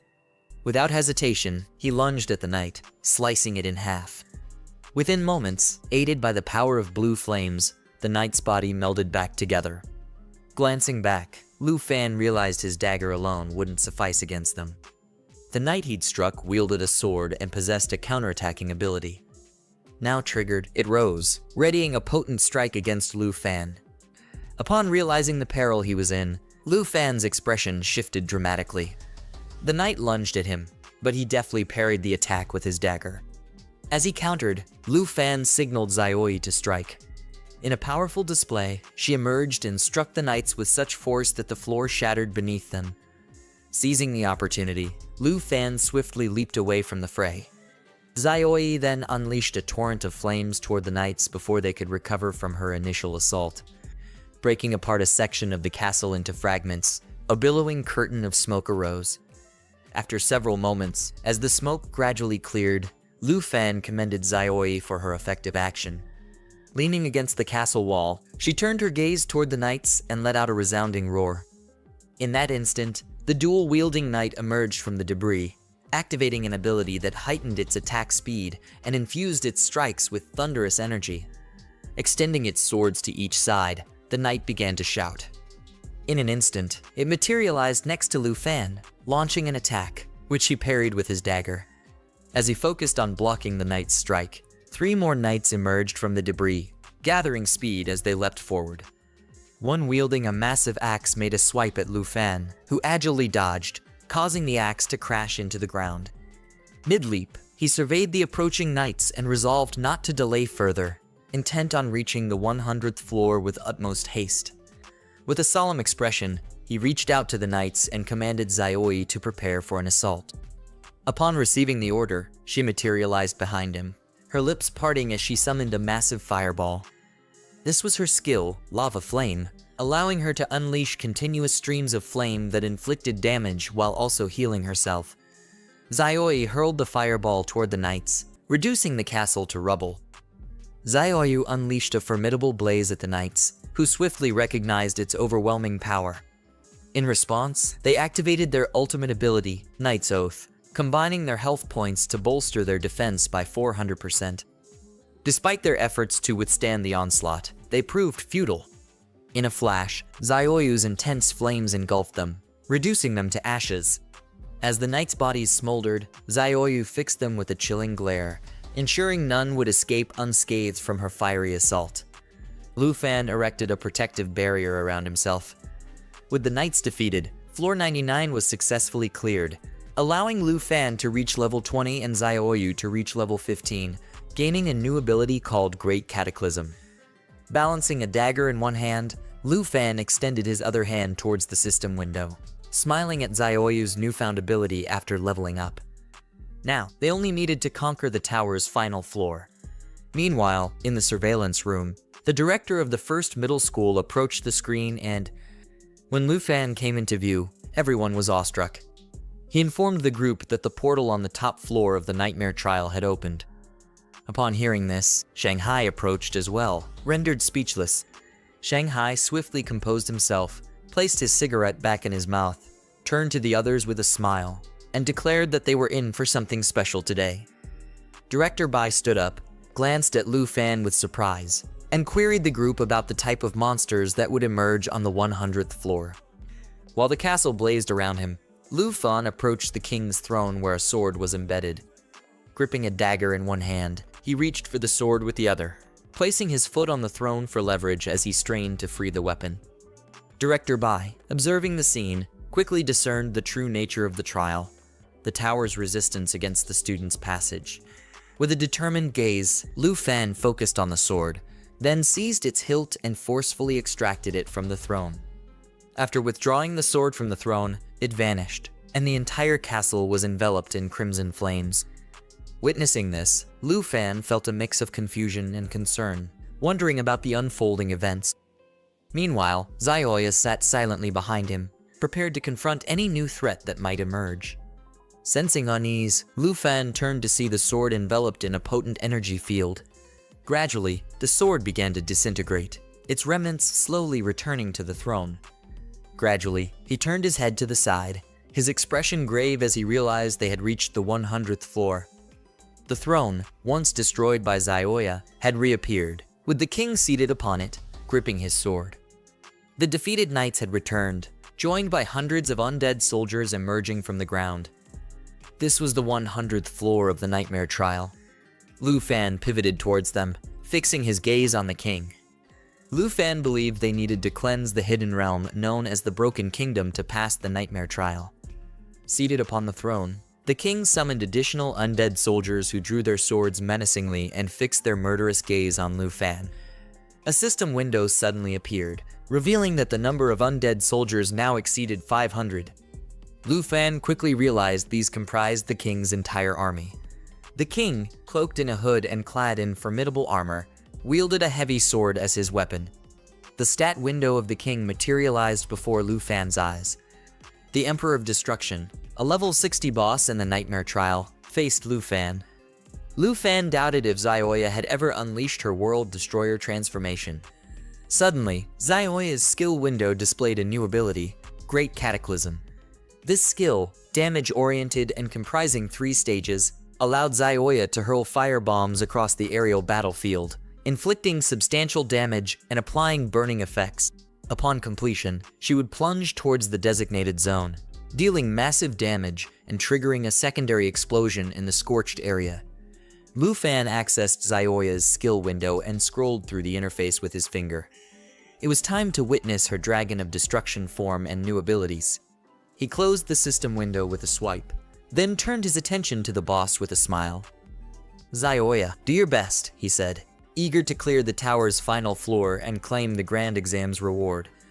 Zioya stood up, fixed her gaze on the boss, and let out a roaring cry, signaling her readiness. Lu Fan unsheathed his dagger. He aimed the staff at the king and commanded Zioya to assume her dragon form. As soon as he gave the order, Zioya fixed a deadly glare on the boss and let out a thunderous roar. Her hands stretched outward as she underwent a fiery transformation. First, her wings expanded to a colossal size, followed by her body, now significantly larger and more formidable than before, wreathed in flames. As she completed her transformation into the legendary Dragon of Destruction, she fixed her gaze on the boss. In her transformed state, her attributes were remarkable.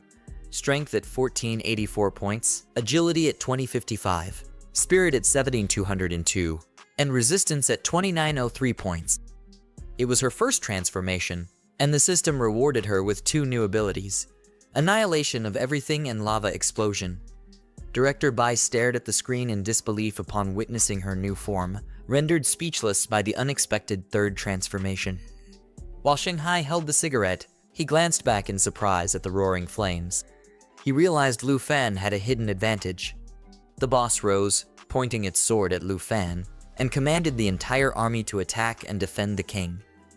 At this order, over 500 undead soldiers drew their swords, their eyes filled with murderous intent, and advanced towards Lu Fan.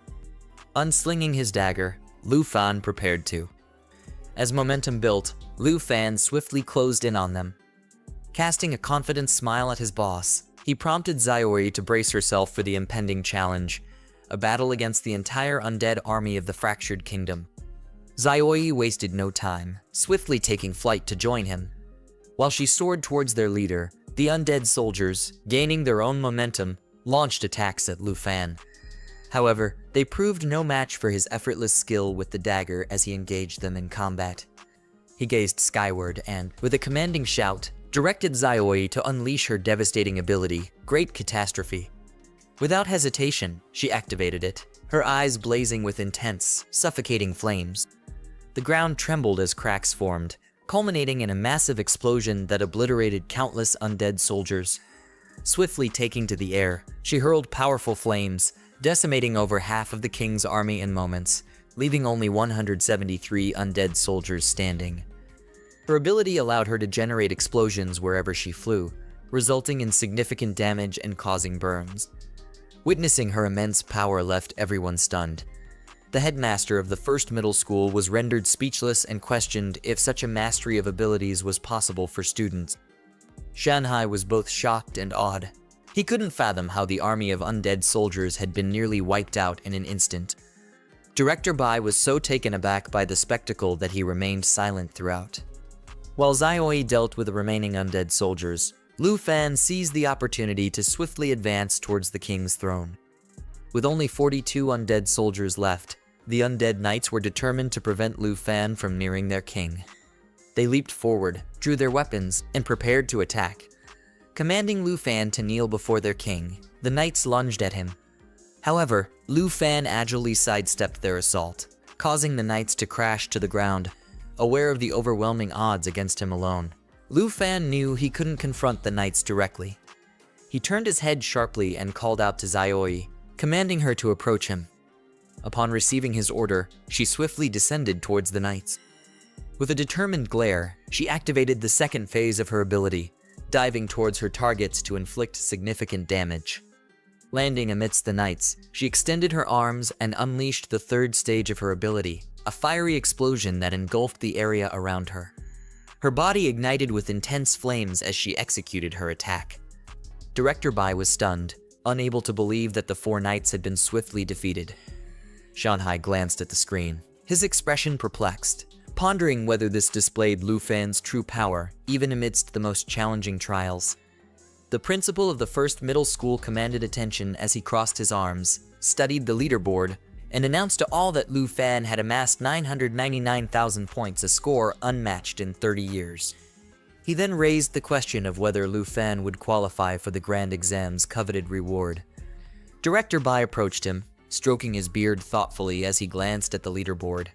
He explained that this year's exam promised exceptional rewards and high-quality items. Meanwhile, Lu Fan dispatched the last of the undead knights, his dagger gleaming as flames danced around him. With determination in his eyes, he strode purposefully towards the king.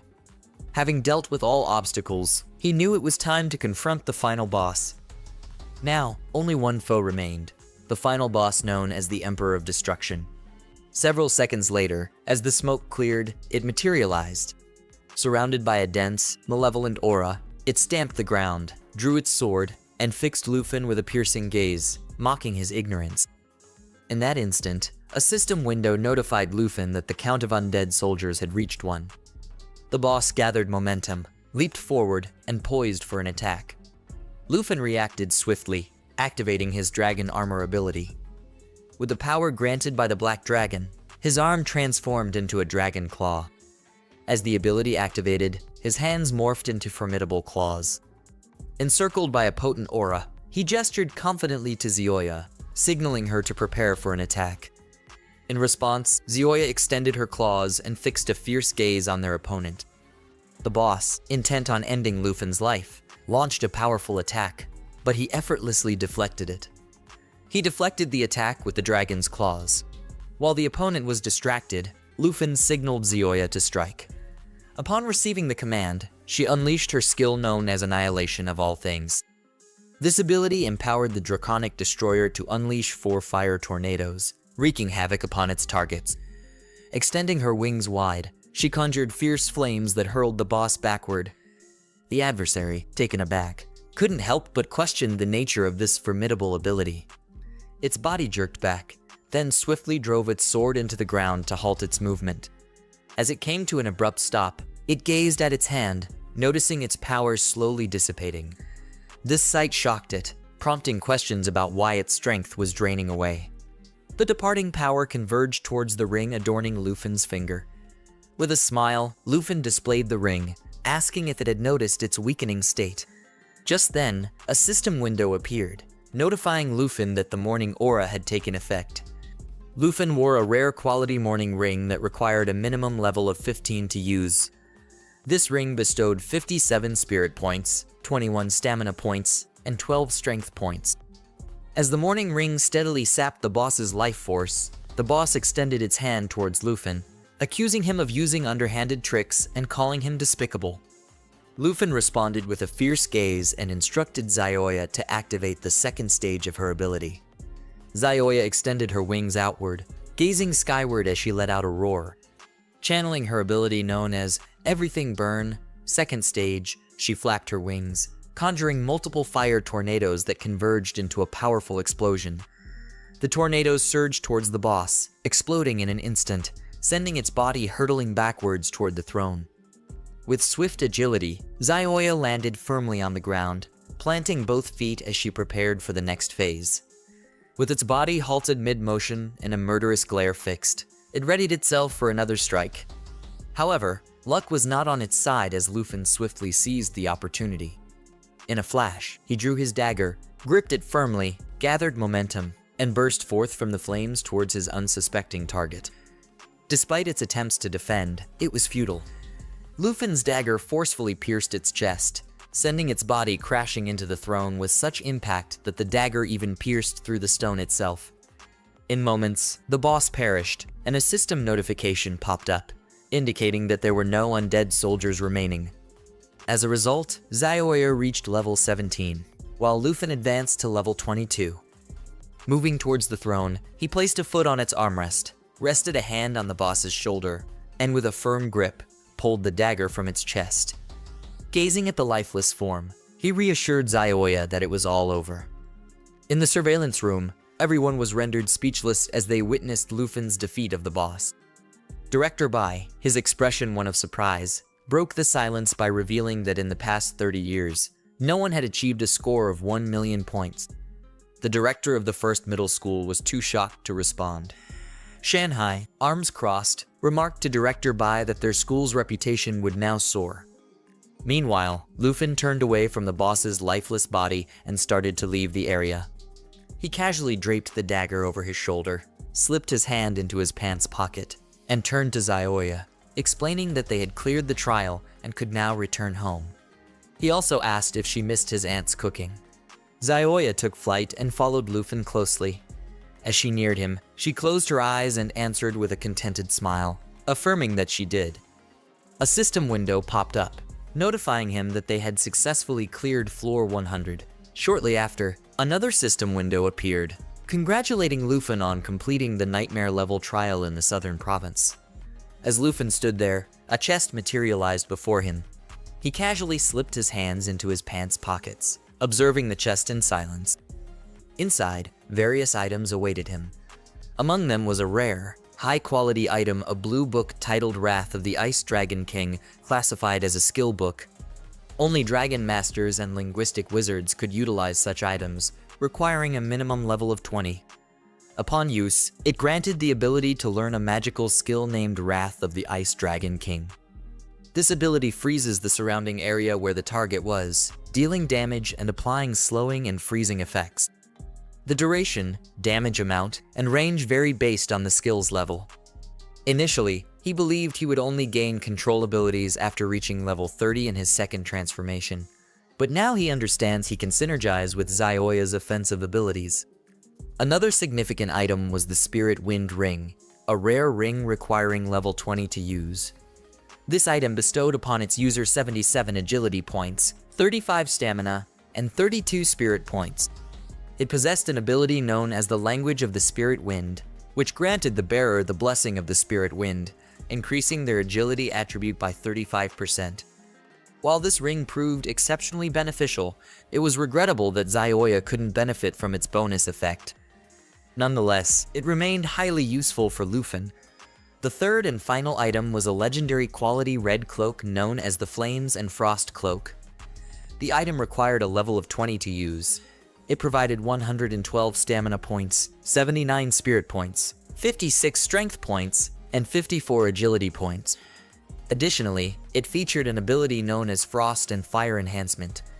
This ability reduced damage from ice and fire elements by 3%, lessened negative effects from ice and fire enemies by 50%, and boosted damage against ice and fire enemies by 30%. Both Luffy and Zioya could utilize this ability. Luffy draped the cape over his shoulder, slipped the ring onto his finger, and cradled the book in one hand. With the other, he retrieved the stone that would return him to school. Glancing fondly at the book, he smiled, feeling it was time to depart, so he gently set Zioya aside to rest. Activating the stone, Luffy conjured a portal and materialized in the surveillance room where the teachers gathered. Closing his eyes respectfully, he petitioned the principal for permission to depart, expressing his eager anticipation of the outcome. Upon catching sight of Luffy, everyone was taken aback. Director Bai approached him, casting a proud gaze, and couldn't resist praising his remarkable achievement. Luffy held the top spot in the school's honor roll. His photograph would forever adorn the school's wall of fame as a symbol of celebrity. Meanwhile, the principal of First Middle School also came up to Luffy, while Shanghai, on the other hand, remained silent. He approached Director Bai, turned towards him, and also commended Luffy. Then, he clarified that the Wall of Fame featured photos of heroes who had bravely fought against monster invasions and perished in battle. After explaining this, he warned Director Bai that such actions would only bring curses upon himself. In response, Director Bai turned sharply, pointed at him, and dismissed his concerns, emphasizing that Luffy's groundbreaking performance in the grand exam secured an extraordinary future. Despite the growing tension between them, Director Bai asserted that the grand exam had undeniably set Luffy apart from his peers, Sensing the seriousness of the situation, Shanghai approached Lufin and earnestly reminded him that despite his mental readiness for the grand exam this time, he continued to be amazed at his own strength. Lufin set aside his emotions and fixed his gaze on Shanghai, reminding him solemnly that he had met the conditions. He also inquired whether the Princess of Taiki would now refrain from throwing another tantrum. With a smile, Shanghai reassured him not to worry. He would uphold his end of the agreement, noting that their master would soon receive the message. Perplexed, Lufin asked him which master he meant. Shanghai approached him, placing a hand on his chest, reassuring him not to worry about it. Now, he had to decide which educational institution to choose. Yangsheng quietly picked up his cap and stood listening. The four of them then approached Lufin, explaining that the top 10 academic institutions would compete to attract him. Moreover, wealthy merchants from the southern province would also seek to forge connections with him during this time. They cautioned him to be mindful of their motives. While everyone was engrossed in conversation, Yangsheng quietly donned his cap, turned away, and began walking off. The principal of the first middle school, eager to witness the dragon firsthand, urged Lufin to summon her immediately so they could all witness her presence. Director Bai cautioned against it, fearing Zioya's appearance would bring destruction upon the school. According to the leaderboard, Lufin held the top spot with an astounding 1,299 points. Director Bai couldn't help but commend Lufin for this remarkable achievement. He also mentioned that no one had managed to surpass this record in the past 5 decades. Meanwhile, deep in the Dragon Realm located in the far north, within an uncharted level 60 territory, there stood a base surrounded by snow. Inside this base sat a man with silver hair, observing recordings of Zioya's trial battles. Once he finished watching all the recordings, he reached for a bottle of wine, brought it to his lips, and began to drink. After a few moments, he firmly gripped the bottle and set it down on the table. Then, he closed his eyes and sighed, smiling at the refreshing moment. He was Tujing, the Marquis of Zhenbei. Seated in his office, a laptop nearby played recordings of Zioya. Lost in thought, he was interrupted by a knock on the door. Inviting the visitor in, a man entered wearing a jacket, holding files of reports. Apologizing for the interruption, he presented the reports to Tujing. Tujing reached for the bottle of wine once more. With a grave expression, he inquired whether any evidence had been discovered. The man placed the files on the table and detailed that they contained everything, affirming that Hu's suspicions about student Qin Shanhai were accurate. Tujing, grasping a bottle of wine, drew his chair nearer to the table and silently scrutinized the documents, which included details about Princess Taiki and her associates. The man further explained to Tujing that through discussions with Special Envoy Kang Xing, Qin Shanhai discovered that Lord Ruan Chengfei, a senior official in Longdu, was colluding with the Jin family from Tazi Realm. The investigation revealed that both Princess Jinju's overseas studies and the employment of Master Yulong were authorized by Lord Ruan. Upon hearing this, Tujing placed the wine bottle on the table and clenched his fist so tightly that it began to crack. He couldn't help but curse Ruan Chengfei as a traitor. His subordinate, who had white hair, added that the Jin family and Lord Ruan maintained a facade of diplomacy between their respective nations. Privately, Lord Ruan had bestowed numerous favors upon the Jin family, who reciprocated generously. Learning this, Tujing gritted his teeth, understanding why an envoy had been dispatched to apprehend the Dragon Tamer master. As anger surged within him, he clenched his fist so tightly that the wine bottle shattered. Rising to his feet in fury, he branded Ren Chengfei an opportunist, aiding the young princess of Taiki in her unchecked dominion over the Dragon Realm. Seeing Tujing's growing anger, his subordinate stepped back, visibly surprised. He stood tall, gesturing firmly to instruct his subordinate to convey to Ruan Chengfei that all charges and authority were withdrawn immediately. Henceforth, Ruan Chengfei had no place in Longdu's upper echelons. He stressed the urgency of executing this directive promptly. With a clenched jaw, he added that if Ruan Chengfei had any objections, should the Jin family attempt to contact Ruan Chengfei again, he instructed his subordinate to dispatch the Griffin team to handle the matter. Upon receiving this directive, his subordinate acknowledged it with a firm understood. Tujing then gestured towards the door, closed his eyes momentarily, and requested them to wait. as there was one last task remaining. He instructed his subordinate to carefully select the Dragon Master and promptly inform the school director to allocate resources for Lu Fan. Upon hearing this, his subordinate nodded in understanding. Tu Jing placed his hands on his hips, turned towards the window, and contemplated the legendary young man in the Dragon Realm who brought genuine joy to people. To him, Lu Fan was a remarkably intriguing individual. Once he completed his current assignment, Tu Jing intended to seek out and meet the renowned young Dragon Master. In the Northern Realm, the moon loomed large and crimson. Tu Jing was uncertain when he would complete his task and have the opportunity to meet Lu Fan. Meanwhile, in the city, the princess checked into an opulent hotel.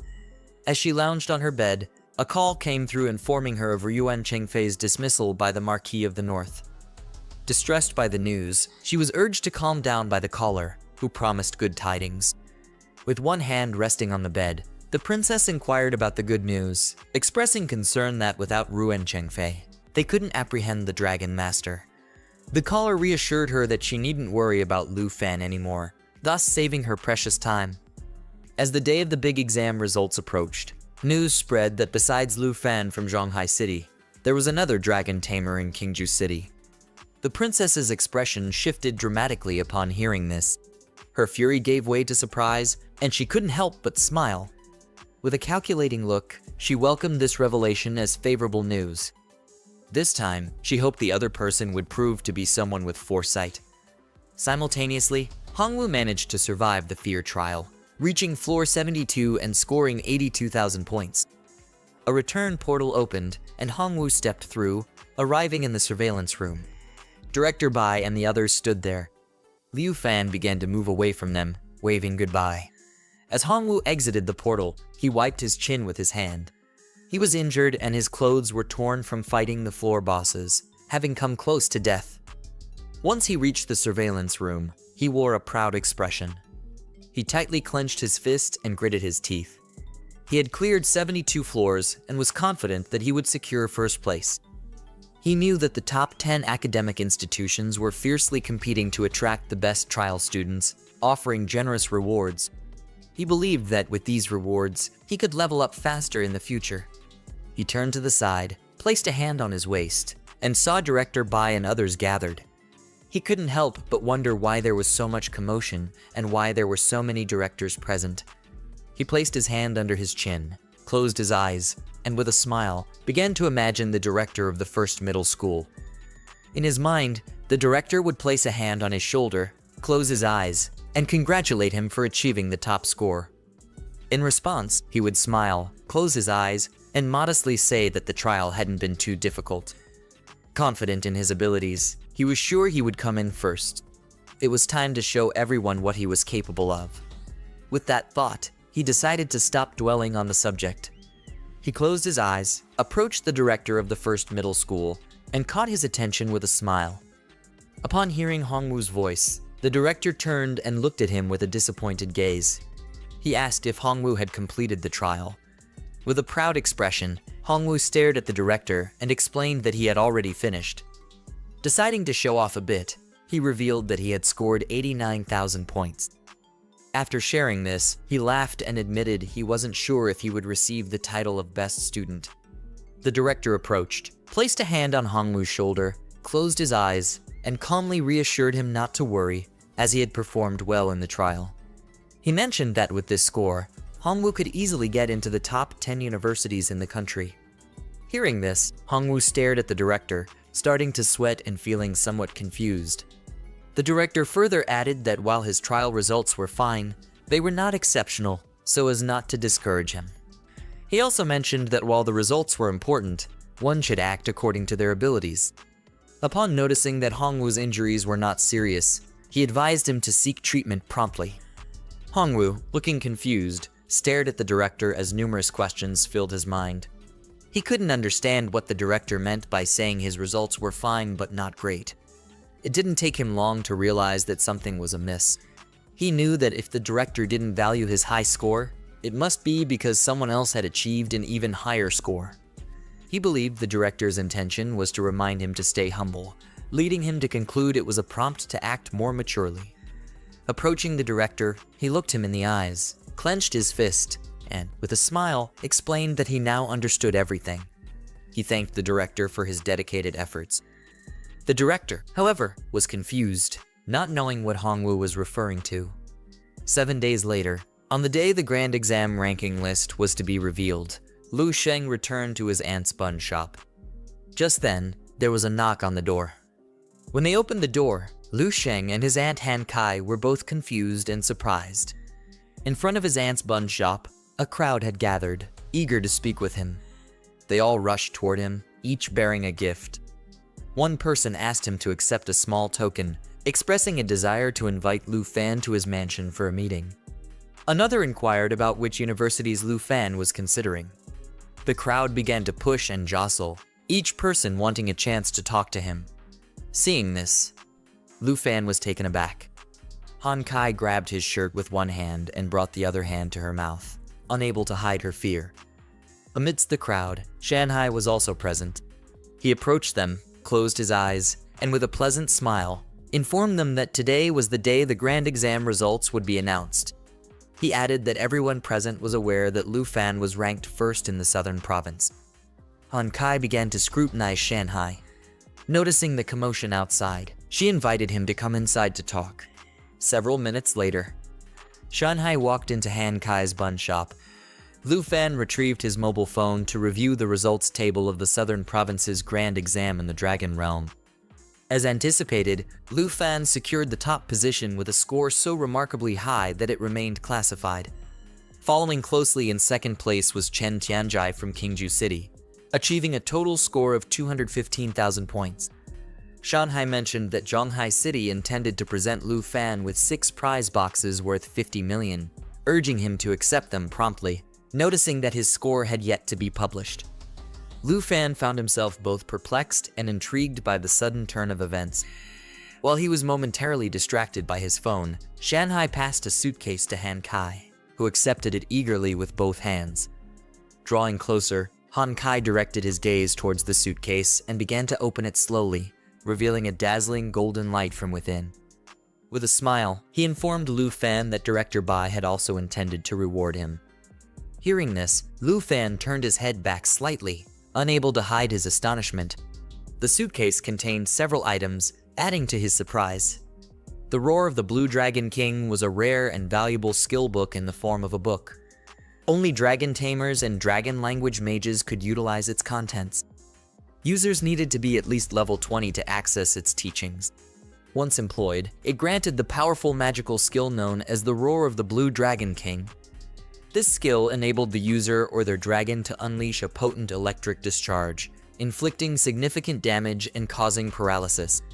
Subsequent attacks also augmented by an additional 29 points in electrical attributes. With each attack, its power would diminish slightly. Additionally, there was a 20% chance that it could paralyze the target. The second item, a legendary quality thunder potion, was consumable. Upon consumption, it permanently boosted power and resistance to electrical attributes by 20% for lightning-based skills. Lu Fan couldn't hide his surprise. He realized that combining the thunder potion's effects could significantly enhance the book's power. Now, in addition to ice magic, they also had access to electric magic. He found himself filled with joy, knowing they wouldn't need to depend solely on Zioyu's magical damage anymore. The third item was a rare quality armor named Blue Wind, requiring a level of 20 to use.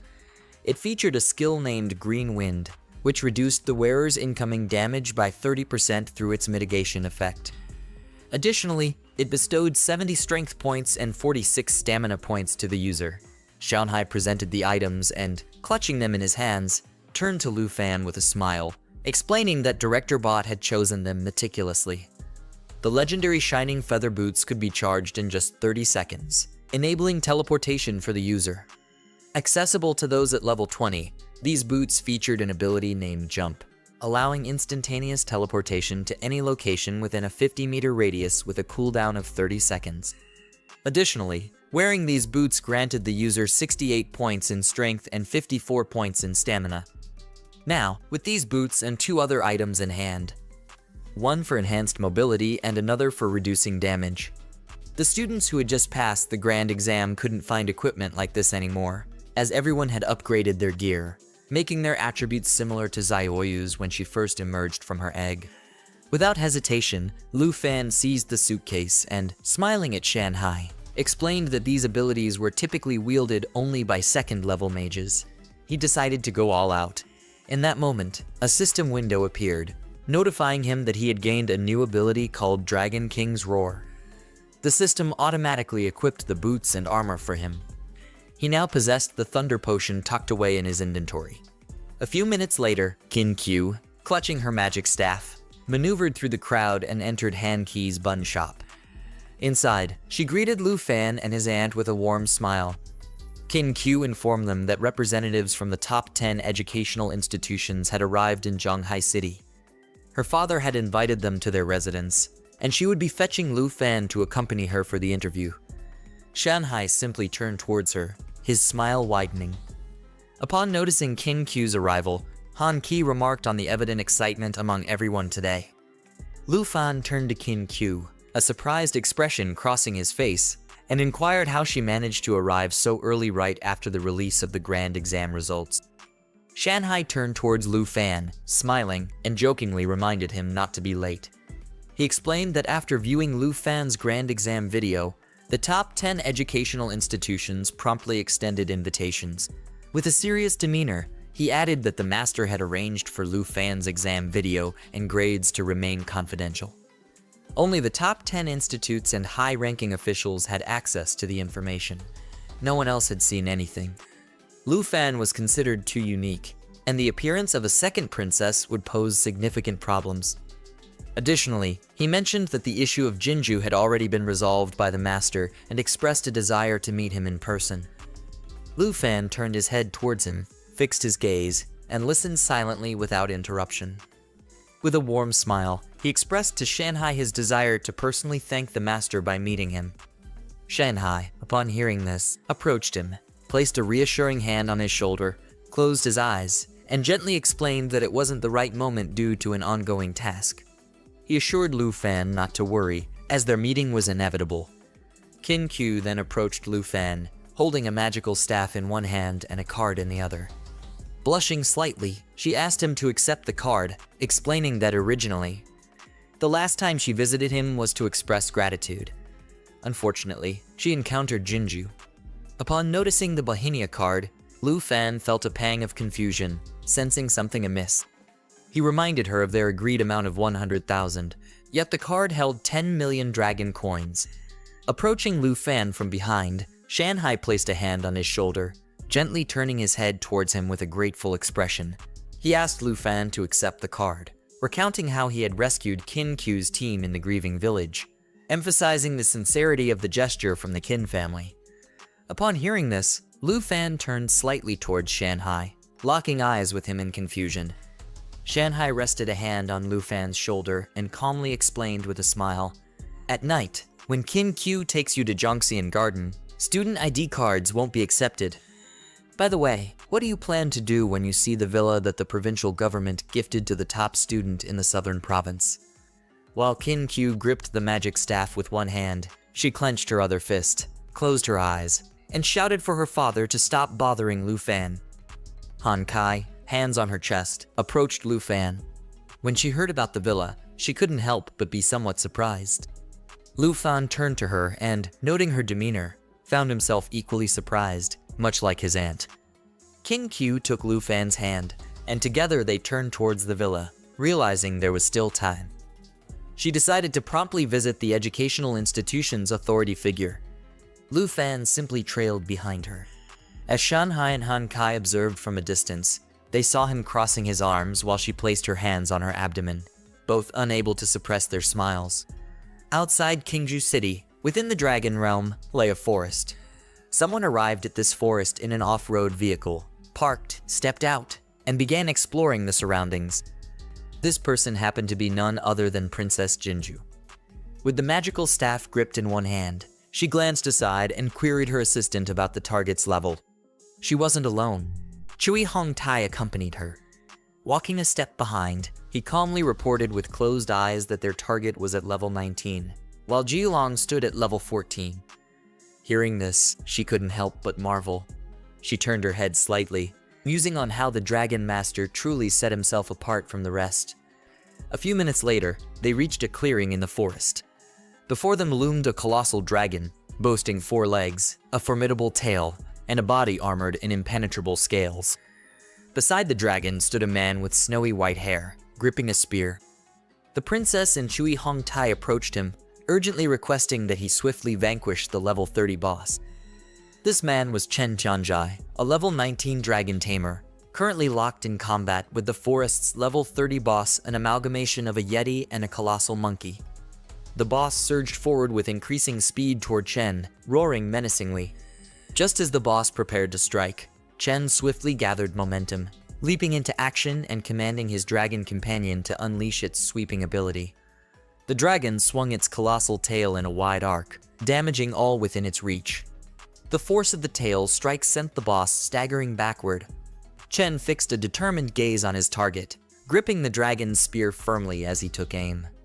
He mobilized Kai of the dragon, unleashing a powerful attack that forcefully struck the boss with his spear, piercing its chest.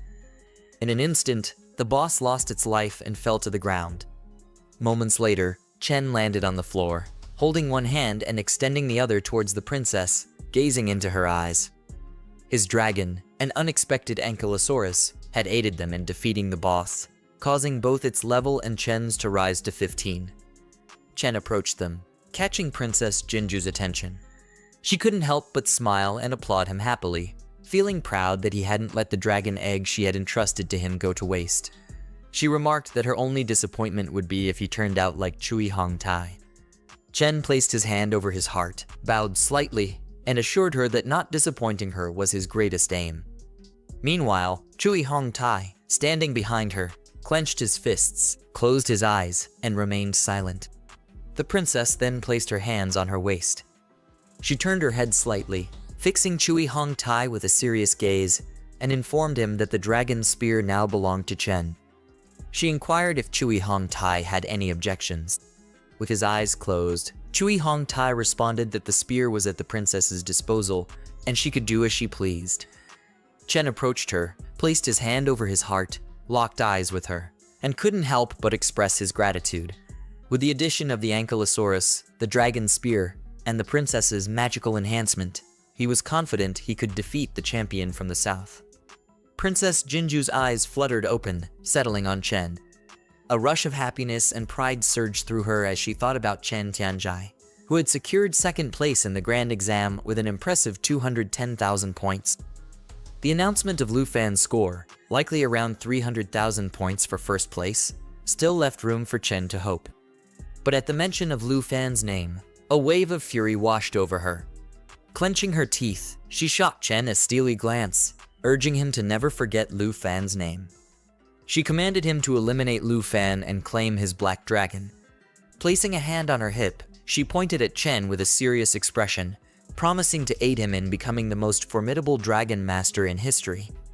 In the realm of Tai Kai, she declared him her foremost servant and urged him not to fail her in dealing with Lu Fan.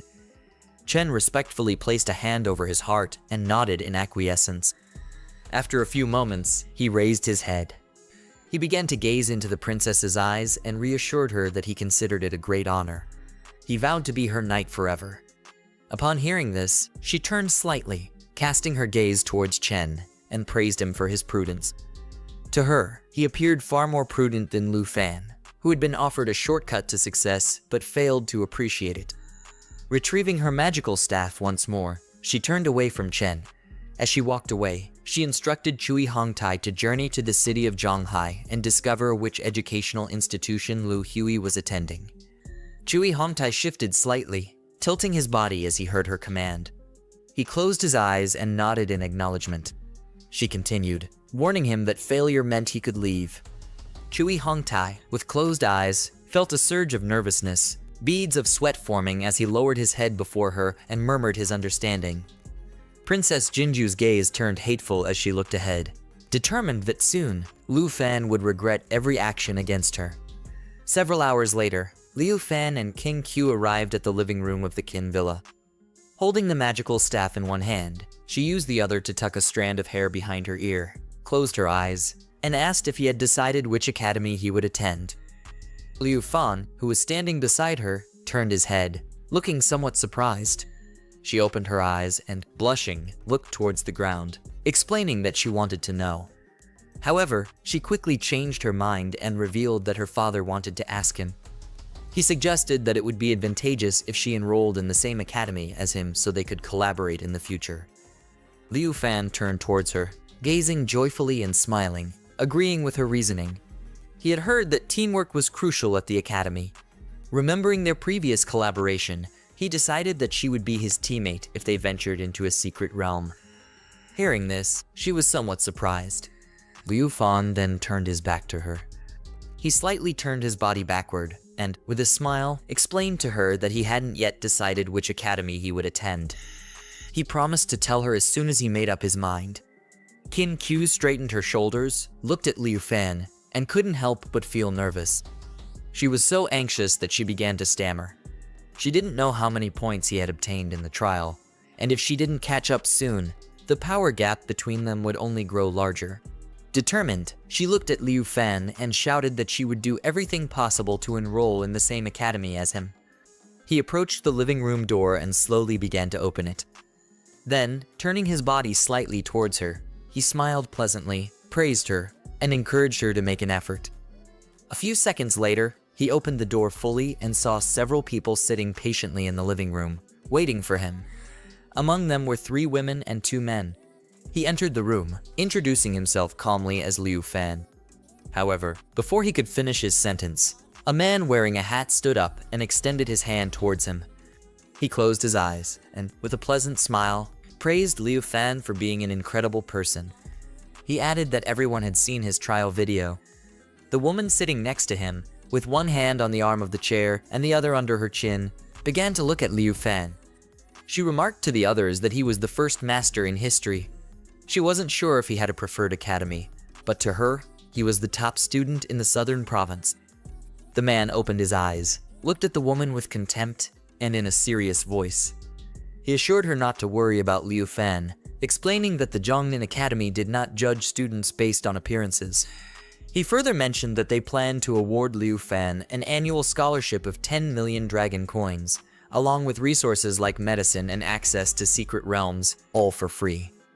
With a fierce glare, she stared at the man and demanded how he dared to attempt to steal her top-ranking student, especially in the presence of the highest authority of the most prestigious academy in the Dragon Realm. The man began to stare at the woman, clenching his teeth tightly. He clenched his fist tightly, unable to contain his rage. The woman turned her gaze to Liu Fan, extended her hand, and explained that, in addition to the benefits offered by Zhongnan Academy, the Northern Academy would provide him with 20 million dragon coins per year and access to secret realms in the snowy country, which were not open to the public. At that moment, the man and the woman stood up and began to fight over who would take Liu Fan. His gaze became aggressive as he looked at her, realizing that the Northern Academy was determined to recruit Liu Fan. He decided not to stay behind. He told her that they could offer the same conditions as the others. Upon hearing this, the woman began pointing at him and decided to grant Liu Fan more access to additional secret realms. In response, the man suggested discussing the conditions again if Liu Fan was not satisfied, adding that he was willing to offer even more. Seeing them argue, Liu Fan became somewhat nervous. He hadn't expected this to happen during the interview. Now, he was so confused that he didn't even know which academy to choose. The woman with purple hair began to look down at the ground and informed Liu Fan that the spots for this year's national test would be chosen by Longdu Academy. This woman was Guhan, the director of Longdu Academy. Sitting with her legs crossed and her arm resting on the chair's armrest, she extended her hand towards Liu Fan and, with a smile, told him that the spot could be his. Liu Fan approached Guhan, started staring at her, and despite not knowing if what she was saying was true or false, reminded her again that even though he was talented, he had just acquired the profession and was unsure how he had reached the level required for the national test. A masked woman approached, informing the others that previous candidates had undergone a rigorous selection process. She questioned whether such a crucial position should be given to a newcomer like Guhan. Many felt the Northern Academy was treating the national test lightly.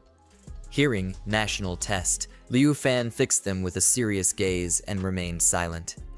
Guhan fixed his gaze on Liu Fan as she elucidated that the national test was a collaborative effort spanning 23 countries, creating a super space.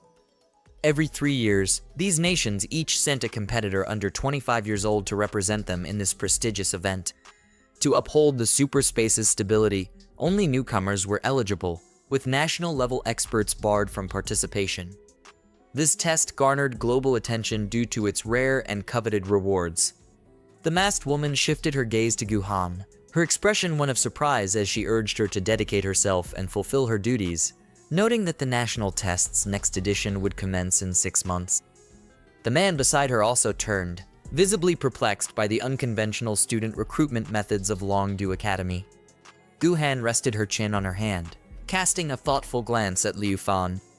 With a smile, she explained to the group that those who passed the trial possessed the necessary qualifications to attain expert status. She also mentioned that Longdu Academy offered Liu Fan the chance to achieve first place in the Dragon Realm. Upon hearing this, Liu Fan couldn't help but feel stunned. He gazed at the ground, his expression filled with surprise. He recalled that the national test not only offered greater rewards, but also placed participants among the strongest. Just then, a system notification appeared, congratulating him on obtaining a treasure map.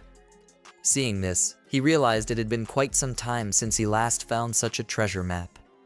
As he examined it closely, he realized this map was also of divine caliber. Recalling how the last divine map had led him to discover a black dragon egg, he stared intently at the system window, feeling a nervous sweat break out as he wondered if this map might lead him to another dragon egg. Upon opening the map, he discovered the treasure was located within Longdu Academy, in a secure zone. Determined, he decided to head to the academy. Lost in his thoughts, Liu Fan was abruptly brought back by Guhan's voice. She extended her hand toward him, and, with a smile, inquired about his thoughts on these terms. She added that this was Longdu Academy's best offer, and if he remained dissatisfied, she could propose additional conditions. Just before she could finish, Liu Fan interjected, stating he had already made his decision. Placing a hand on his waist, he approached her calmly, meeting her gaze with a joyful smile, confirming his choice to join Longdu Academy. Upon hearing this, she couldn't resist smiling back at Liu Fan. He also mentioned that he had a condition of his own. He asked her if she could assist him with the application. She agreed, adding that she would help as long as it wasn't too challenging. 4 days later, Liu Fan and Han Qi packed their bags and departed from the bun shop. Liu Fan approached the entrance and closed the roll-up metal curtain. She turned to Liu Fan, expressing her surprise at the realization that one day she would leave.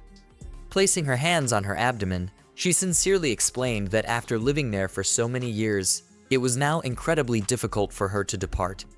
After securing the bun shop's roll-up metal curtain, Liu Fan stood up, brushing off his hands, turned slightly towards her, and smiled reassuringly. He told her not to worry, mentioning they now owned a villa and had plenty of savings, so they could live wherever they wanted. She reached out her hand toward him, excitement building as she reminisced about a young Liu Fan when he first moved here, remarking on how quickly time had flown by. Just then, Qin Q and her friend pulled up to his aunt's bun shop in a convertible car. Qin Q rose from the chair, greeting them both with a smile as he informed them they were there to pick them up. Xiaoman, steering with one hand, rested the other on the window and turned towards them, explaining to Liu Fan with a smile that they were now fellow students of Longdu Academy. She invited them to join them, mentioning Xiao Q's family had rented a private plane. Han Kai closed her eyes, a pleasant smile spreading across her face as she greeted Qin Q upon realizing they too had enrolled at Longdu Academy. Liu Fan couldn't suppress his smile, feeling joyful. Xiaoman turned to Liu Fan and mentioned that both she and Qin Q had achieved the same grades. Upon noticing that Qin Q had applied to Longdu Academy for Liu Fan, Xiaoman did the same. When Liu Fan heard this from Xiaoman, Qin Q blushed bright red. Han Kai placed her hand over her heart, deeply touched to see Liu Fan's genuine concern for her. It was something she hadn't anticipated at all. A few days earlier, during the interview at Q Villa, Liu Fan extended his hand towards Guhan, urging her to advocate for Han Kai's admission into the academy, highlighting her rare and secretive skill as an enchanting cook. Gu-han placed her hand on her waist, adopting a serious expression as she explained that while it was possible, the final decision would depend on her after she returned from the meeting. Han Kai closed her eyes, leaning against Liu Fan's shoulder, tears streaming down her face uncontrollably. It had only been this year that she had become a cook. Long ago, she had shared with him her dream of attending a prestigious academy like everyone else, and now she yearned to relive that experience. When Liu Fan was younger, he never expected that he would remember her words so clearly. As he gently placed a hand on her shoulder and rested the other on his waist, he couldn't help but feel a surge of happiness. Smiling warmly, he reassured his aunt not to cry. Just then, Kin Q waved a greeting and urged her to quickly get into the waiting car, reminding her that time waits for no one.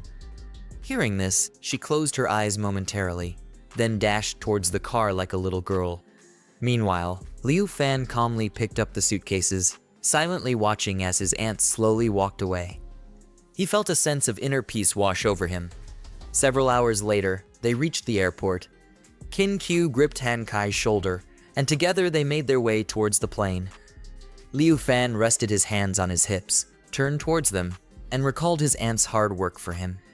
He remembered her dissatisfaction and disappointment upon waking up to her least favorite job. Determined to fulfill his promise of providing them with a better life, he was prepared to do whatever it took. After boarding a private plane, they arrived several hours later at Liu Fan's fresh start in the city of Longdu. In the Dragon Realm, they found themselves outside Longdu University. Han Kai glanced around, noting how distinct the capital appeared. Kin Q and Xiaomin were drawn to a stall selling rare recipes nearby. Liu Fan shaded his eyes with his hand, gazing thoughtfully at the buildings in silence. Just then, someone alerted the princess of their arrival. Liu Fan turned towards the sound, curious about this mysterious princess. Upon their arrival at the Dragon's Realm, the princess decided to exit the car. Her assistant, Chai Hongtai, opened the door, allowing Princess Jinju to step out. As she emerged, she found herself locking eyes with Liu Fan, who gazed at her intently.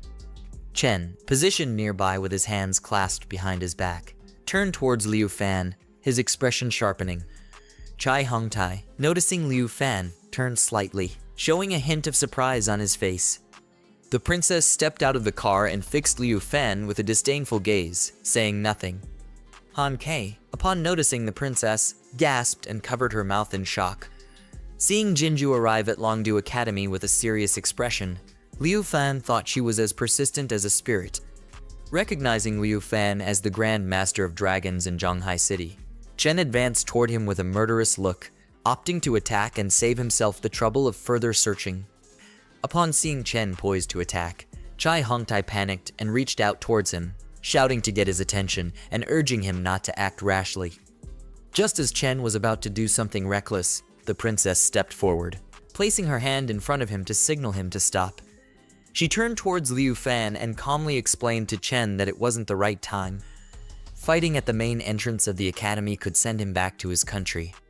Chen slightly turned his head towards her, his expression serious. Kin Kai, standing behind Liu Fan, glanced at the princess and recalled her father mentioning that the princess had initially come to Longdu for her studies abroad. Seeing her now, Kin Ki wondered if she, too, would enroll at Longdu Academy. Xiaomin noticed Kin Kai's interest in the princess and asked her what was going on. Upon noticing Chen's arrival for a confrontation, Liu Fan adopted a defensive stance and fixed him with a disdainful glare. His aunt approached him and placed her hand on his chest. Upon noticing the princess, she couldn't help but panic. As tension started to build between them, someone approached from behind and, seeing both groups arrive together just in time, urged them to come quickly. Hearing the voice, Liu Fan and his aunt turned to see who it was. It turned out to be Gu-han. Holding books in her hands, she approached with a pleasant smile and asked Liu Fan and Chen if they knew each other. They held both the first and second positions in the southern province, both revered as Dragon Masters. This earned them the title Twin Stars of the South at Longdu Academy. Liu Fan turned to look at her upon hearing that the second place winner in the southern province, Chen Tianjai, was also a Dragon Master. He couldn't hide his surprise. Chen returned his gaze with intensity, greeting Liu Fan to avoid suspicion from Guhan. Liu Fan responded with a serious look, meeting Chen's stare in silence. Han Kai began to feel uneasy. She tightened her fist, casting a fearful glance at Chen, and urged Liu Fan to leave quickly. Liu Fan intervened, gesturing to calm her down, turned towards Chen with a look of disdain, and informed Professor Gu that he had already met Chen and the princess. Afterward, he requested Gu to lead them to a place to rest, considering everyone's exhaustion from the long journey. Smiling, Gu, who was carrying some books, approached them and agreed to show Liu Fan and the others their accommodations. She also mentioned that if there were any concerns, there was still time for adjustments. Bringing up the upcoming student admissions conference scheduled for the next day, she invited Liu Fan and his companions to join her. Ignoring the princess and her entourage, they turned away and began walking in the opposite direction. As they moved off, they glanced back to see Liu Fan lagging behind while the rest kept pace. Observing Liu Fan disdainfully, she eventually opted to depart on her own. Guhan led Liu Fan and the others to the level 1 residential area where new students were housed. They quietly carried their suitcases, following her lead. Guhan explained that there were 30 villas in total. Each year, teachers reviewed trial videos to rank new students overall. The top 30 students in these rankings earned the privilege to live in the villas. Liu Fan ranked first in the first level overall rankings, securing villa number 1. A few minutes later, as they passed another villa, Guhan gestured towards it with a smile, revealing that Chen Tianji. In the Southern Province rankings, the runner-up found himself in the 18th position overall, residing in Villa No. 18. Liu Fan glanced at the villa, a serious expression on his face as he pondered whether Chen Tianji had compromised his integrity by accepting Jinju's terms. To Liu Fan, it seemed absurd that Chen was considered his equal as twin star. Qin Q recalled that neither she nor Xiaoman had achieved ranks within the top 30 overall. So, she approached Professor Gu with a surprised expression and inquired whether they should head to the student residence for completing the registration process. Teacher Gu turned towards her, smiled, and agreed to accompany Qin Q and Tao Xiaoman to hand over the dormitory keys later. She also mentioned that the accommodations in this area were superior. As his aunt joined them, she grasped his arm firmly and, smiling at Teacher Gu, asked if they could arrange to live together with Liu Fan. Liu Fan glanced at his aunt but remained silent. Qin Q and Xiaoman blushed bright red upon hearing the idea of living with him. Teacher Gu rested her chin on her hand, gazing to the side, recalling that there were no restrictions, so as long as those staying didn't object, it was possible. His aunt, hearing this, moved closer, gripping his arm tighter, and with a gentle expression, asked if he objected and if he no longer wanted to eat her cooking. Liu Fan glanced at his aunt nervously. Without hesitation, he informed Professor Gu that he had no objections. Upon hearing this, his aunt stepped forward, linked their arms, closed her eyes, and with a smile, proposed that they live together, seeing it as a chance to deepen their bonds and enhance their affinity. She also suggested that it would be practical for them to form teams for future explorations into secret realms. Qin Q turned towards his aunt, her cheeks flushing at the idea of living with Liu Fan. Meanwhile, Xiaoman felt somewhat bewildered, unsure of how to respond. Upon encountering this situation, Liu Fan found himself both perplexed and surprised. He glanced at them and proposed that they stay with his aunt, considering the distance between the dormitories and the villa area at the academy. To facilitate future meetings, they would only need to walk halfway. Qin Q, blushing and looking down with her hands behind her back, timidly accepted Liu Fan's suggestion. Xiaoman, crossing her arms and turning slightly to the side, also agreed that wherever Qin Q resided. She decided to live with her as the living conditions were much better here. Upon hearing this, Qin Q's aunt approached her, gently taking her hands and closing her eyes with a smile. She thought that she should try Qin Q's dishes in the future. Xiaoman came up to Liu Fan, pointed at him seriously, and explained that living together meant just that. She warned him not to have any ill intentions toward Qin Q, as she was keeping an eye on him. Liu Fan took a few steps back, raising his hands towards her with a forced smile. He reassured her not to worry about it. Just then, a system window popped up, indicating he was nearing the location marked on the treasure map. Lu Fan turned towards Villa No. 2 and quickly deduced that the treasure lay within. Intrigued, he approached Professor Gu and, with a solemn expression, inquired about the residents of Villa No. 2.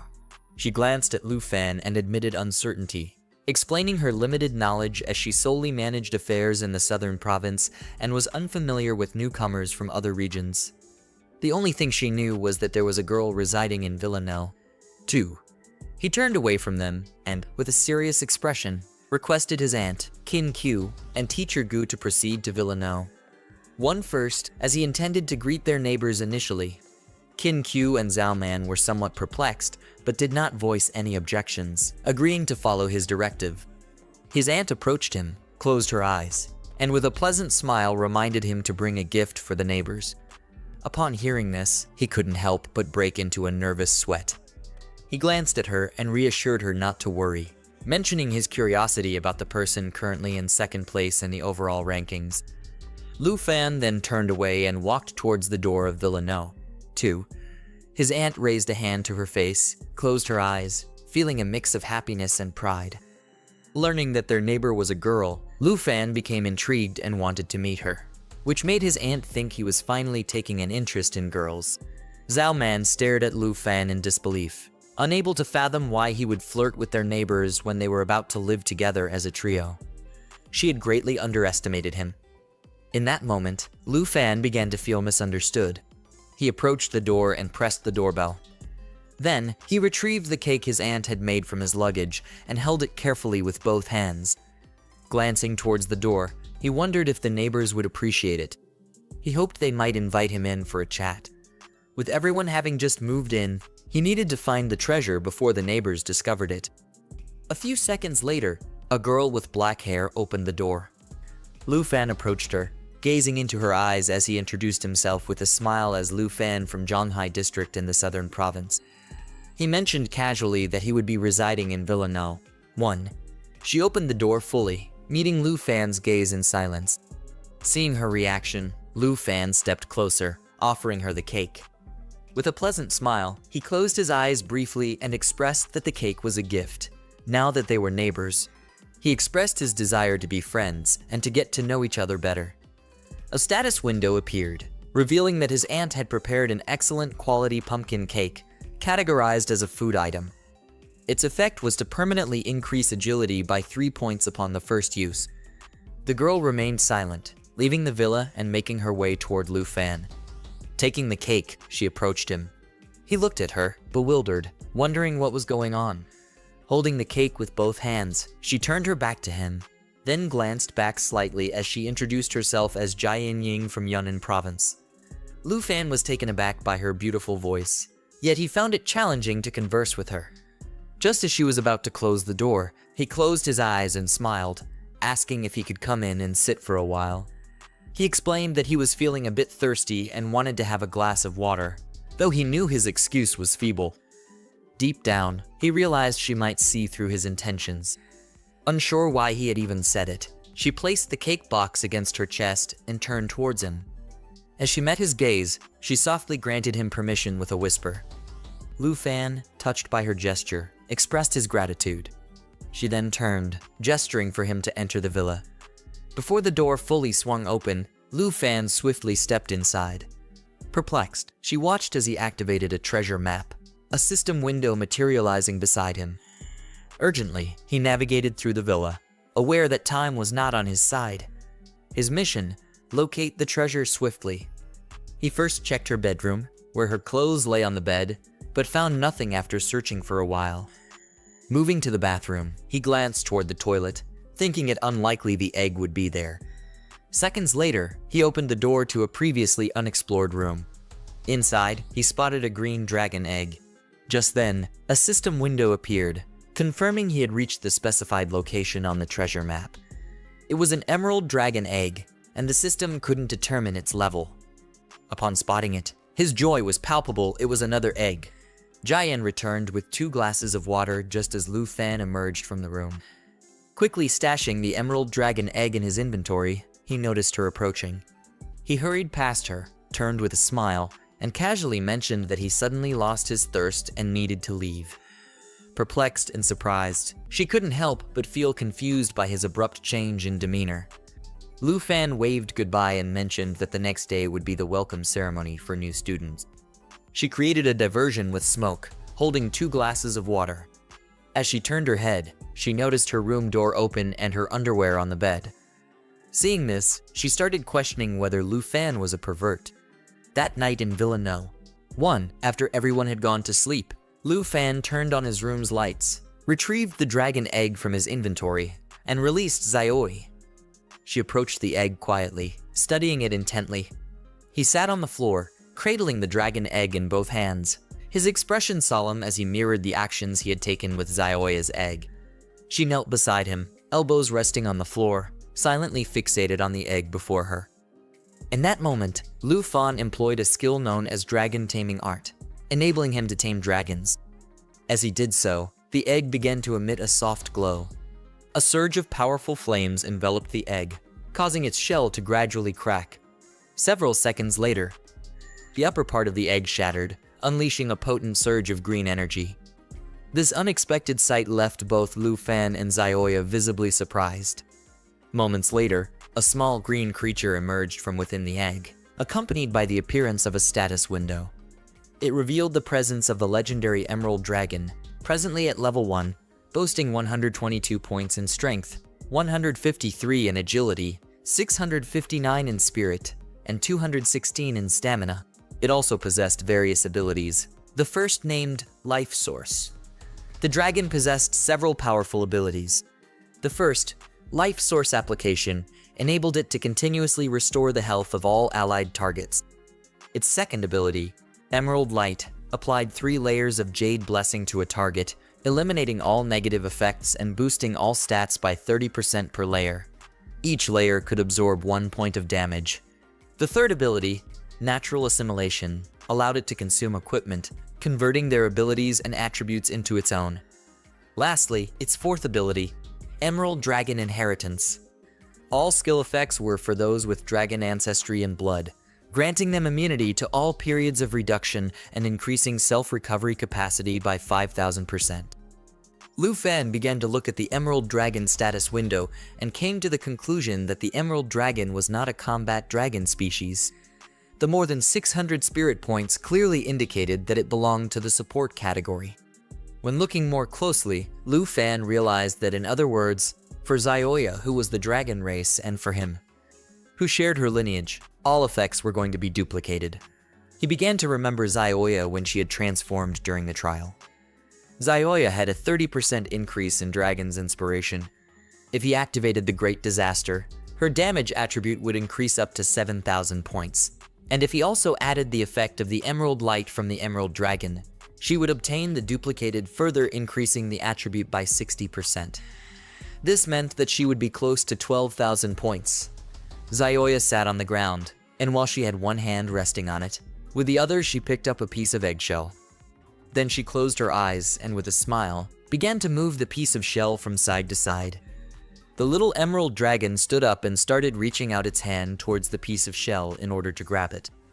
While the two of them were playing, Lu Fan started watching them and thought that the little emerald dragon could absorb the effects of the equipment and use them as its own. If it grew bigger and consumed many items, he didn't dare to imagine how powerful it could become. He moved his hand to the side, closed the system window, put his hand under his chin, and decided that now there was something important they should seriously consider. The little emerald dragon became furious and gave a strong bite to Zayoya on the knee. She grabbed the dragon by its wings and started moving it backwards so that it would. Lu Fan began to think about what name to give this little dragon. He turned his head to one side, and upon seeing them fighting, he panicked and asked them to stop fighting. Lu Fan picked up the little dragon in his arms, lifted it into the air, and decided to call it Zayoyao Fei. Upon hearing this name, it started roaring. Zayoyao began to look at the little dragon with an aggressive gaze and remained silent. Lu Fan lifted the little dragon into the air, started looking at it, and with a smile decided that Zayoyao Fei was a good name for it. From now on, it would be Zayoyao's little sister. Little Zayoyao Fei and Zayoyao started fighting each other. Seeing this, Lu Fan became furious and ordered them to stop making noise or else everyone would wake up. Liu Fan, Qin Q, and Xiaoman made their way towards the academy for the welcome ceremony for new students. Liu Fan, with his hands in his pockets, explained to his companions that life professions and combat professions attended separate ceremonies. Qin Q, holding a magical staff in one hand, extended her other hand towards him and looked into his eyes. Blushing slightly, she agreed and added that because of this reason, he had to go somewhere else. Xiaoman, with one hand resting on the sword's hilt and the other on her waist, turned her head towards him. With a calm look, she asked why there was so much noise in his room last night. Liu Fan, looking at her, smiled and began to concoct an excuse. Just then, they reached the academy's entrance, where they encountered two students. Upon seeing Qin Q and Xiaoman, both students blushed. One of them nervously spoke up, inviting them to join, while the other explained that these two were the most stunning girls.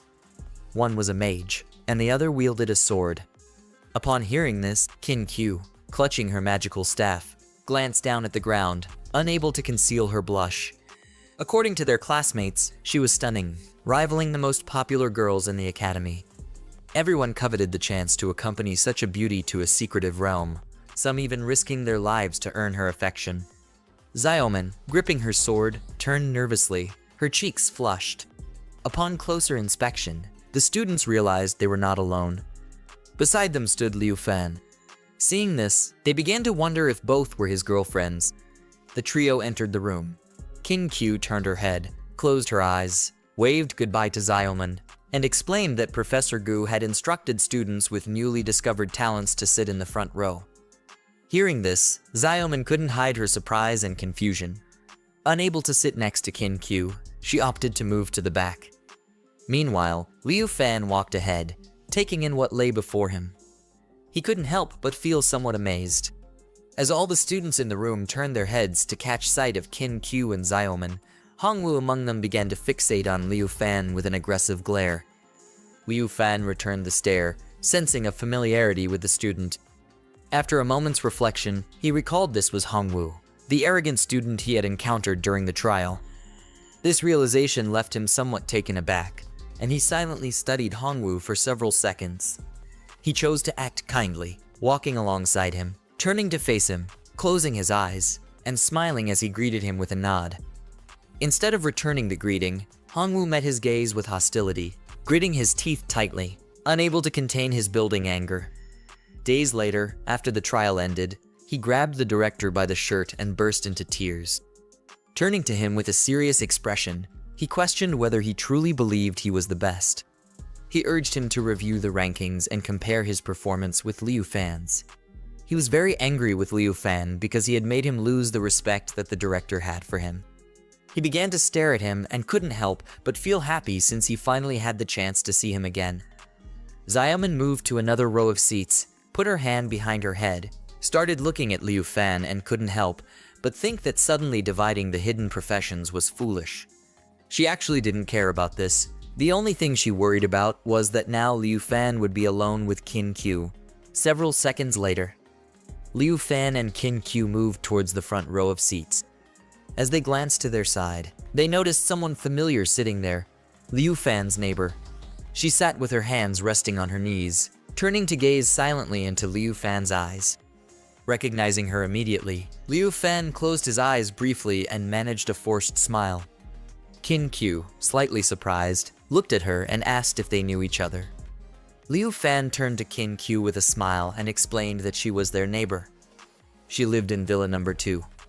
As she glanced at him, a blush crept onto her cheeks, and she expressed her understanding of him. It didn't take her long to realize she had come in second place in the trial. She considered herself both beautiful and talented.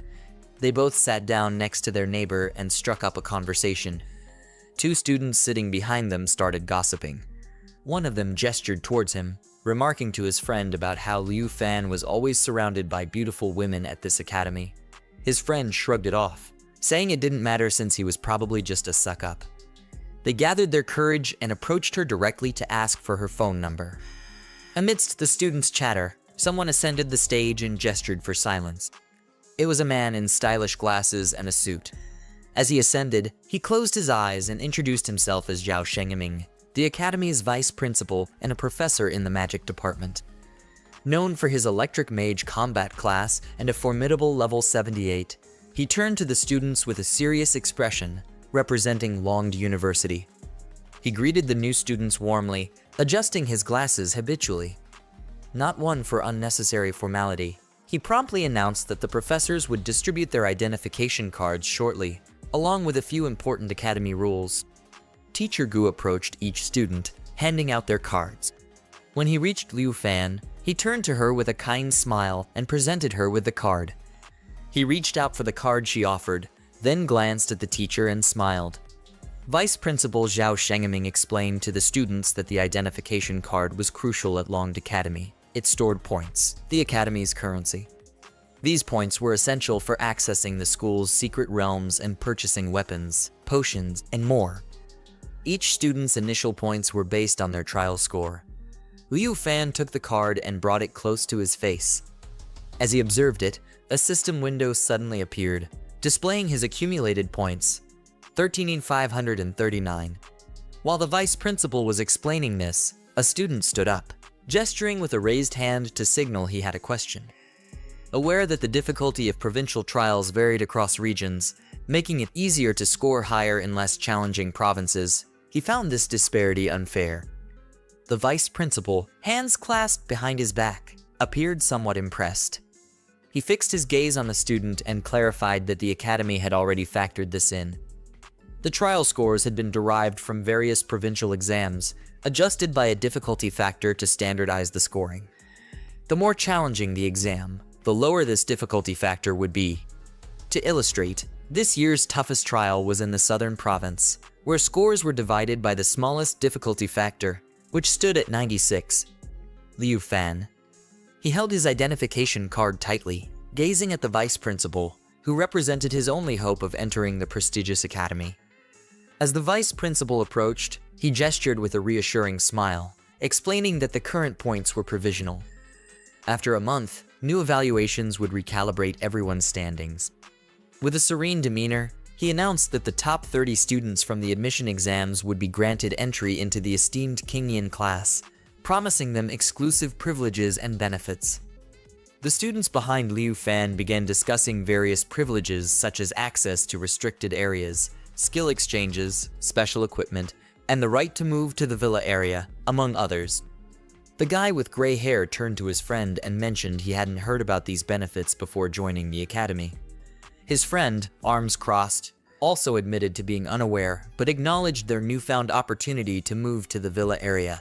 Liu Fan, seated in front of them with a serious expression, pondered that this could mean he now had the qualifications to rank number 1 in the Kingian class. However, losing this qualification meant he would have to vacate Villa number 1. As numerous students expressed interest in joining the Kingian class, the vice principal retrieved a remote control, extended his hand, pressed the power button, and with a solemn expression, explained that entrance into this class didn't guarantee security, as any student could challenge another to combat to retain their spot. As he held the controller in his hand, he raised his hand toward the ceiling, prompting a leaderboard window to materialize behind him. As he gazed at the students, he explained that in this challenge, any student from Kingian's class who lost would yield their spot to the victor, with no room for refusal. Moments later, the leaderboard appeared, projecting a calm expression. He announced that Kingian's class now numbered 30 members, the top performers of the trial, all ranking within the top 30. The director declared the champion of the southern province to be in first place. The Dragon Master Liu Fan's appearance stunned all the students. Liu Fan rose from his seat, pushed it back, closed his eyes, and couldn't help but feel a sense of superiority. The two students who had earlier mocked him resumed their conversation. One of them remarked to his friend that it couldn't be true that someone like Liu Fan, whom they considered a brown-noser, could be ranked number 1. He then discreetly asked his friend if it was true that Liu Fan owned a dragon. His friend cautioned him to speak softly so Liu Fan wouldn't overhear. He clarified that he once owned a dragon, but now they were lost. Even if he possessed a terrestrial dragon of some kind, they wouldn't dare challenge him. It was no longer a surprise to them that he held the top position in the southern province. Liu Fan rose to his feet, turned towards them, and smiled as he waved. Some students had searched but found no records or videos of his trial. They speculated whether he came from a wealthy family that secured his first place position. After further searching, they discovered only the video of the second best contestant from the southern province. Chen Tianzhai, known for his formidable dragon, observed Liu Fan closely and inquired of the princess about their plans for capturing him. He awaited her guidance attentively. The princess, equally focused on Liu Fan, cautioned Chen that they still didn't fully understand his abilities and advised patience in assessing his intentions first. Qin Qiu, seated nearby, questioned whether flaunting their prowess might provoke others to challenge them. Liu Fan, meanwhile, calmly took a seat. He rested both hands on the chair's arms, closed his eyes, and explained to her that he hadn't anticipated this turn of events. The neighbor beside him turned her head towards him, silently observing. Several hours later, it was 12:30, and the entrance ceremony for the new students had concluded. Liu Fan exited the room, feeling relieved that it was finally over. He believed it was time for Ziyu Fei to advance to the next level and unlock a new form. With one hand in his pocket, he extended the other towards them and suggested they head to the secret realm hall to explore the wonders the academy held in store. At that moment, Liu Fan's attention was drawn to someone behind him. He turned slightly, his expression growing serious as he tried to discern what was happening. The person was none other than Hongwu, who stood there with tightly clenched fists, staring intensely at Liu Fan. He gestured for Liu Fan to wait, indicating he had something important to discuss. Liu Fan turned his head toward Hongwu, meeting his gaze with equal seriousness, silently pondering what Hongwu wanted to say. As Princess Qin and Qiu Yihengtai exited the room, they were met with a shocking scene. Hongwu, with a furious expression, pointed accusingly at Liu Fan, challenging him to a duel. Moments later, Professor Gu and the principal emerged, visibly surprised by the unfolding confrontation. Liu Fan turned to face Hongwu, staring intently, and asked if he truly intended to challenge him. Hongwu smiled and calmly explained what his vice director had just mentioned. The first 30 members of the Kingian class were known for never turning down a challenge. One of them, with a disdainful look, questioned Liu Fan about his refusal to accept the challenge, challenging him to prove his belief in his ability to be number one. Liu Fan, who had not seen the trial videos or scores, believed he had secured the top spot due to his powerful dragons. He was confident that he would win in a one-on-one battle against anyone, including his challenger. As they spoke, a crowd of students gathered around them, observing Liu Fan casually standing with his hands in his pockets. He turned to face Hongwu, his expression serious as he accepted the challenge. Upon hearing this, Hongwu couldn't help but feel pleased. With a smile, he decided to wager 200 points. Liu Fan, upon hearing the modest amount, was initially surprised, but then considered that it might be a substantial sum for Hongwu. Stepping forward, he gestured to Qin Qiu not to intervene, and locked eyes with Hongwu. With a smile of his own, Liu Fan also decided to bet 200 points. Qin Qiu, standing behind him, held the magic staff with both hands, looking somewhat surprised and confused. As both accepted the challenge, the other students couldn't help but share in their surprise. Remembering Liu Fan as the Dragon Master and top-ranked, they found this promise intriguing. Some students, unfamiliar with the situation, watched Liu Fan closely, seeing this as a perfect chance to investigate further. She instructed Chen to monitor his every move. Hongwu clenched his fists tightly, assumed an offensive stance, and with a smile informed Liu Fan that the fight would commence upon reaching 3. Xiaoman glanced over at him and queried Qin Qiu about Liu Fan's chances of winning. Qin Qiu, standing beside her leaning on a magical staff, smiled and retorted if she hadn't witnessed Liu Fan's prowess in combat. The vice principal and Professor Gu observed silently. Hongwu began counting, extending his fist forward as powerful golden energy enveloped it. Qin Qiu turned to Liu Fan, signaling to Xiaoman that they were about to see who would emerge victorious. Hongwu counted to 3, gathering momentum as he swiftly advanced, fist poised, declaring the fight had begun. Liu Fan glanced back, observing Hongwu's slow approach in silence. Share your predictions in the comments who will win. Will Liu Fan call Xiaoyu for backup? While Hongwu's fist glowed, he gathered momentum and dashed swiftly towards Liu Fan. With clenched teeth, he employed the Kai strike technique, focusing Kai energy into his fist.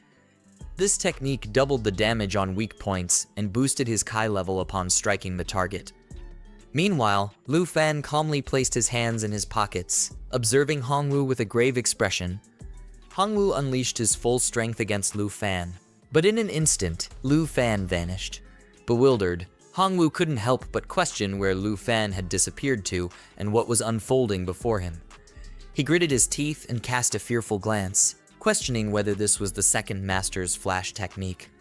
Confounded by Lu Fan's ability to employ it, Hongwu couldn't comprehend how. In an instant, materialized beside him, explaining that he had heard Kai Gong masters were adept at both close quarters combat and ranged defense. As Hongwu turned to face Lu Fan's voice, he couldn't help but wonder what was unfolding. A potent blue aura enveloped Lu Fan's figure, pulsing with formidable energy. He fixed his gaze on Hongwu, beckoning him closer with an outstretched hand and a mocking smile, questioning if this was all he could muster. Students from the academy gathered around, bewildered and impressed by Lu Fan's strength. Hongwu erupted in fury, his fists glowing intensely as he stared down Lu Fan, vowing his demise. Shouting angrily, he unleashed a rapid barrage of punches using the rising mist ability, sending waves of air with each palm strike. With each punch, the damage inflicted on the target's weak points increased by 5%. As Lu Fan released waves of energy, his own power grew incrementally. He dashed forward at high speed, deftly evading Hongwu's punches and closing the distance. Undeterred, Hongwu pressed on, determined to prevent Lu Fan from summoning his dragon pet, knowing victory would be assured if Lu Fan faltered. Lost in these thoughts, Lu Fan stood before him, fists clenched tightly, gathering momentum. A serious expression etched on his face as he prepared to deliver a powerful kick. Hongwu, arms extended to the sides, looked ahead and his expression suddenly shifted. Confusion clouded his face as he struggled to comprehend the unfolding events. Determined not to yield easily, he swiftly raised both arms to shield himself, fixed Lu Fan with a glare full of resentment, gritted his teeth, and defiantly declared that he was as unyielding as a rock. At that moment, a brilliant golden aura began to envelop his body. He had believed it impossible for Lu Fan to breach his impenetrable defense without possessing at least 280 strength points. Employing the technique solid as a rock, he used all of his Kai to forge an unyielding defensive barrier. For each Kai point expended, his defensive strength increased by 5%. Little did he realize, Lu Fan operated on a different level altogether. Building momentum, with a determined expression, Lu Fan delivered a powerful kick to his chest, shattering his shield into fragments. Hongwu was sent reeling from the impact, his body arcing backwards in pain. Confusion and disbelief flooded his mind. Blood trickled from his mouth as he struggled to comprehend what had transpired. Had he already lost this duel? Meanwhile, Lu Fan stood silently, his gaze fixed on Hongwu as if studying him. With a sudden crash, Hongwu fell several meters to the ground, leaving the other students stunned. They couldn't fathom how Lu Fan, with just one strike, had effortlessly defeated their formidable classmatess. Without displaying any skills, everyone witnessed Hongwu's true strength. They found it unbelievable that Lu Fan had defeated the Qigong master without even summoning his abilities. Lu Fan landed on the ground and turned silently to face Hongwu. Nearby, a student with brown hair wiped a bead of sweat from his cheek, looking at Lu Fan with confusion. He turned to his friend with blue hair and asked if the duel had already ended. He had expected to see a dragon in action. He turned to face Hongwu and was stricken with fear at the sight of him bleeding. He anxiously inquired if something serious was amiss. Hongwu lay on the ground, eyes shut and mouth bleeding.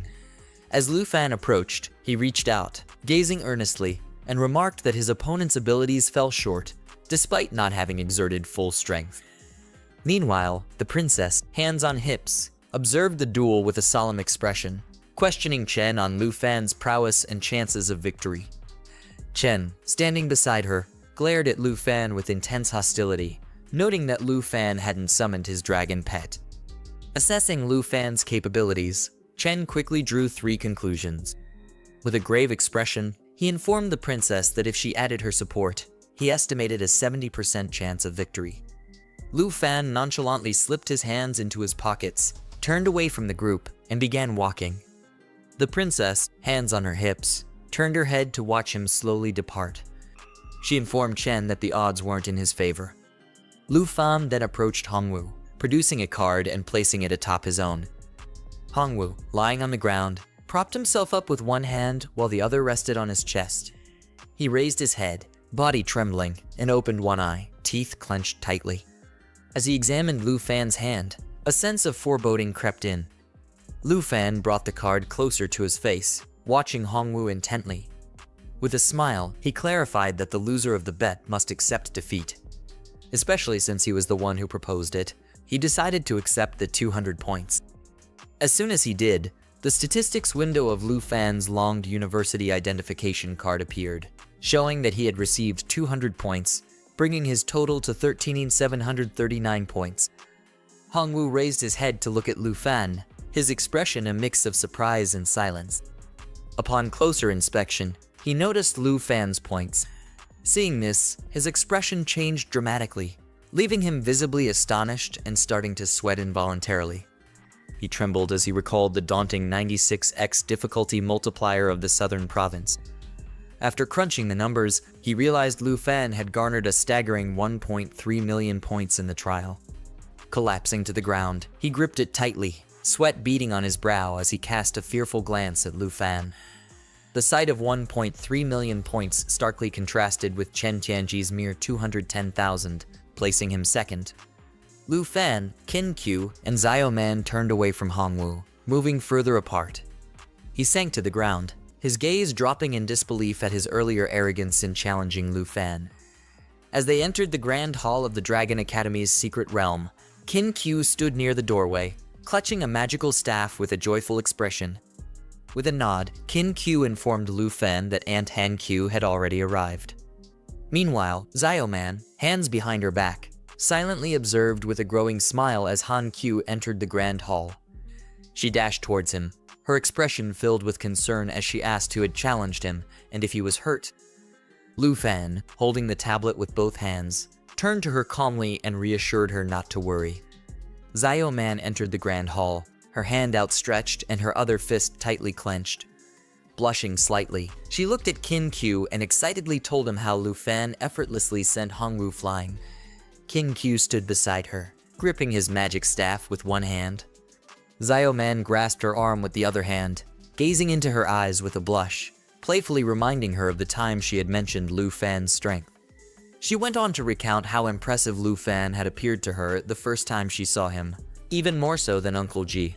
Hearing this, Xiao Man couldn't help but wonder if Lu Fan's dragon pet was even stronger. She hesitated to imagine it. Qin Q replied that in truth, Lu Fan's dragon pet exceeded anything they could imagine. As they spoke, Lu Fan, holding the tablet, Lu Fan began to approach them, showing them the screen to capture their attention. As they turned towards him upon hearing his voice, he met their gaze joyfully, smiling to himself now that everyone had gathered. Qin Q, standing behind him, approached with a curious expression, wondering what was happening. Lu Fan explained that he had just accessed the Academy's secret realms and found one with the highest experience value, ideal for their leveling up. The tablet displayed Lu Fan's findings. He possessed a total of 13,739 points, and the Academy harbored 49 secret realms. The specific realm they intended to visit was named Poisonous Spiderwood Forest.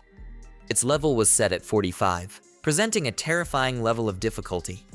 The minimum requirement for entry was a group of at least 5 people, with a portal opening cost of 45 points.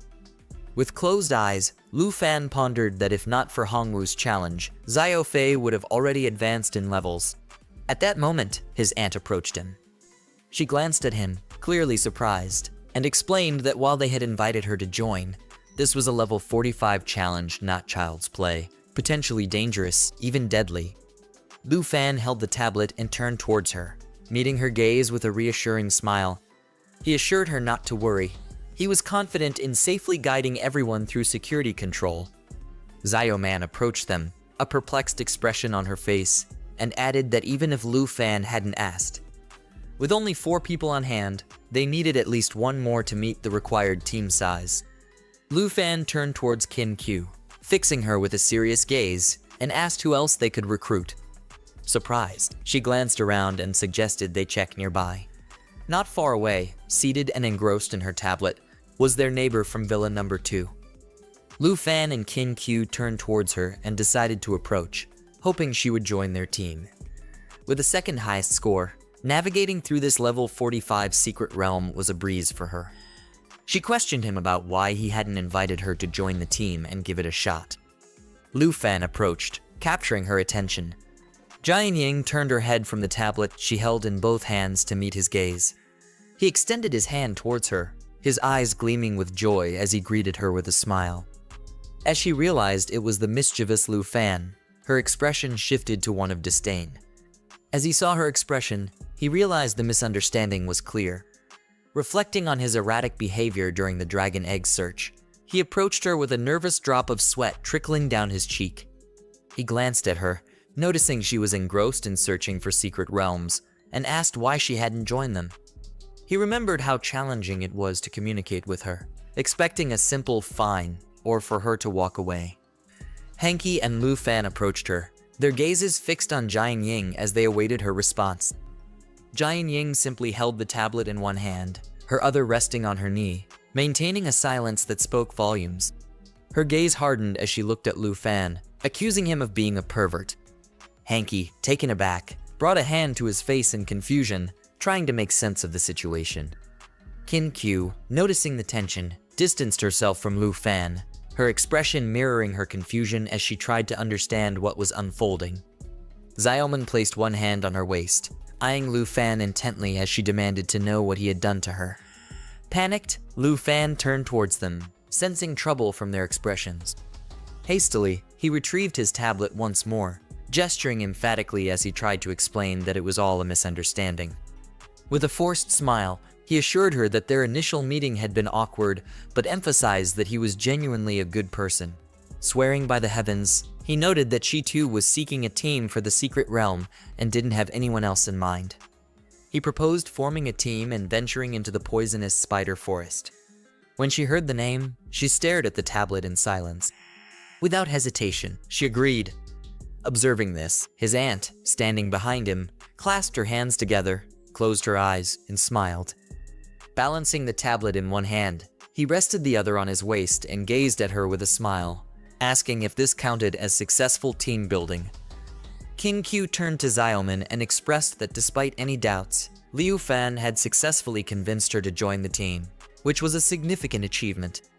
Xiaoman, with one hand on her hip, looked at Kin Q with delight and pointed out that Liu Fan had needed just a few words to recruit the most talented individual from Yunbei Province. No. 2. Jian Ying stood up, turned away from them, and headed towards the equipment to activate the portal.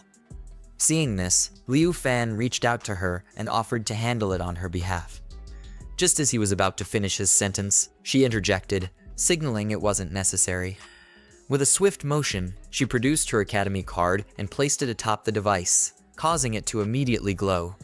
Within moments, the portal sprang to life. Glancing back at them, she gestured for them to join her. The display on her long-awaited academy ID card flickered into view.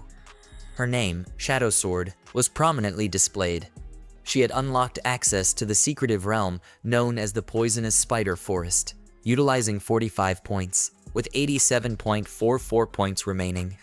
Sporting a determined expression, Liu Fan glanced to one side and noticed her accumulated points had exceeded 8,000.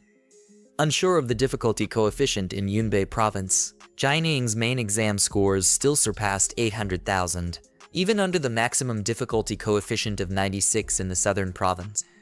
It was clear her ability shouldn't be underestimated. Several minutes later, everyone entered the portal. His aunt soon remarked, covering her mouth, that the air here felt spicy to breathe. Kin Q gripped the magical staff tightly, peering to one side as realization dawned. They had entered the poisonous spider forest. Liu Fan, catching sight of their surroundings, couldn't hide his surprise. The forest lay cloaked in darkness and mist. Gesturing ahead, he announced their arrival at their destination. Everyone began walking through the fog-filled forest, which was teeming with strange animals. Jian Ying led the way, with Liu Fan following closely, his hands in his pockets. Xiaoman glanced back at Lu Fan and calmly asked why he had chosen this secret realm, as it was rated level 42 on the fear difficulty scale. King Q, who was behind her, silently contemplated the surroundings while holding his magic staff with both hands. Meanwhile, his aunt was visibly frightened. Lu Fan turned slightly towards Xiaoman, looking at her with a joyful gaze. Smiling, he explained that he had spent a long time searching in the realm hall and had found nothing with a higher level of expertise than this one. Upon hearing this, Xiaoman felt somewhat confused. She explained that she hadn't meant to say it that way. Meanwhile, Lu Fan's aunt took out a bag, held it with both hands, closed her eyes, and started smiling. She asked them to wait for a moment because if they were going to fight, she wanted to share something with everyone. The bag contained high-quality travel biscuits. They were like food, increasing experience gained by 20% for the next 3 hours after consumption. Seeing this, Lu Fan smiled, recognizing their usefulness. With these biscuits, they would quickly reach the second transition level. Lu Fan, Qin Q, and Xiaoman each took a biscuit and started eating. They found them delicious. Aunt Hanky, holding the bag of biscuits, turned to them, closed her eyes, and with a pleasant smile explained that these cookies were made from a recipe provided by the professional life professor. Many of her classmates hadn't managed to succeed. Fortunately, the charming chef had a high success rate in adding effects, and they succeeded on their first attempt. While Jining was walking peacefully, Aunt Hanky caught her attention. Hearing her voice, she turned around, curious about what she wanted. Aunt Hanky, holding a bag of biscuits, approached her. With a pleasant smile, she offered the cookies and advised her to try them. Jining looked at her with surprise, wondering why she was being so kind. She turned around, looked at the biscuits, and asked the aunt if the cake Lu Fan had given her last time was made by her. Smiling, the aunt closed her eyes and replied yes. She added that if she liked the cake, she could make more for her. As they chatted, Qin Q and Xiaoman approached. With a pleasant smile, Qin Q explained that Sister Han's cooking was truly delicious. They lived nearby, so if she ever felt free, she was welcome to join them. She could come whenever she wanted. Although Jining initially watched them with an indifferent expression, she eventually started smiling. Meanwhile, Lu Fan, who was walking nearby, turned his head and noticed movement in the bushes. With a serious look, he alerted the others to be cautious. Upon hearing his voice, Xiaoman and Aunt Hanky turned and went on high alert. A black-scaled, green-eyed snake approached them. They had been spotted by a monster, the level 40 black-scaled python. It had 91,200 experience points, the material called Python Poison Fang, and 17,400 dragon points. It possessed 2 abilities. The first ability, Poison Fang, allowed it to inflict a layer of toxin on the bitten target, with each layer reducing the target's health by 10%. Its second ability, Death Coil, enabled it to restrain the target, immobilizing them and causing them to lose 10% of their HP every 5 seconds. Upon seeing the snake, Xiaoman gathered momentum and began moving towards it. Then, she unsheathed her sword and prepared to strike. Aunt Hanky quickly put away the biscuits, noticing that Xiaoman was ready for combat. Qin Q reached out her hand towards Xiaoman and, with a surprised look, asked her to wait. Lu Fan, somewhat confused, wondered why she was in such a hurry. The snake opened its mouth, ready to attack. Seeing this, Xiaoman gripped her sword tightly and launched her assault. Qin Q, holding her magic staff with both hands, explained to them that the monsters here were all level 40 or higher. Their opponents were not easily defeated. Aunt Hanky began to sweat and couldn't help but feel scared. She looked at Xiaoman and explained that she could prepare some food to boost their resistances, but she first needed to gather some ingredients. With a calm expression, Lu Fan told them that this wasn't necessary. After saying this, he extended his hand to the side, causing a magical ball to appear. He then looked at his hand and instructed them to focus solely on fighting, assuring them he would handle the rest. The energy radiating from his hand began to spread throughout the area. Xiaoman turned her head and asked him what he was planning to do. Jining remained composed. She started to look at Lu Fan with a serious expression, realizing that he was about to summon his dragon. Moments later, the little dragon appeared. Upon seeing it, they couldn't help but feel a bit puzzled. Xiaoman gazed at the dragon with confusion and asked Lu Fan if it was really a dragon. The little dragon climbed onto Lu Fan's head.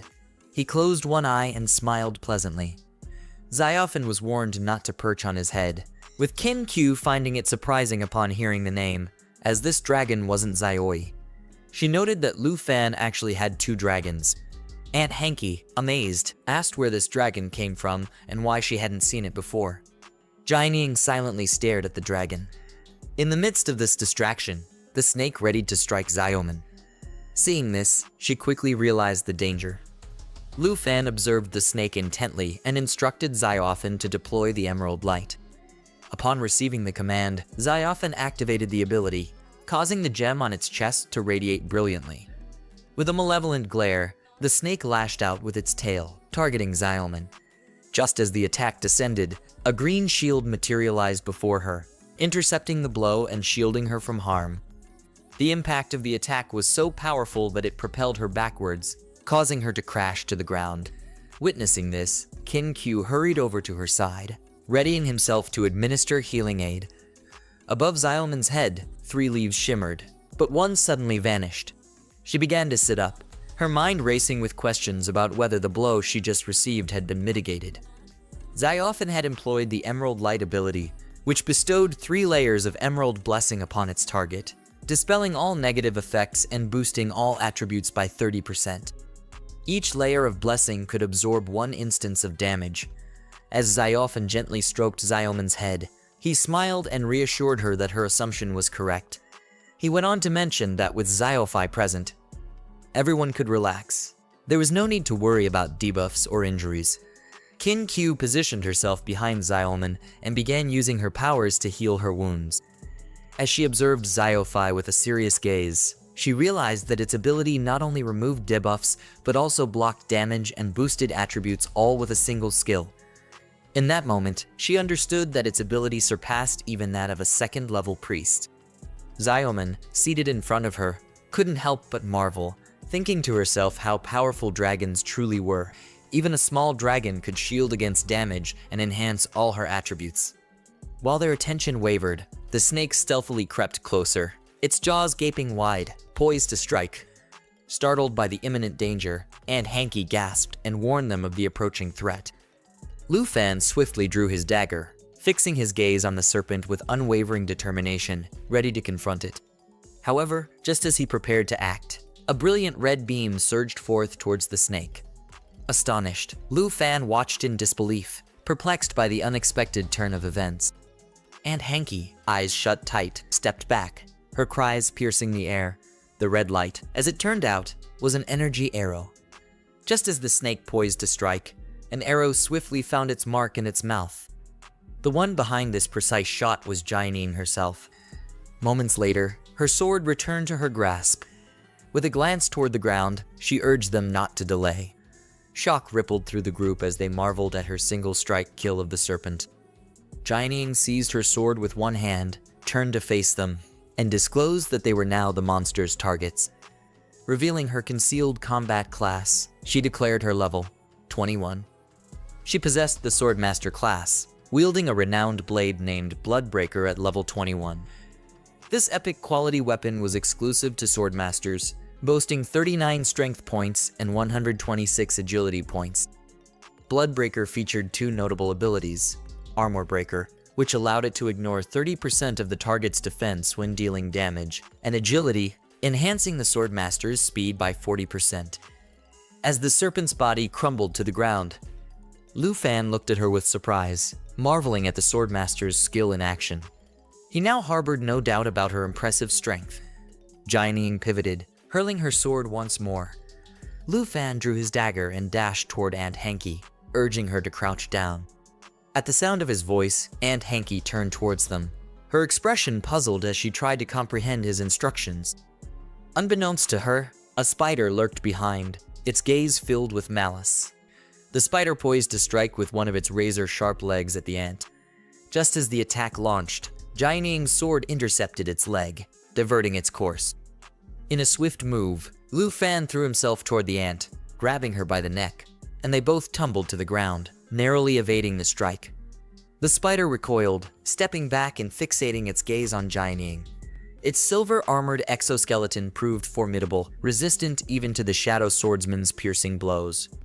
This formidable arachnid was known as the Silver-Armored Spider. It possessed 15,750 experience points and a rare material known as Silver Armor Shell, along with 4110 dragon coins. The creature boasted 3 unique abilities. The first, Poisonous Fangs, inflicted a biting attack that layered poison onto its target, progressively reducing their maximum health by 10% with each application. Its second ability, Mandible Piercing, allowed it to balance on its front limbs and pierce 2 targets simultaneously. If the initial attempt failed, it could immediately retry the ability once more. The third ability, known as Silver Armor, rendered it immune to armor-breaking effects. Lu Fan gripped Aunt Hanky's shoulders and helped her settle down. Placing both hands on the ground, she summoned Jianing back to her side. Gathering momentum, she swiftly advanced toward the spider with a resolute gaze, poised to strike. Lu Fan and Aunt Hanky glanced at each other, somewhat surprised by her readiness to attack. The spider lifted a razor-sharp leg, fixed its gaze on Jianing, and unleashed the skill Mandible Piercing. The spider launched another attack, but she swiftly moved, effortlessly dodging its strike. Witnessing her agility, the spider attempted the Mandible Piercing skill again, only to be evaded once more, rendering its skill useless. With the spider momentarily vulnerable, she leaped into position, ready to retaliate.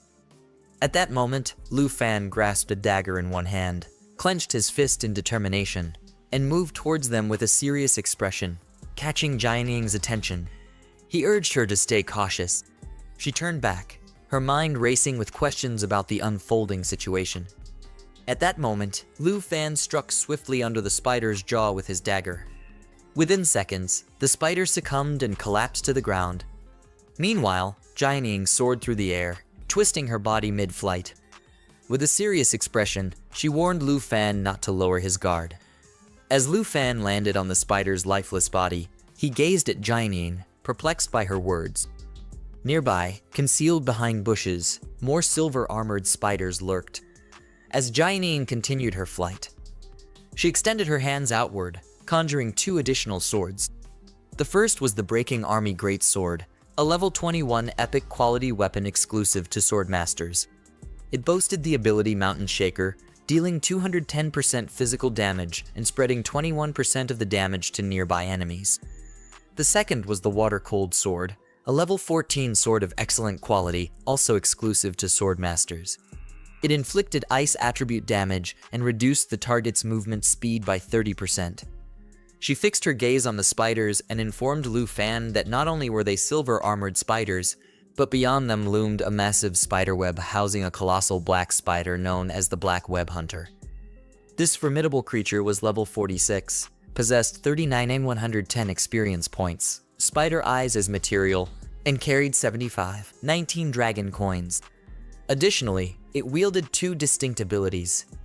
The first ability, Poison Fang, injected the target with poison, gradually reducing its maximum health by 10% per layer. The second ability, Web Blind, ensnared its victim in cobwebs, leading to their demise after 60 seconds. As the silver-armored spiders swiftly approached them, poised to strike, Lu Fan and Jianing refused to remain idle. With swords hovering around her, Lu Fan carried Xiao Fei on his back and took action. He grabbed the dagger with his free hand, advancing toward the spider. Glancing at Jianing, he noticed her specialized weapons, clearly not common gear for just anyone. The spider lunged with a sharp leg, but they effortlessly dodged the attack in midair.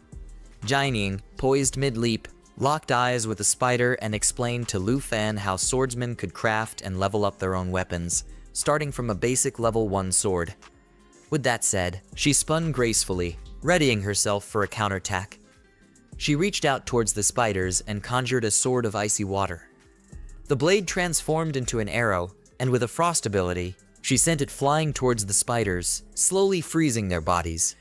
As she touched down on the ground, she gestured to either side, fixing her gaze on the spiders, and told Lu Fan that now was not the time for discussion.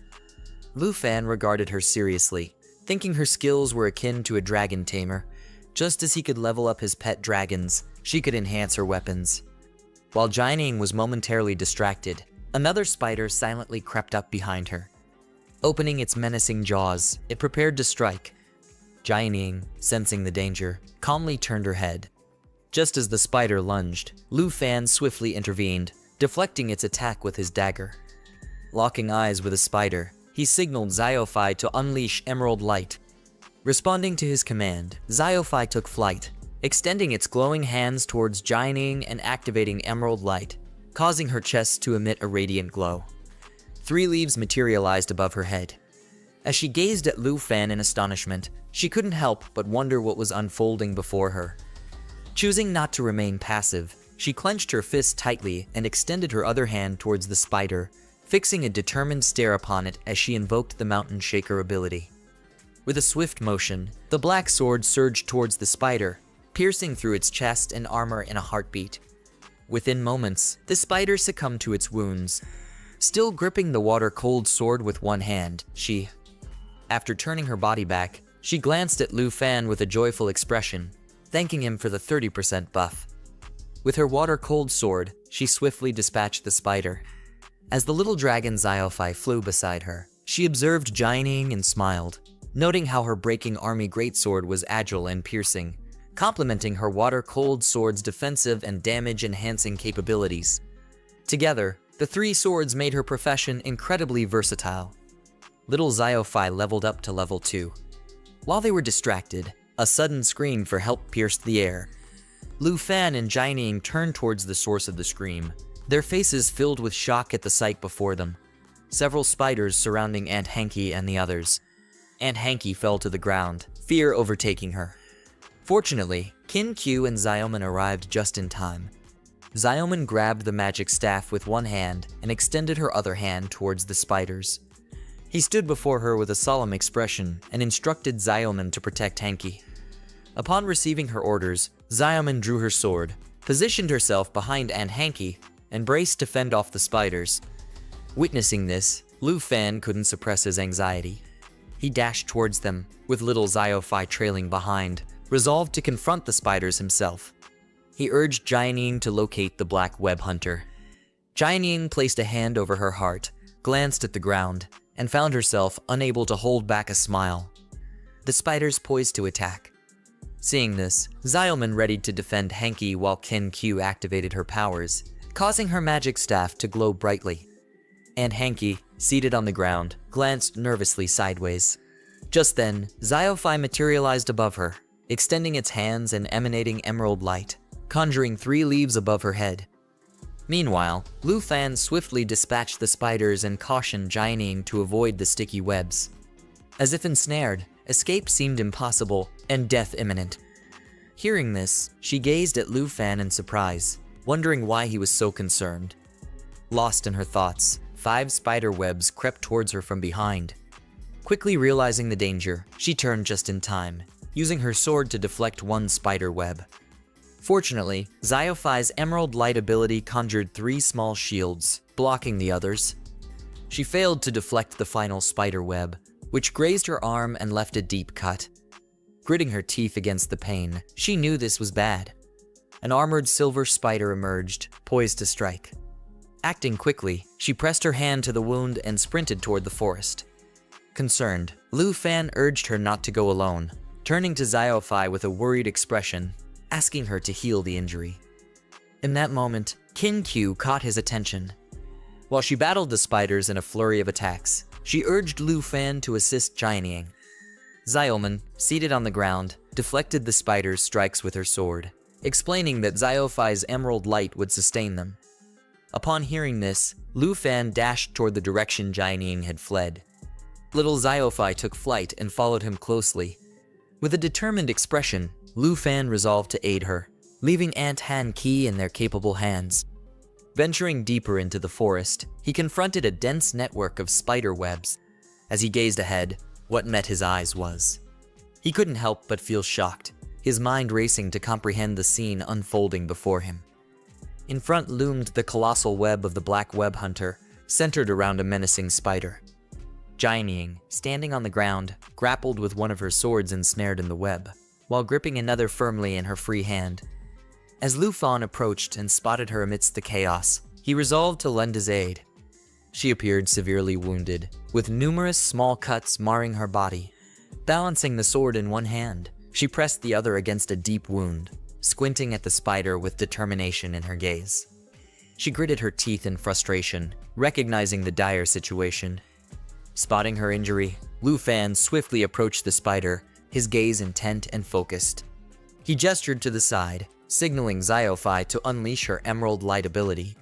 Responding to his command, Xiaofai summoned 3 shimmering leaves above her head. With a determined twist, she motioned for Lu Fan not to interfere, confident in her ability to confront the spider alone. Yet, in that crucial moment, the black web hunter struck with its web blind ability, ensnaring its prey in sticky silk. After 60 seconds, the target would perish. As the spider aimed its web at Jianying, she glanced back, feeling a surge of sweat and panic. Sensing her distress, Lu Fan swiftly appeared beside her, urging her to stay focused.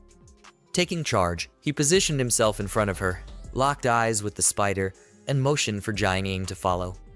Extending his hand, he unleashed his ability known as Dragon Claw, transforming his arm into a formidable dragon's appendage. Lu Fan's power, which hinged on the dragon, manifested swiftly as his hand morphed into a draconic claw. Jianying, witnessing this transformation, was astounded and bewildered by what was unfolding. Lu Fan extended his dragon claw backward, shielded his face with his other hand, fixed his gaze on the spider, and with unwavering determination, prepared to strike. His attack was swift and powerful, severing several legs of the spider and freeing Jianying's sword in the process. Shocked, she could hardly believe that a single blow from Lu Fan had inflicted serious injury upon the fearsome black web hunter.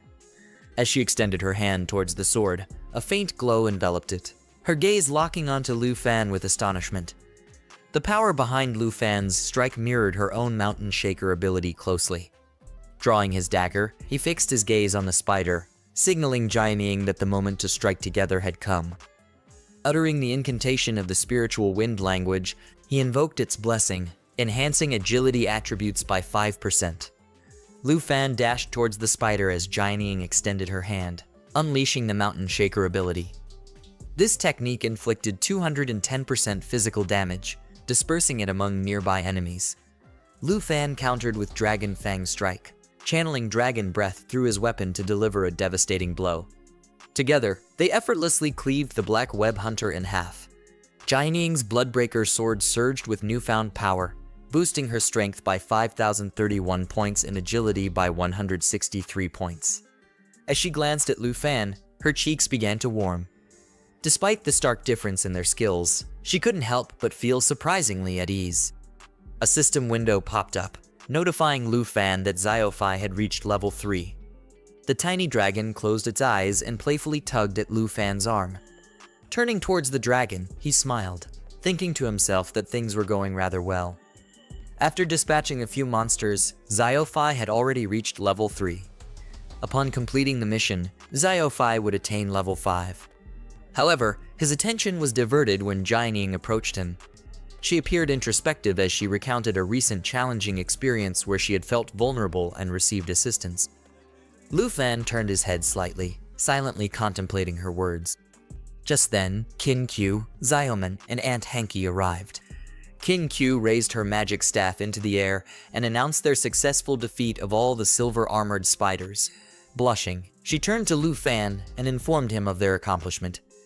Aunt Hanky closed her eyes and smiled, announcing that she had just leveled up. Lu Fan caught Jianying's attention and commended her strength. As she turned to him, her expression puzzled. He returned her gaze with a smile, reassuring her that they wouldn't let their teammates fight alone, despite her superior strength. Jianying looked at Lu Fan affectionately, her cheeks warming with a blush. Perched atop Lu Fan's head, the little dragon Xiaofai observed it all. Aunt Hanky approached him and questioned why he hadn't employed the Emerald Light ability on himself. He placed a hand on his waist, closed his eyes, and smiled as he explained that there was no need for him to use the ability on himself. Xiaoman also placed her hands on her hips and urged Lu Fan to swiftly utilize his dragon to heal everyone. Lu Fan then directed Xiaofai to activate the Life Source ability, which bestowed life energy upon all allied targets, continuously restoring their health. Xiaofai raised its head, closed its eyes. The gem on its chest began to glow, enveloping them in a protective barrier that started to heal them. Qin Q gazed at the dragon, unable to suppress her smile, feeling a surge of energy as though she could fight once more. Xiaoman closed her eyes, placing her hand on her belly, and amidst her laughter, she teasingly remarked to Lu Fan about his green-headed nature. Hearing this, Lu Fan glanced at Xiaoman and jokingly pleaded with little Fei not to heal Xiaoman in the future. Meanwhile, Jianing watched them with a smile spreading across her face, unable to contain her happiness. As she blushed, a joyful expression crossed her face, realizing that having teammates wasn't so bad after all. Several minutes later, dusk descended as they arrived at a cliff. With the little dragon Xiaofai perched on Lu Fan's head, he placed his hands on his hips and peered over the edge. Xiaoman, holding the tablet with one hand, absent-mindedly touched her head with the other, puzzled as the map seemed to end here. Unsure if they had reached their destination, Xiaoman approached Lu Fan near the cliff and inquired about the terrain ahead. He remained silent as Qin Q approached him. As she glanced down, her expression shifted abruptly to one of shock. At the base of the cliff lay a swarm of spiders, with the secret realm's boss among them. While Lufin and Qin Q peered downward, the poisonous mist gradually dissipated, revealing below them a vast spider web teeming with small spiders. Lufin pondered how their regenerative absorption and collective fury fueled the other spiders. At the heart of the web stood the Spider Queen, the realm's formidable boss. As it fixed its gaze upon Lufin, its status window materialized, revealing its name, Howling Spider Mother, level 45. It possessed 5 abilities. The first, Spider Web, ensnared all within its reach with sticky strands. After 60 seconds, those caught would perish. The second, Poison Injection, dispersed a toxic puddle inflicting continuous damage on anyone within, each layer depleting 5% of their health. The third ability, Regenerative Feeding, allowed it to consume allied spiders to regenerate 5% of its health per feast. The fourth, Group Frenzy, compelled all allied spiders to assail a designated target together, augmenting their attributes by 15% for 6 seconds. The fifth, Web Weaver, enhanced the spider's mobility within its web's vicinity. Little by little, small spiders began emerging. Lufin decided their first task should be eliminating these spiders. Aunt Han-Ki approached to see, but Qin Q turned to her calmly and advised against looking down. Aunt Han-Ki clenched her fists bravely, explaining she needed to learn despite her reluctance. Xiaoman, holding the tablet, watched Aunt Han-Ki with a puzzled expression, remarking that even for a combat professional, it was hard to witness. Despite the warnings, Aunt Han-Ki neared the cliff's edge, gazing down, reflecting that they had always protected her. If she couldn't face down, she'd only hinder the battle. At the sight of the spiders, her stomach churned. Leaning against a tree, she rested her hand on a branch and retched. Qin Q approached, placing a comforting hand on her back. Liu Fan turned, closed his eyes, and forced a smile, feeling the weight of social expectations. Jianing calmly approached the cliff, peering down thoughtfully. Whether confronting or eliminating the boss, those little spiders had to go. Xiaoman powered up the tablet and was immediately taken aback by what appeared on the screen. It displayed strategies and tips shared in the comments by other teams. Long-range specialists should draw enemies away and clear the area before approaching the boss. She found it somewhat startling to learn that clearing this secret realm would require at least 4 days. Aunt Han-Ki, having just vomited and clinging to a tree, gazed at Xiaoman and questioned whether they truly intended to take that long. The provisions she had brought would only suffice for 1 day. She had learned to cook, but wasn't sure if they'd be willing to try roasted spiders. Qin Q, upon hearing this, began to cry, adamant about not wanting to eat spiders. Just then, Liu Fan captured everyone's attention. He raised his hand towards the sky and smiled, signaling his decision to diverge from the other team's strategies. Jianing looked at Liu Fan, puzzled, and asked if he had an alternative plan in mind. Xiaoman switched on her tablet and, scanning the comments, questioned him about his intentions. Qin Q fixed her gaze on Liu Fan, asking directly if he intended to employ Xioi. Liu Fan extended his hand toward the heavens, conjuring a luminous orb that rapidly expanded in size. Gazing skyward, he called upon Zioi to materialize in the guise of a fearsome dragon of annihilation. Flames surged forth, heralding her manifestation. With a glint of menace in her eyes, she unleashed a deafening roar, gradually materializing into the colossal form of the world-devouring dragon. Towering and adorned with fiery wings and horns, her presence struck Xiamen with awe and astonishment. She gazed at Zioi with wide eyes, beholding what they called a colossal dragon. Jining, equally astonished, observed Zioi with a startled expression, sensing the dragon's immense presence. It didn't take long for the boss spider to detect Zioi's arrival. It opened its jaws and let out a fierce roar, signaling its readiness for battle. The spider fixed its gaze on Zioi, launching webs in their direction and commanding the other spiders to attack.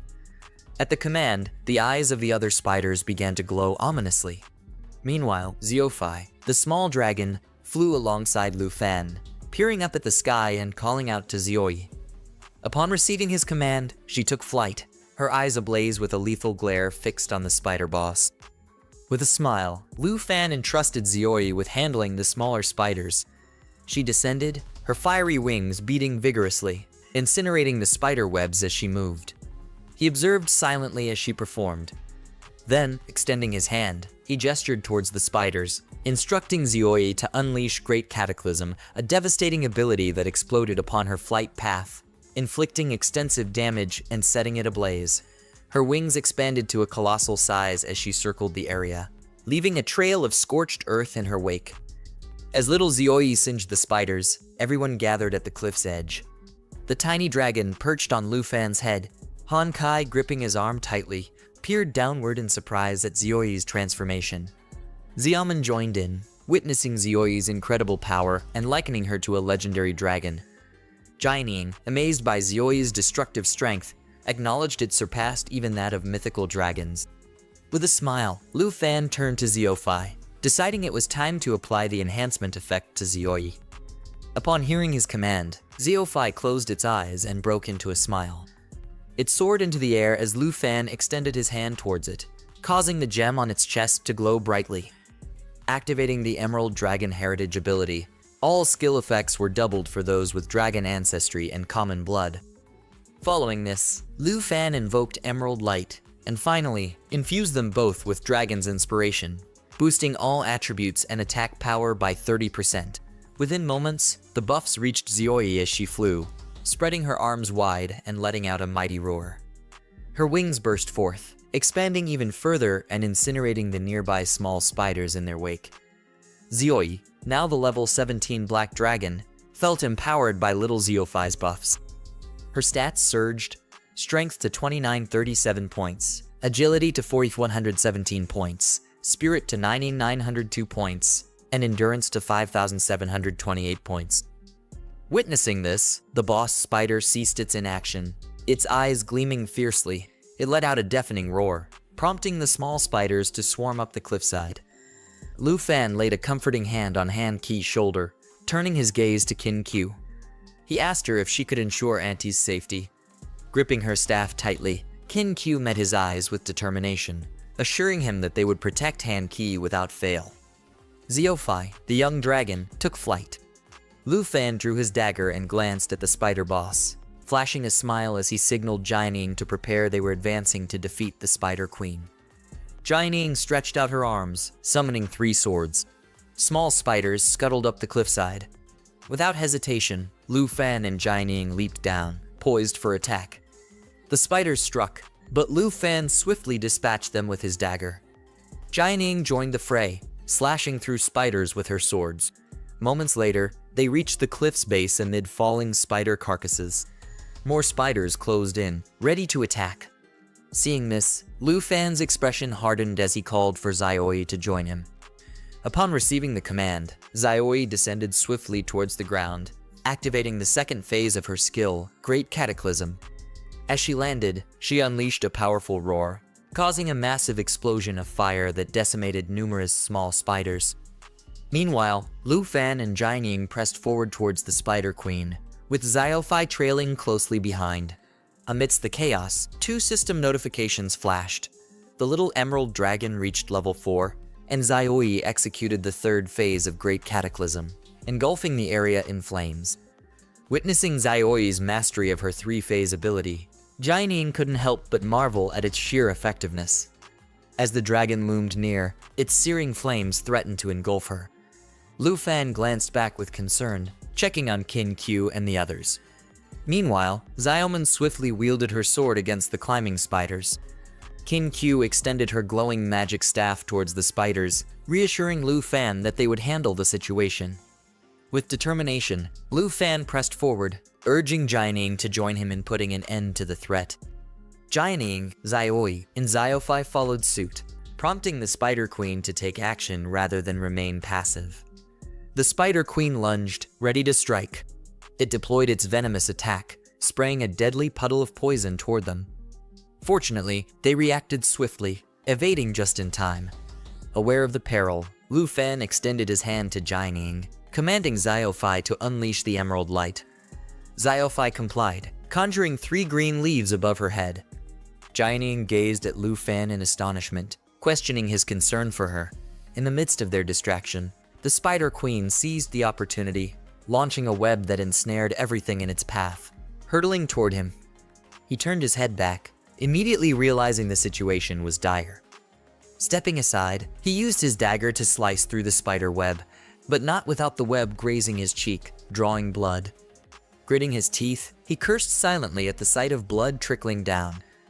As the droplets hung in the air, he fixed his gaze on the Spider Queen and commanded Zaioi to attack.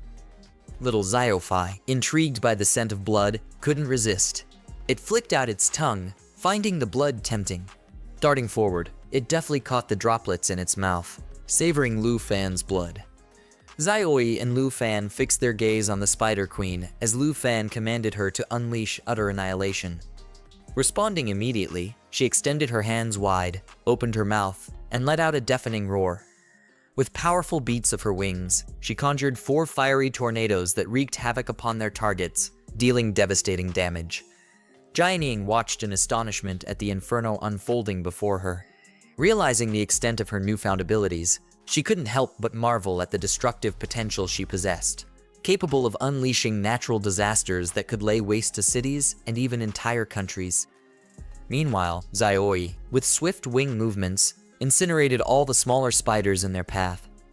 As they proceeded forward, Jining was struck by the incredible realization that her own strength had nearly eradicated the spider swarm single-handedly. While Zaioi soared through the air, several system windows popped up. Xiaofai reached level 5 and gained a new ability named Emerald Blessing.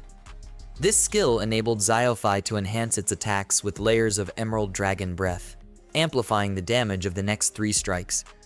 Lu Fan gritted his teeth and turned his gaze toward the spiders, urging Xiaofai to unleash the skill. Xiaofai complied, but just as it did, the gem on its chest began to emit a radiant glow. Lu Fan glanced at Xiaofai, his confusion mounting as he tried to decipher what was unfolding before him. Xiaofai began to levitate, radiant as its body underwent a remarkable transformation. With one eye closed, Lu Fan shielded his vision with a hand, curious if a metamorphosis was underway. Gradually, Xiaofai sprouted wings, its tail elongated, and its form shifted into that of a green-haired girl. Moments later, Lu Fan cautiously lowered his hand, recalling similar instances when Zaioi had acquired new forms and formidable powers.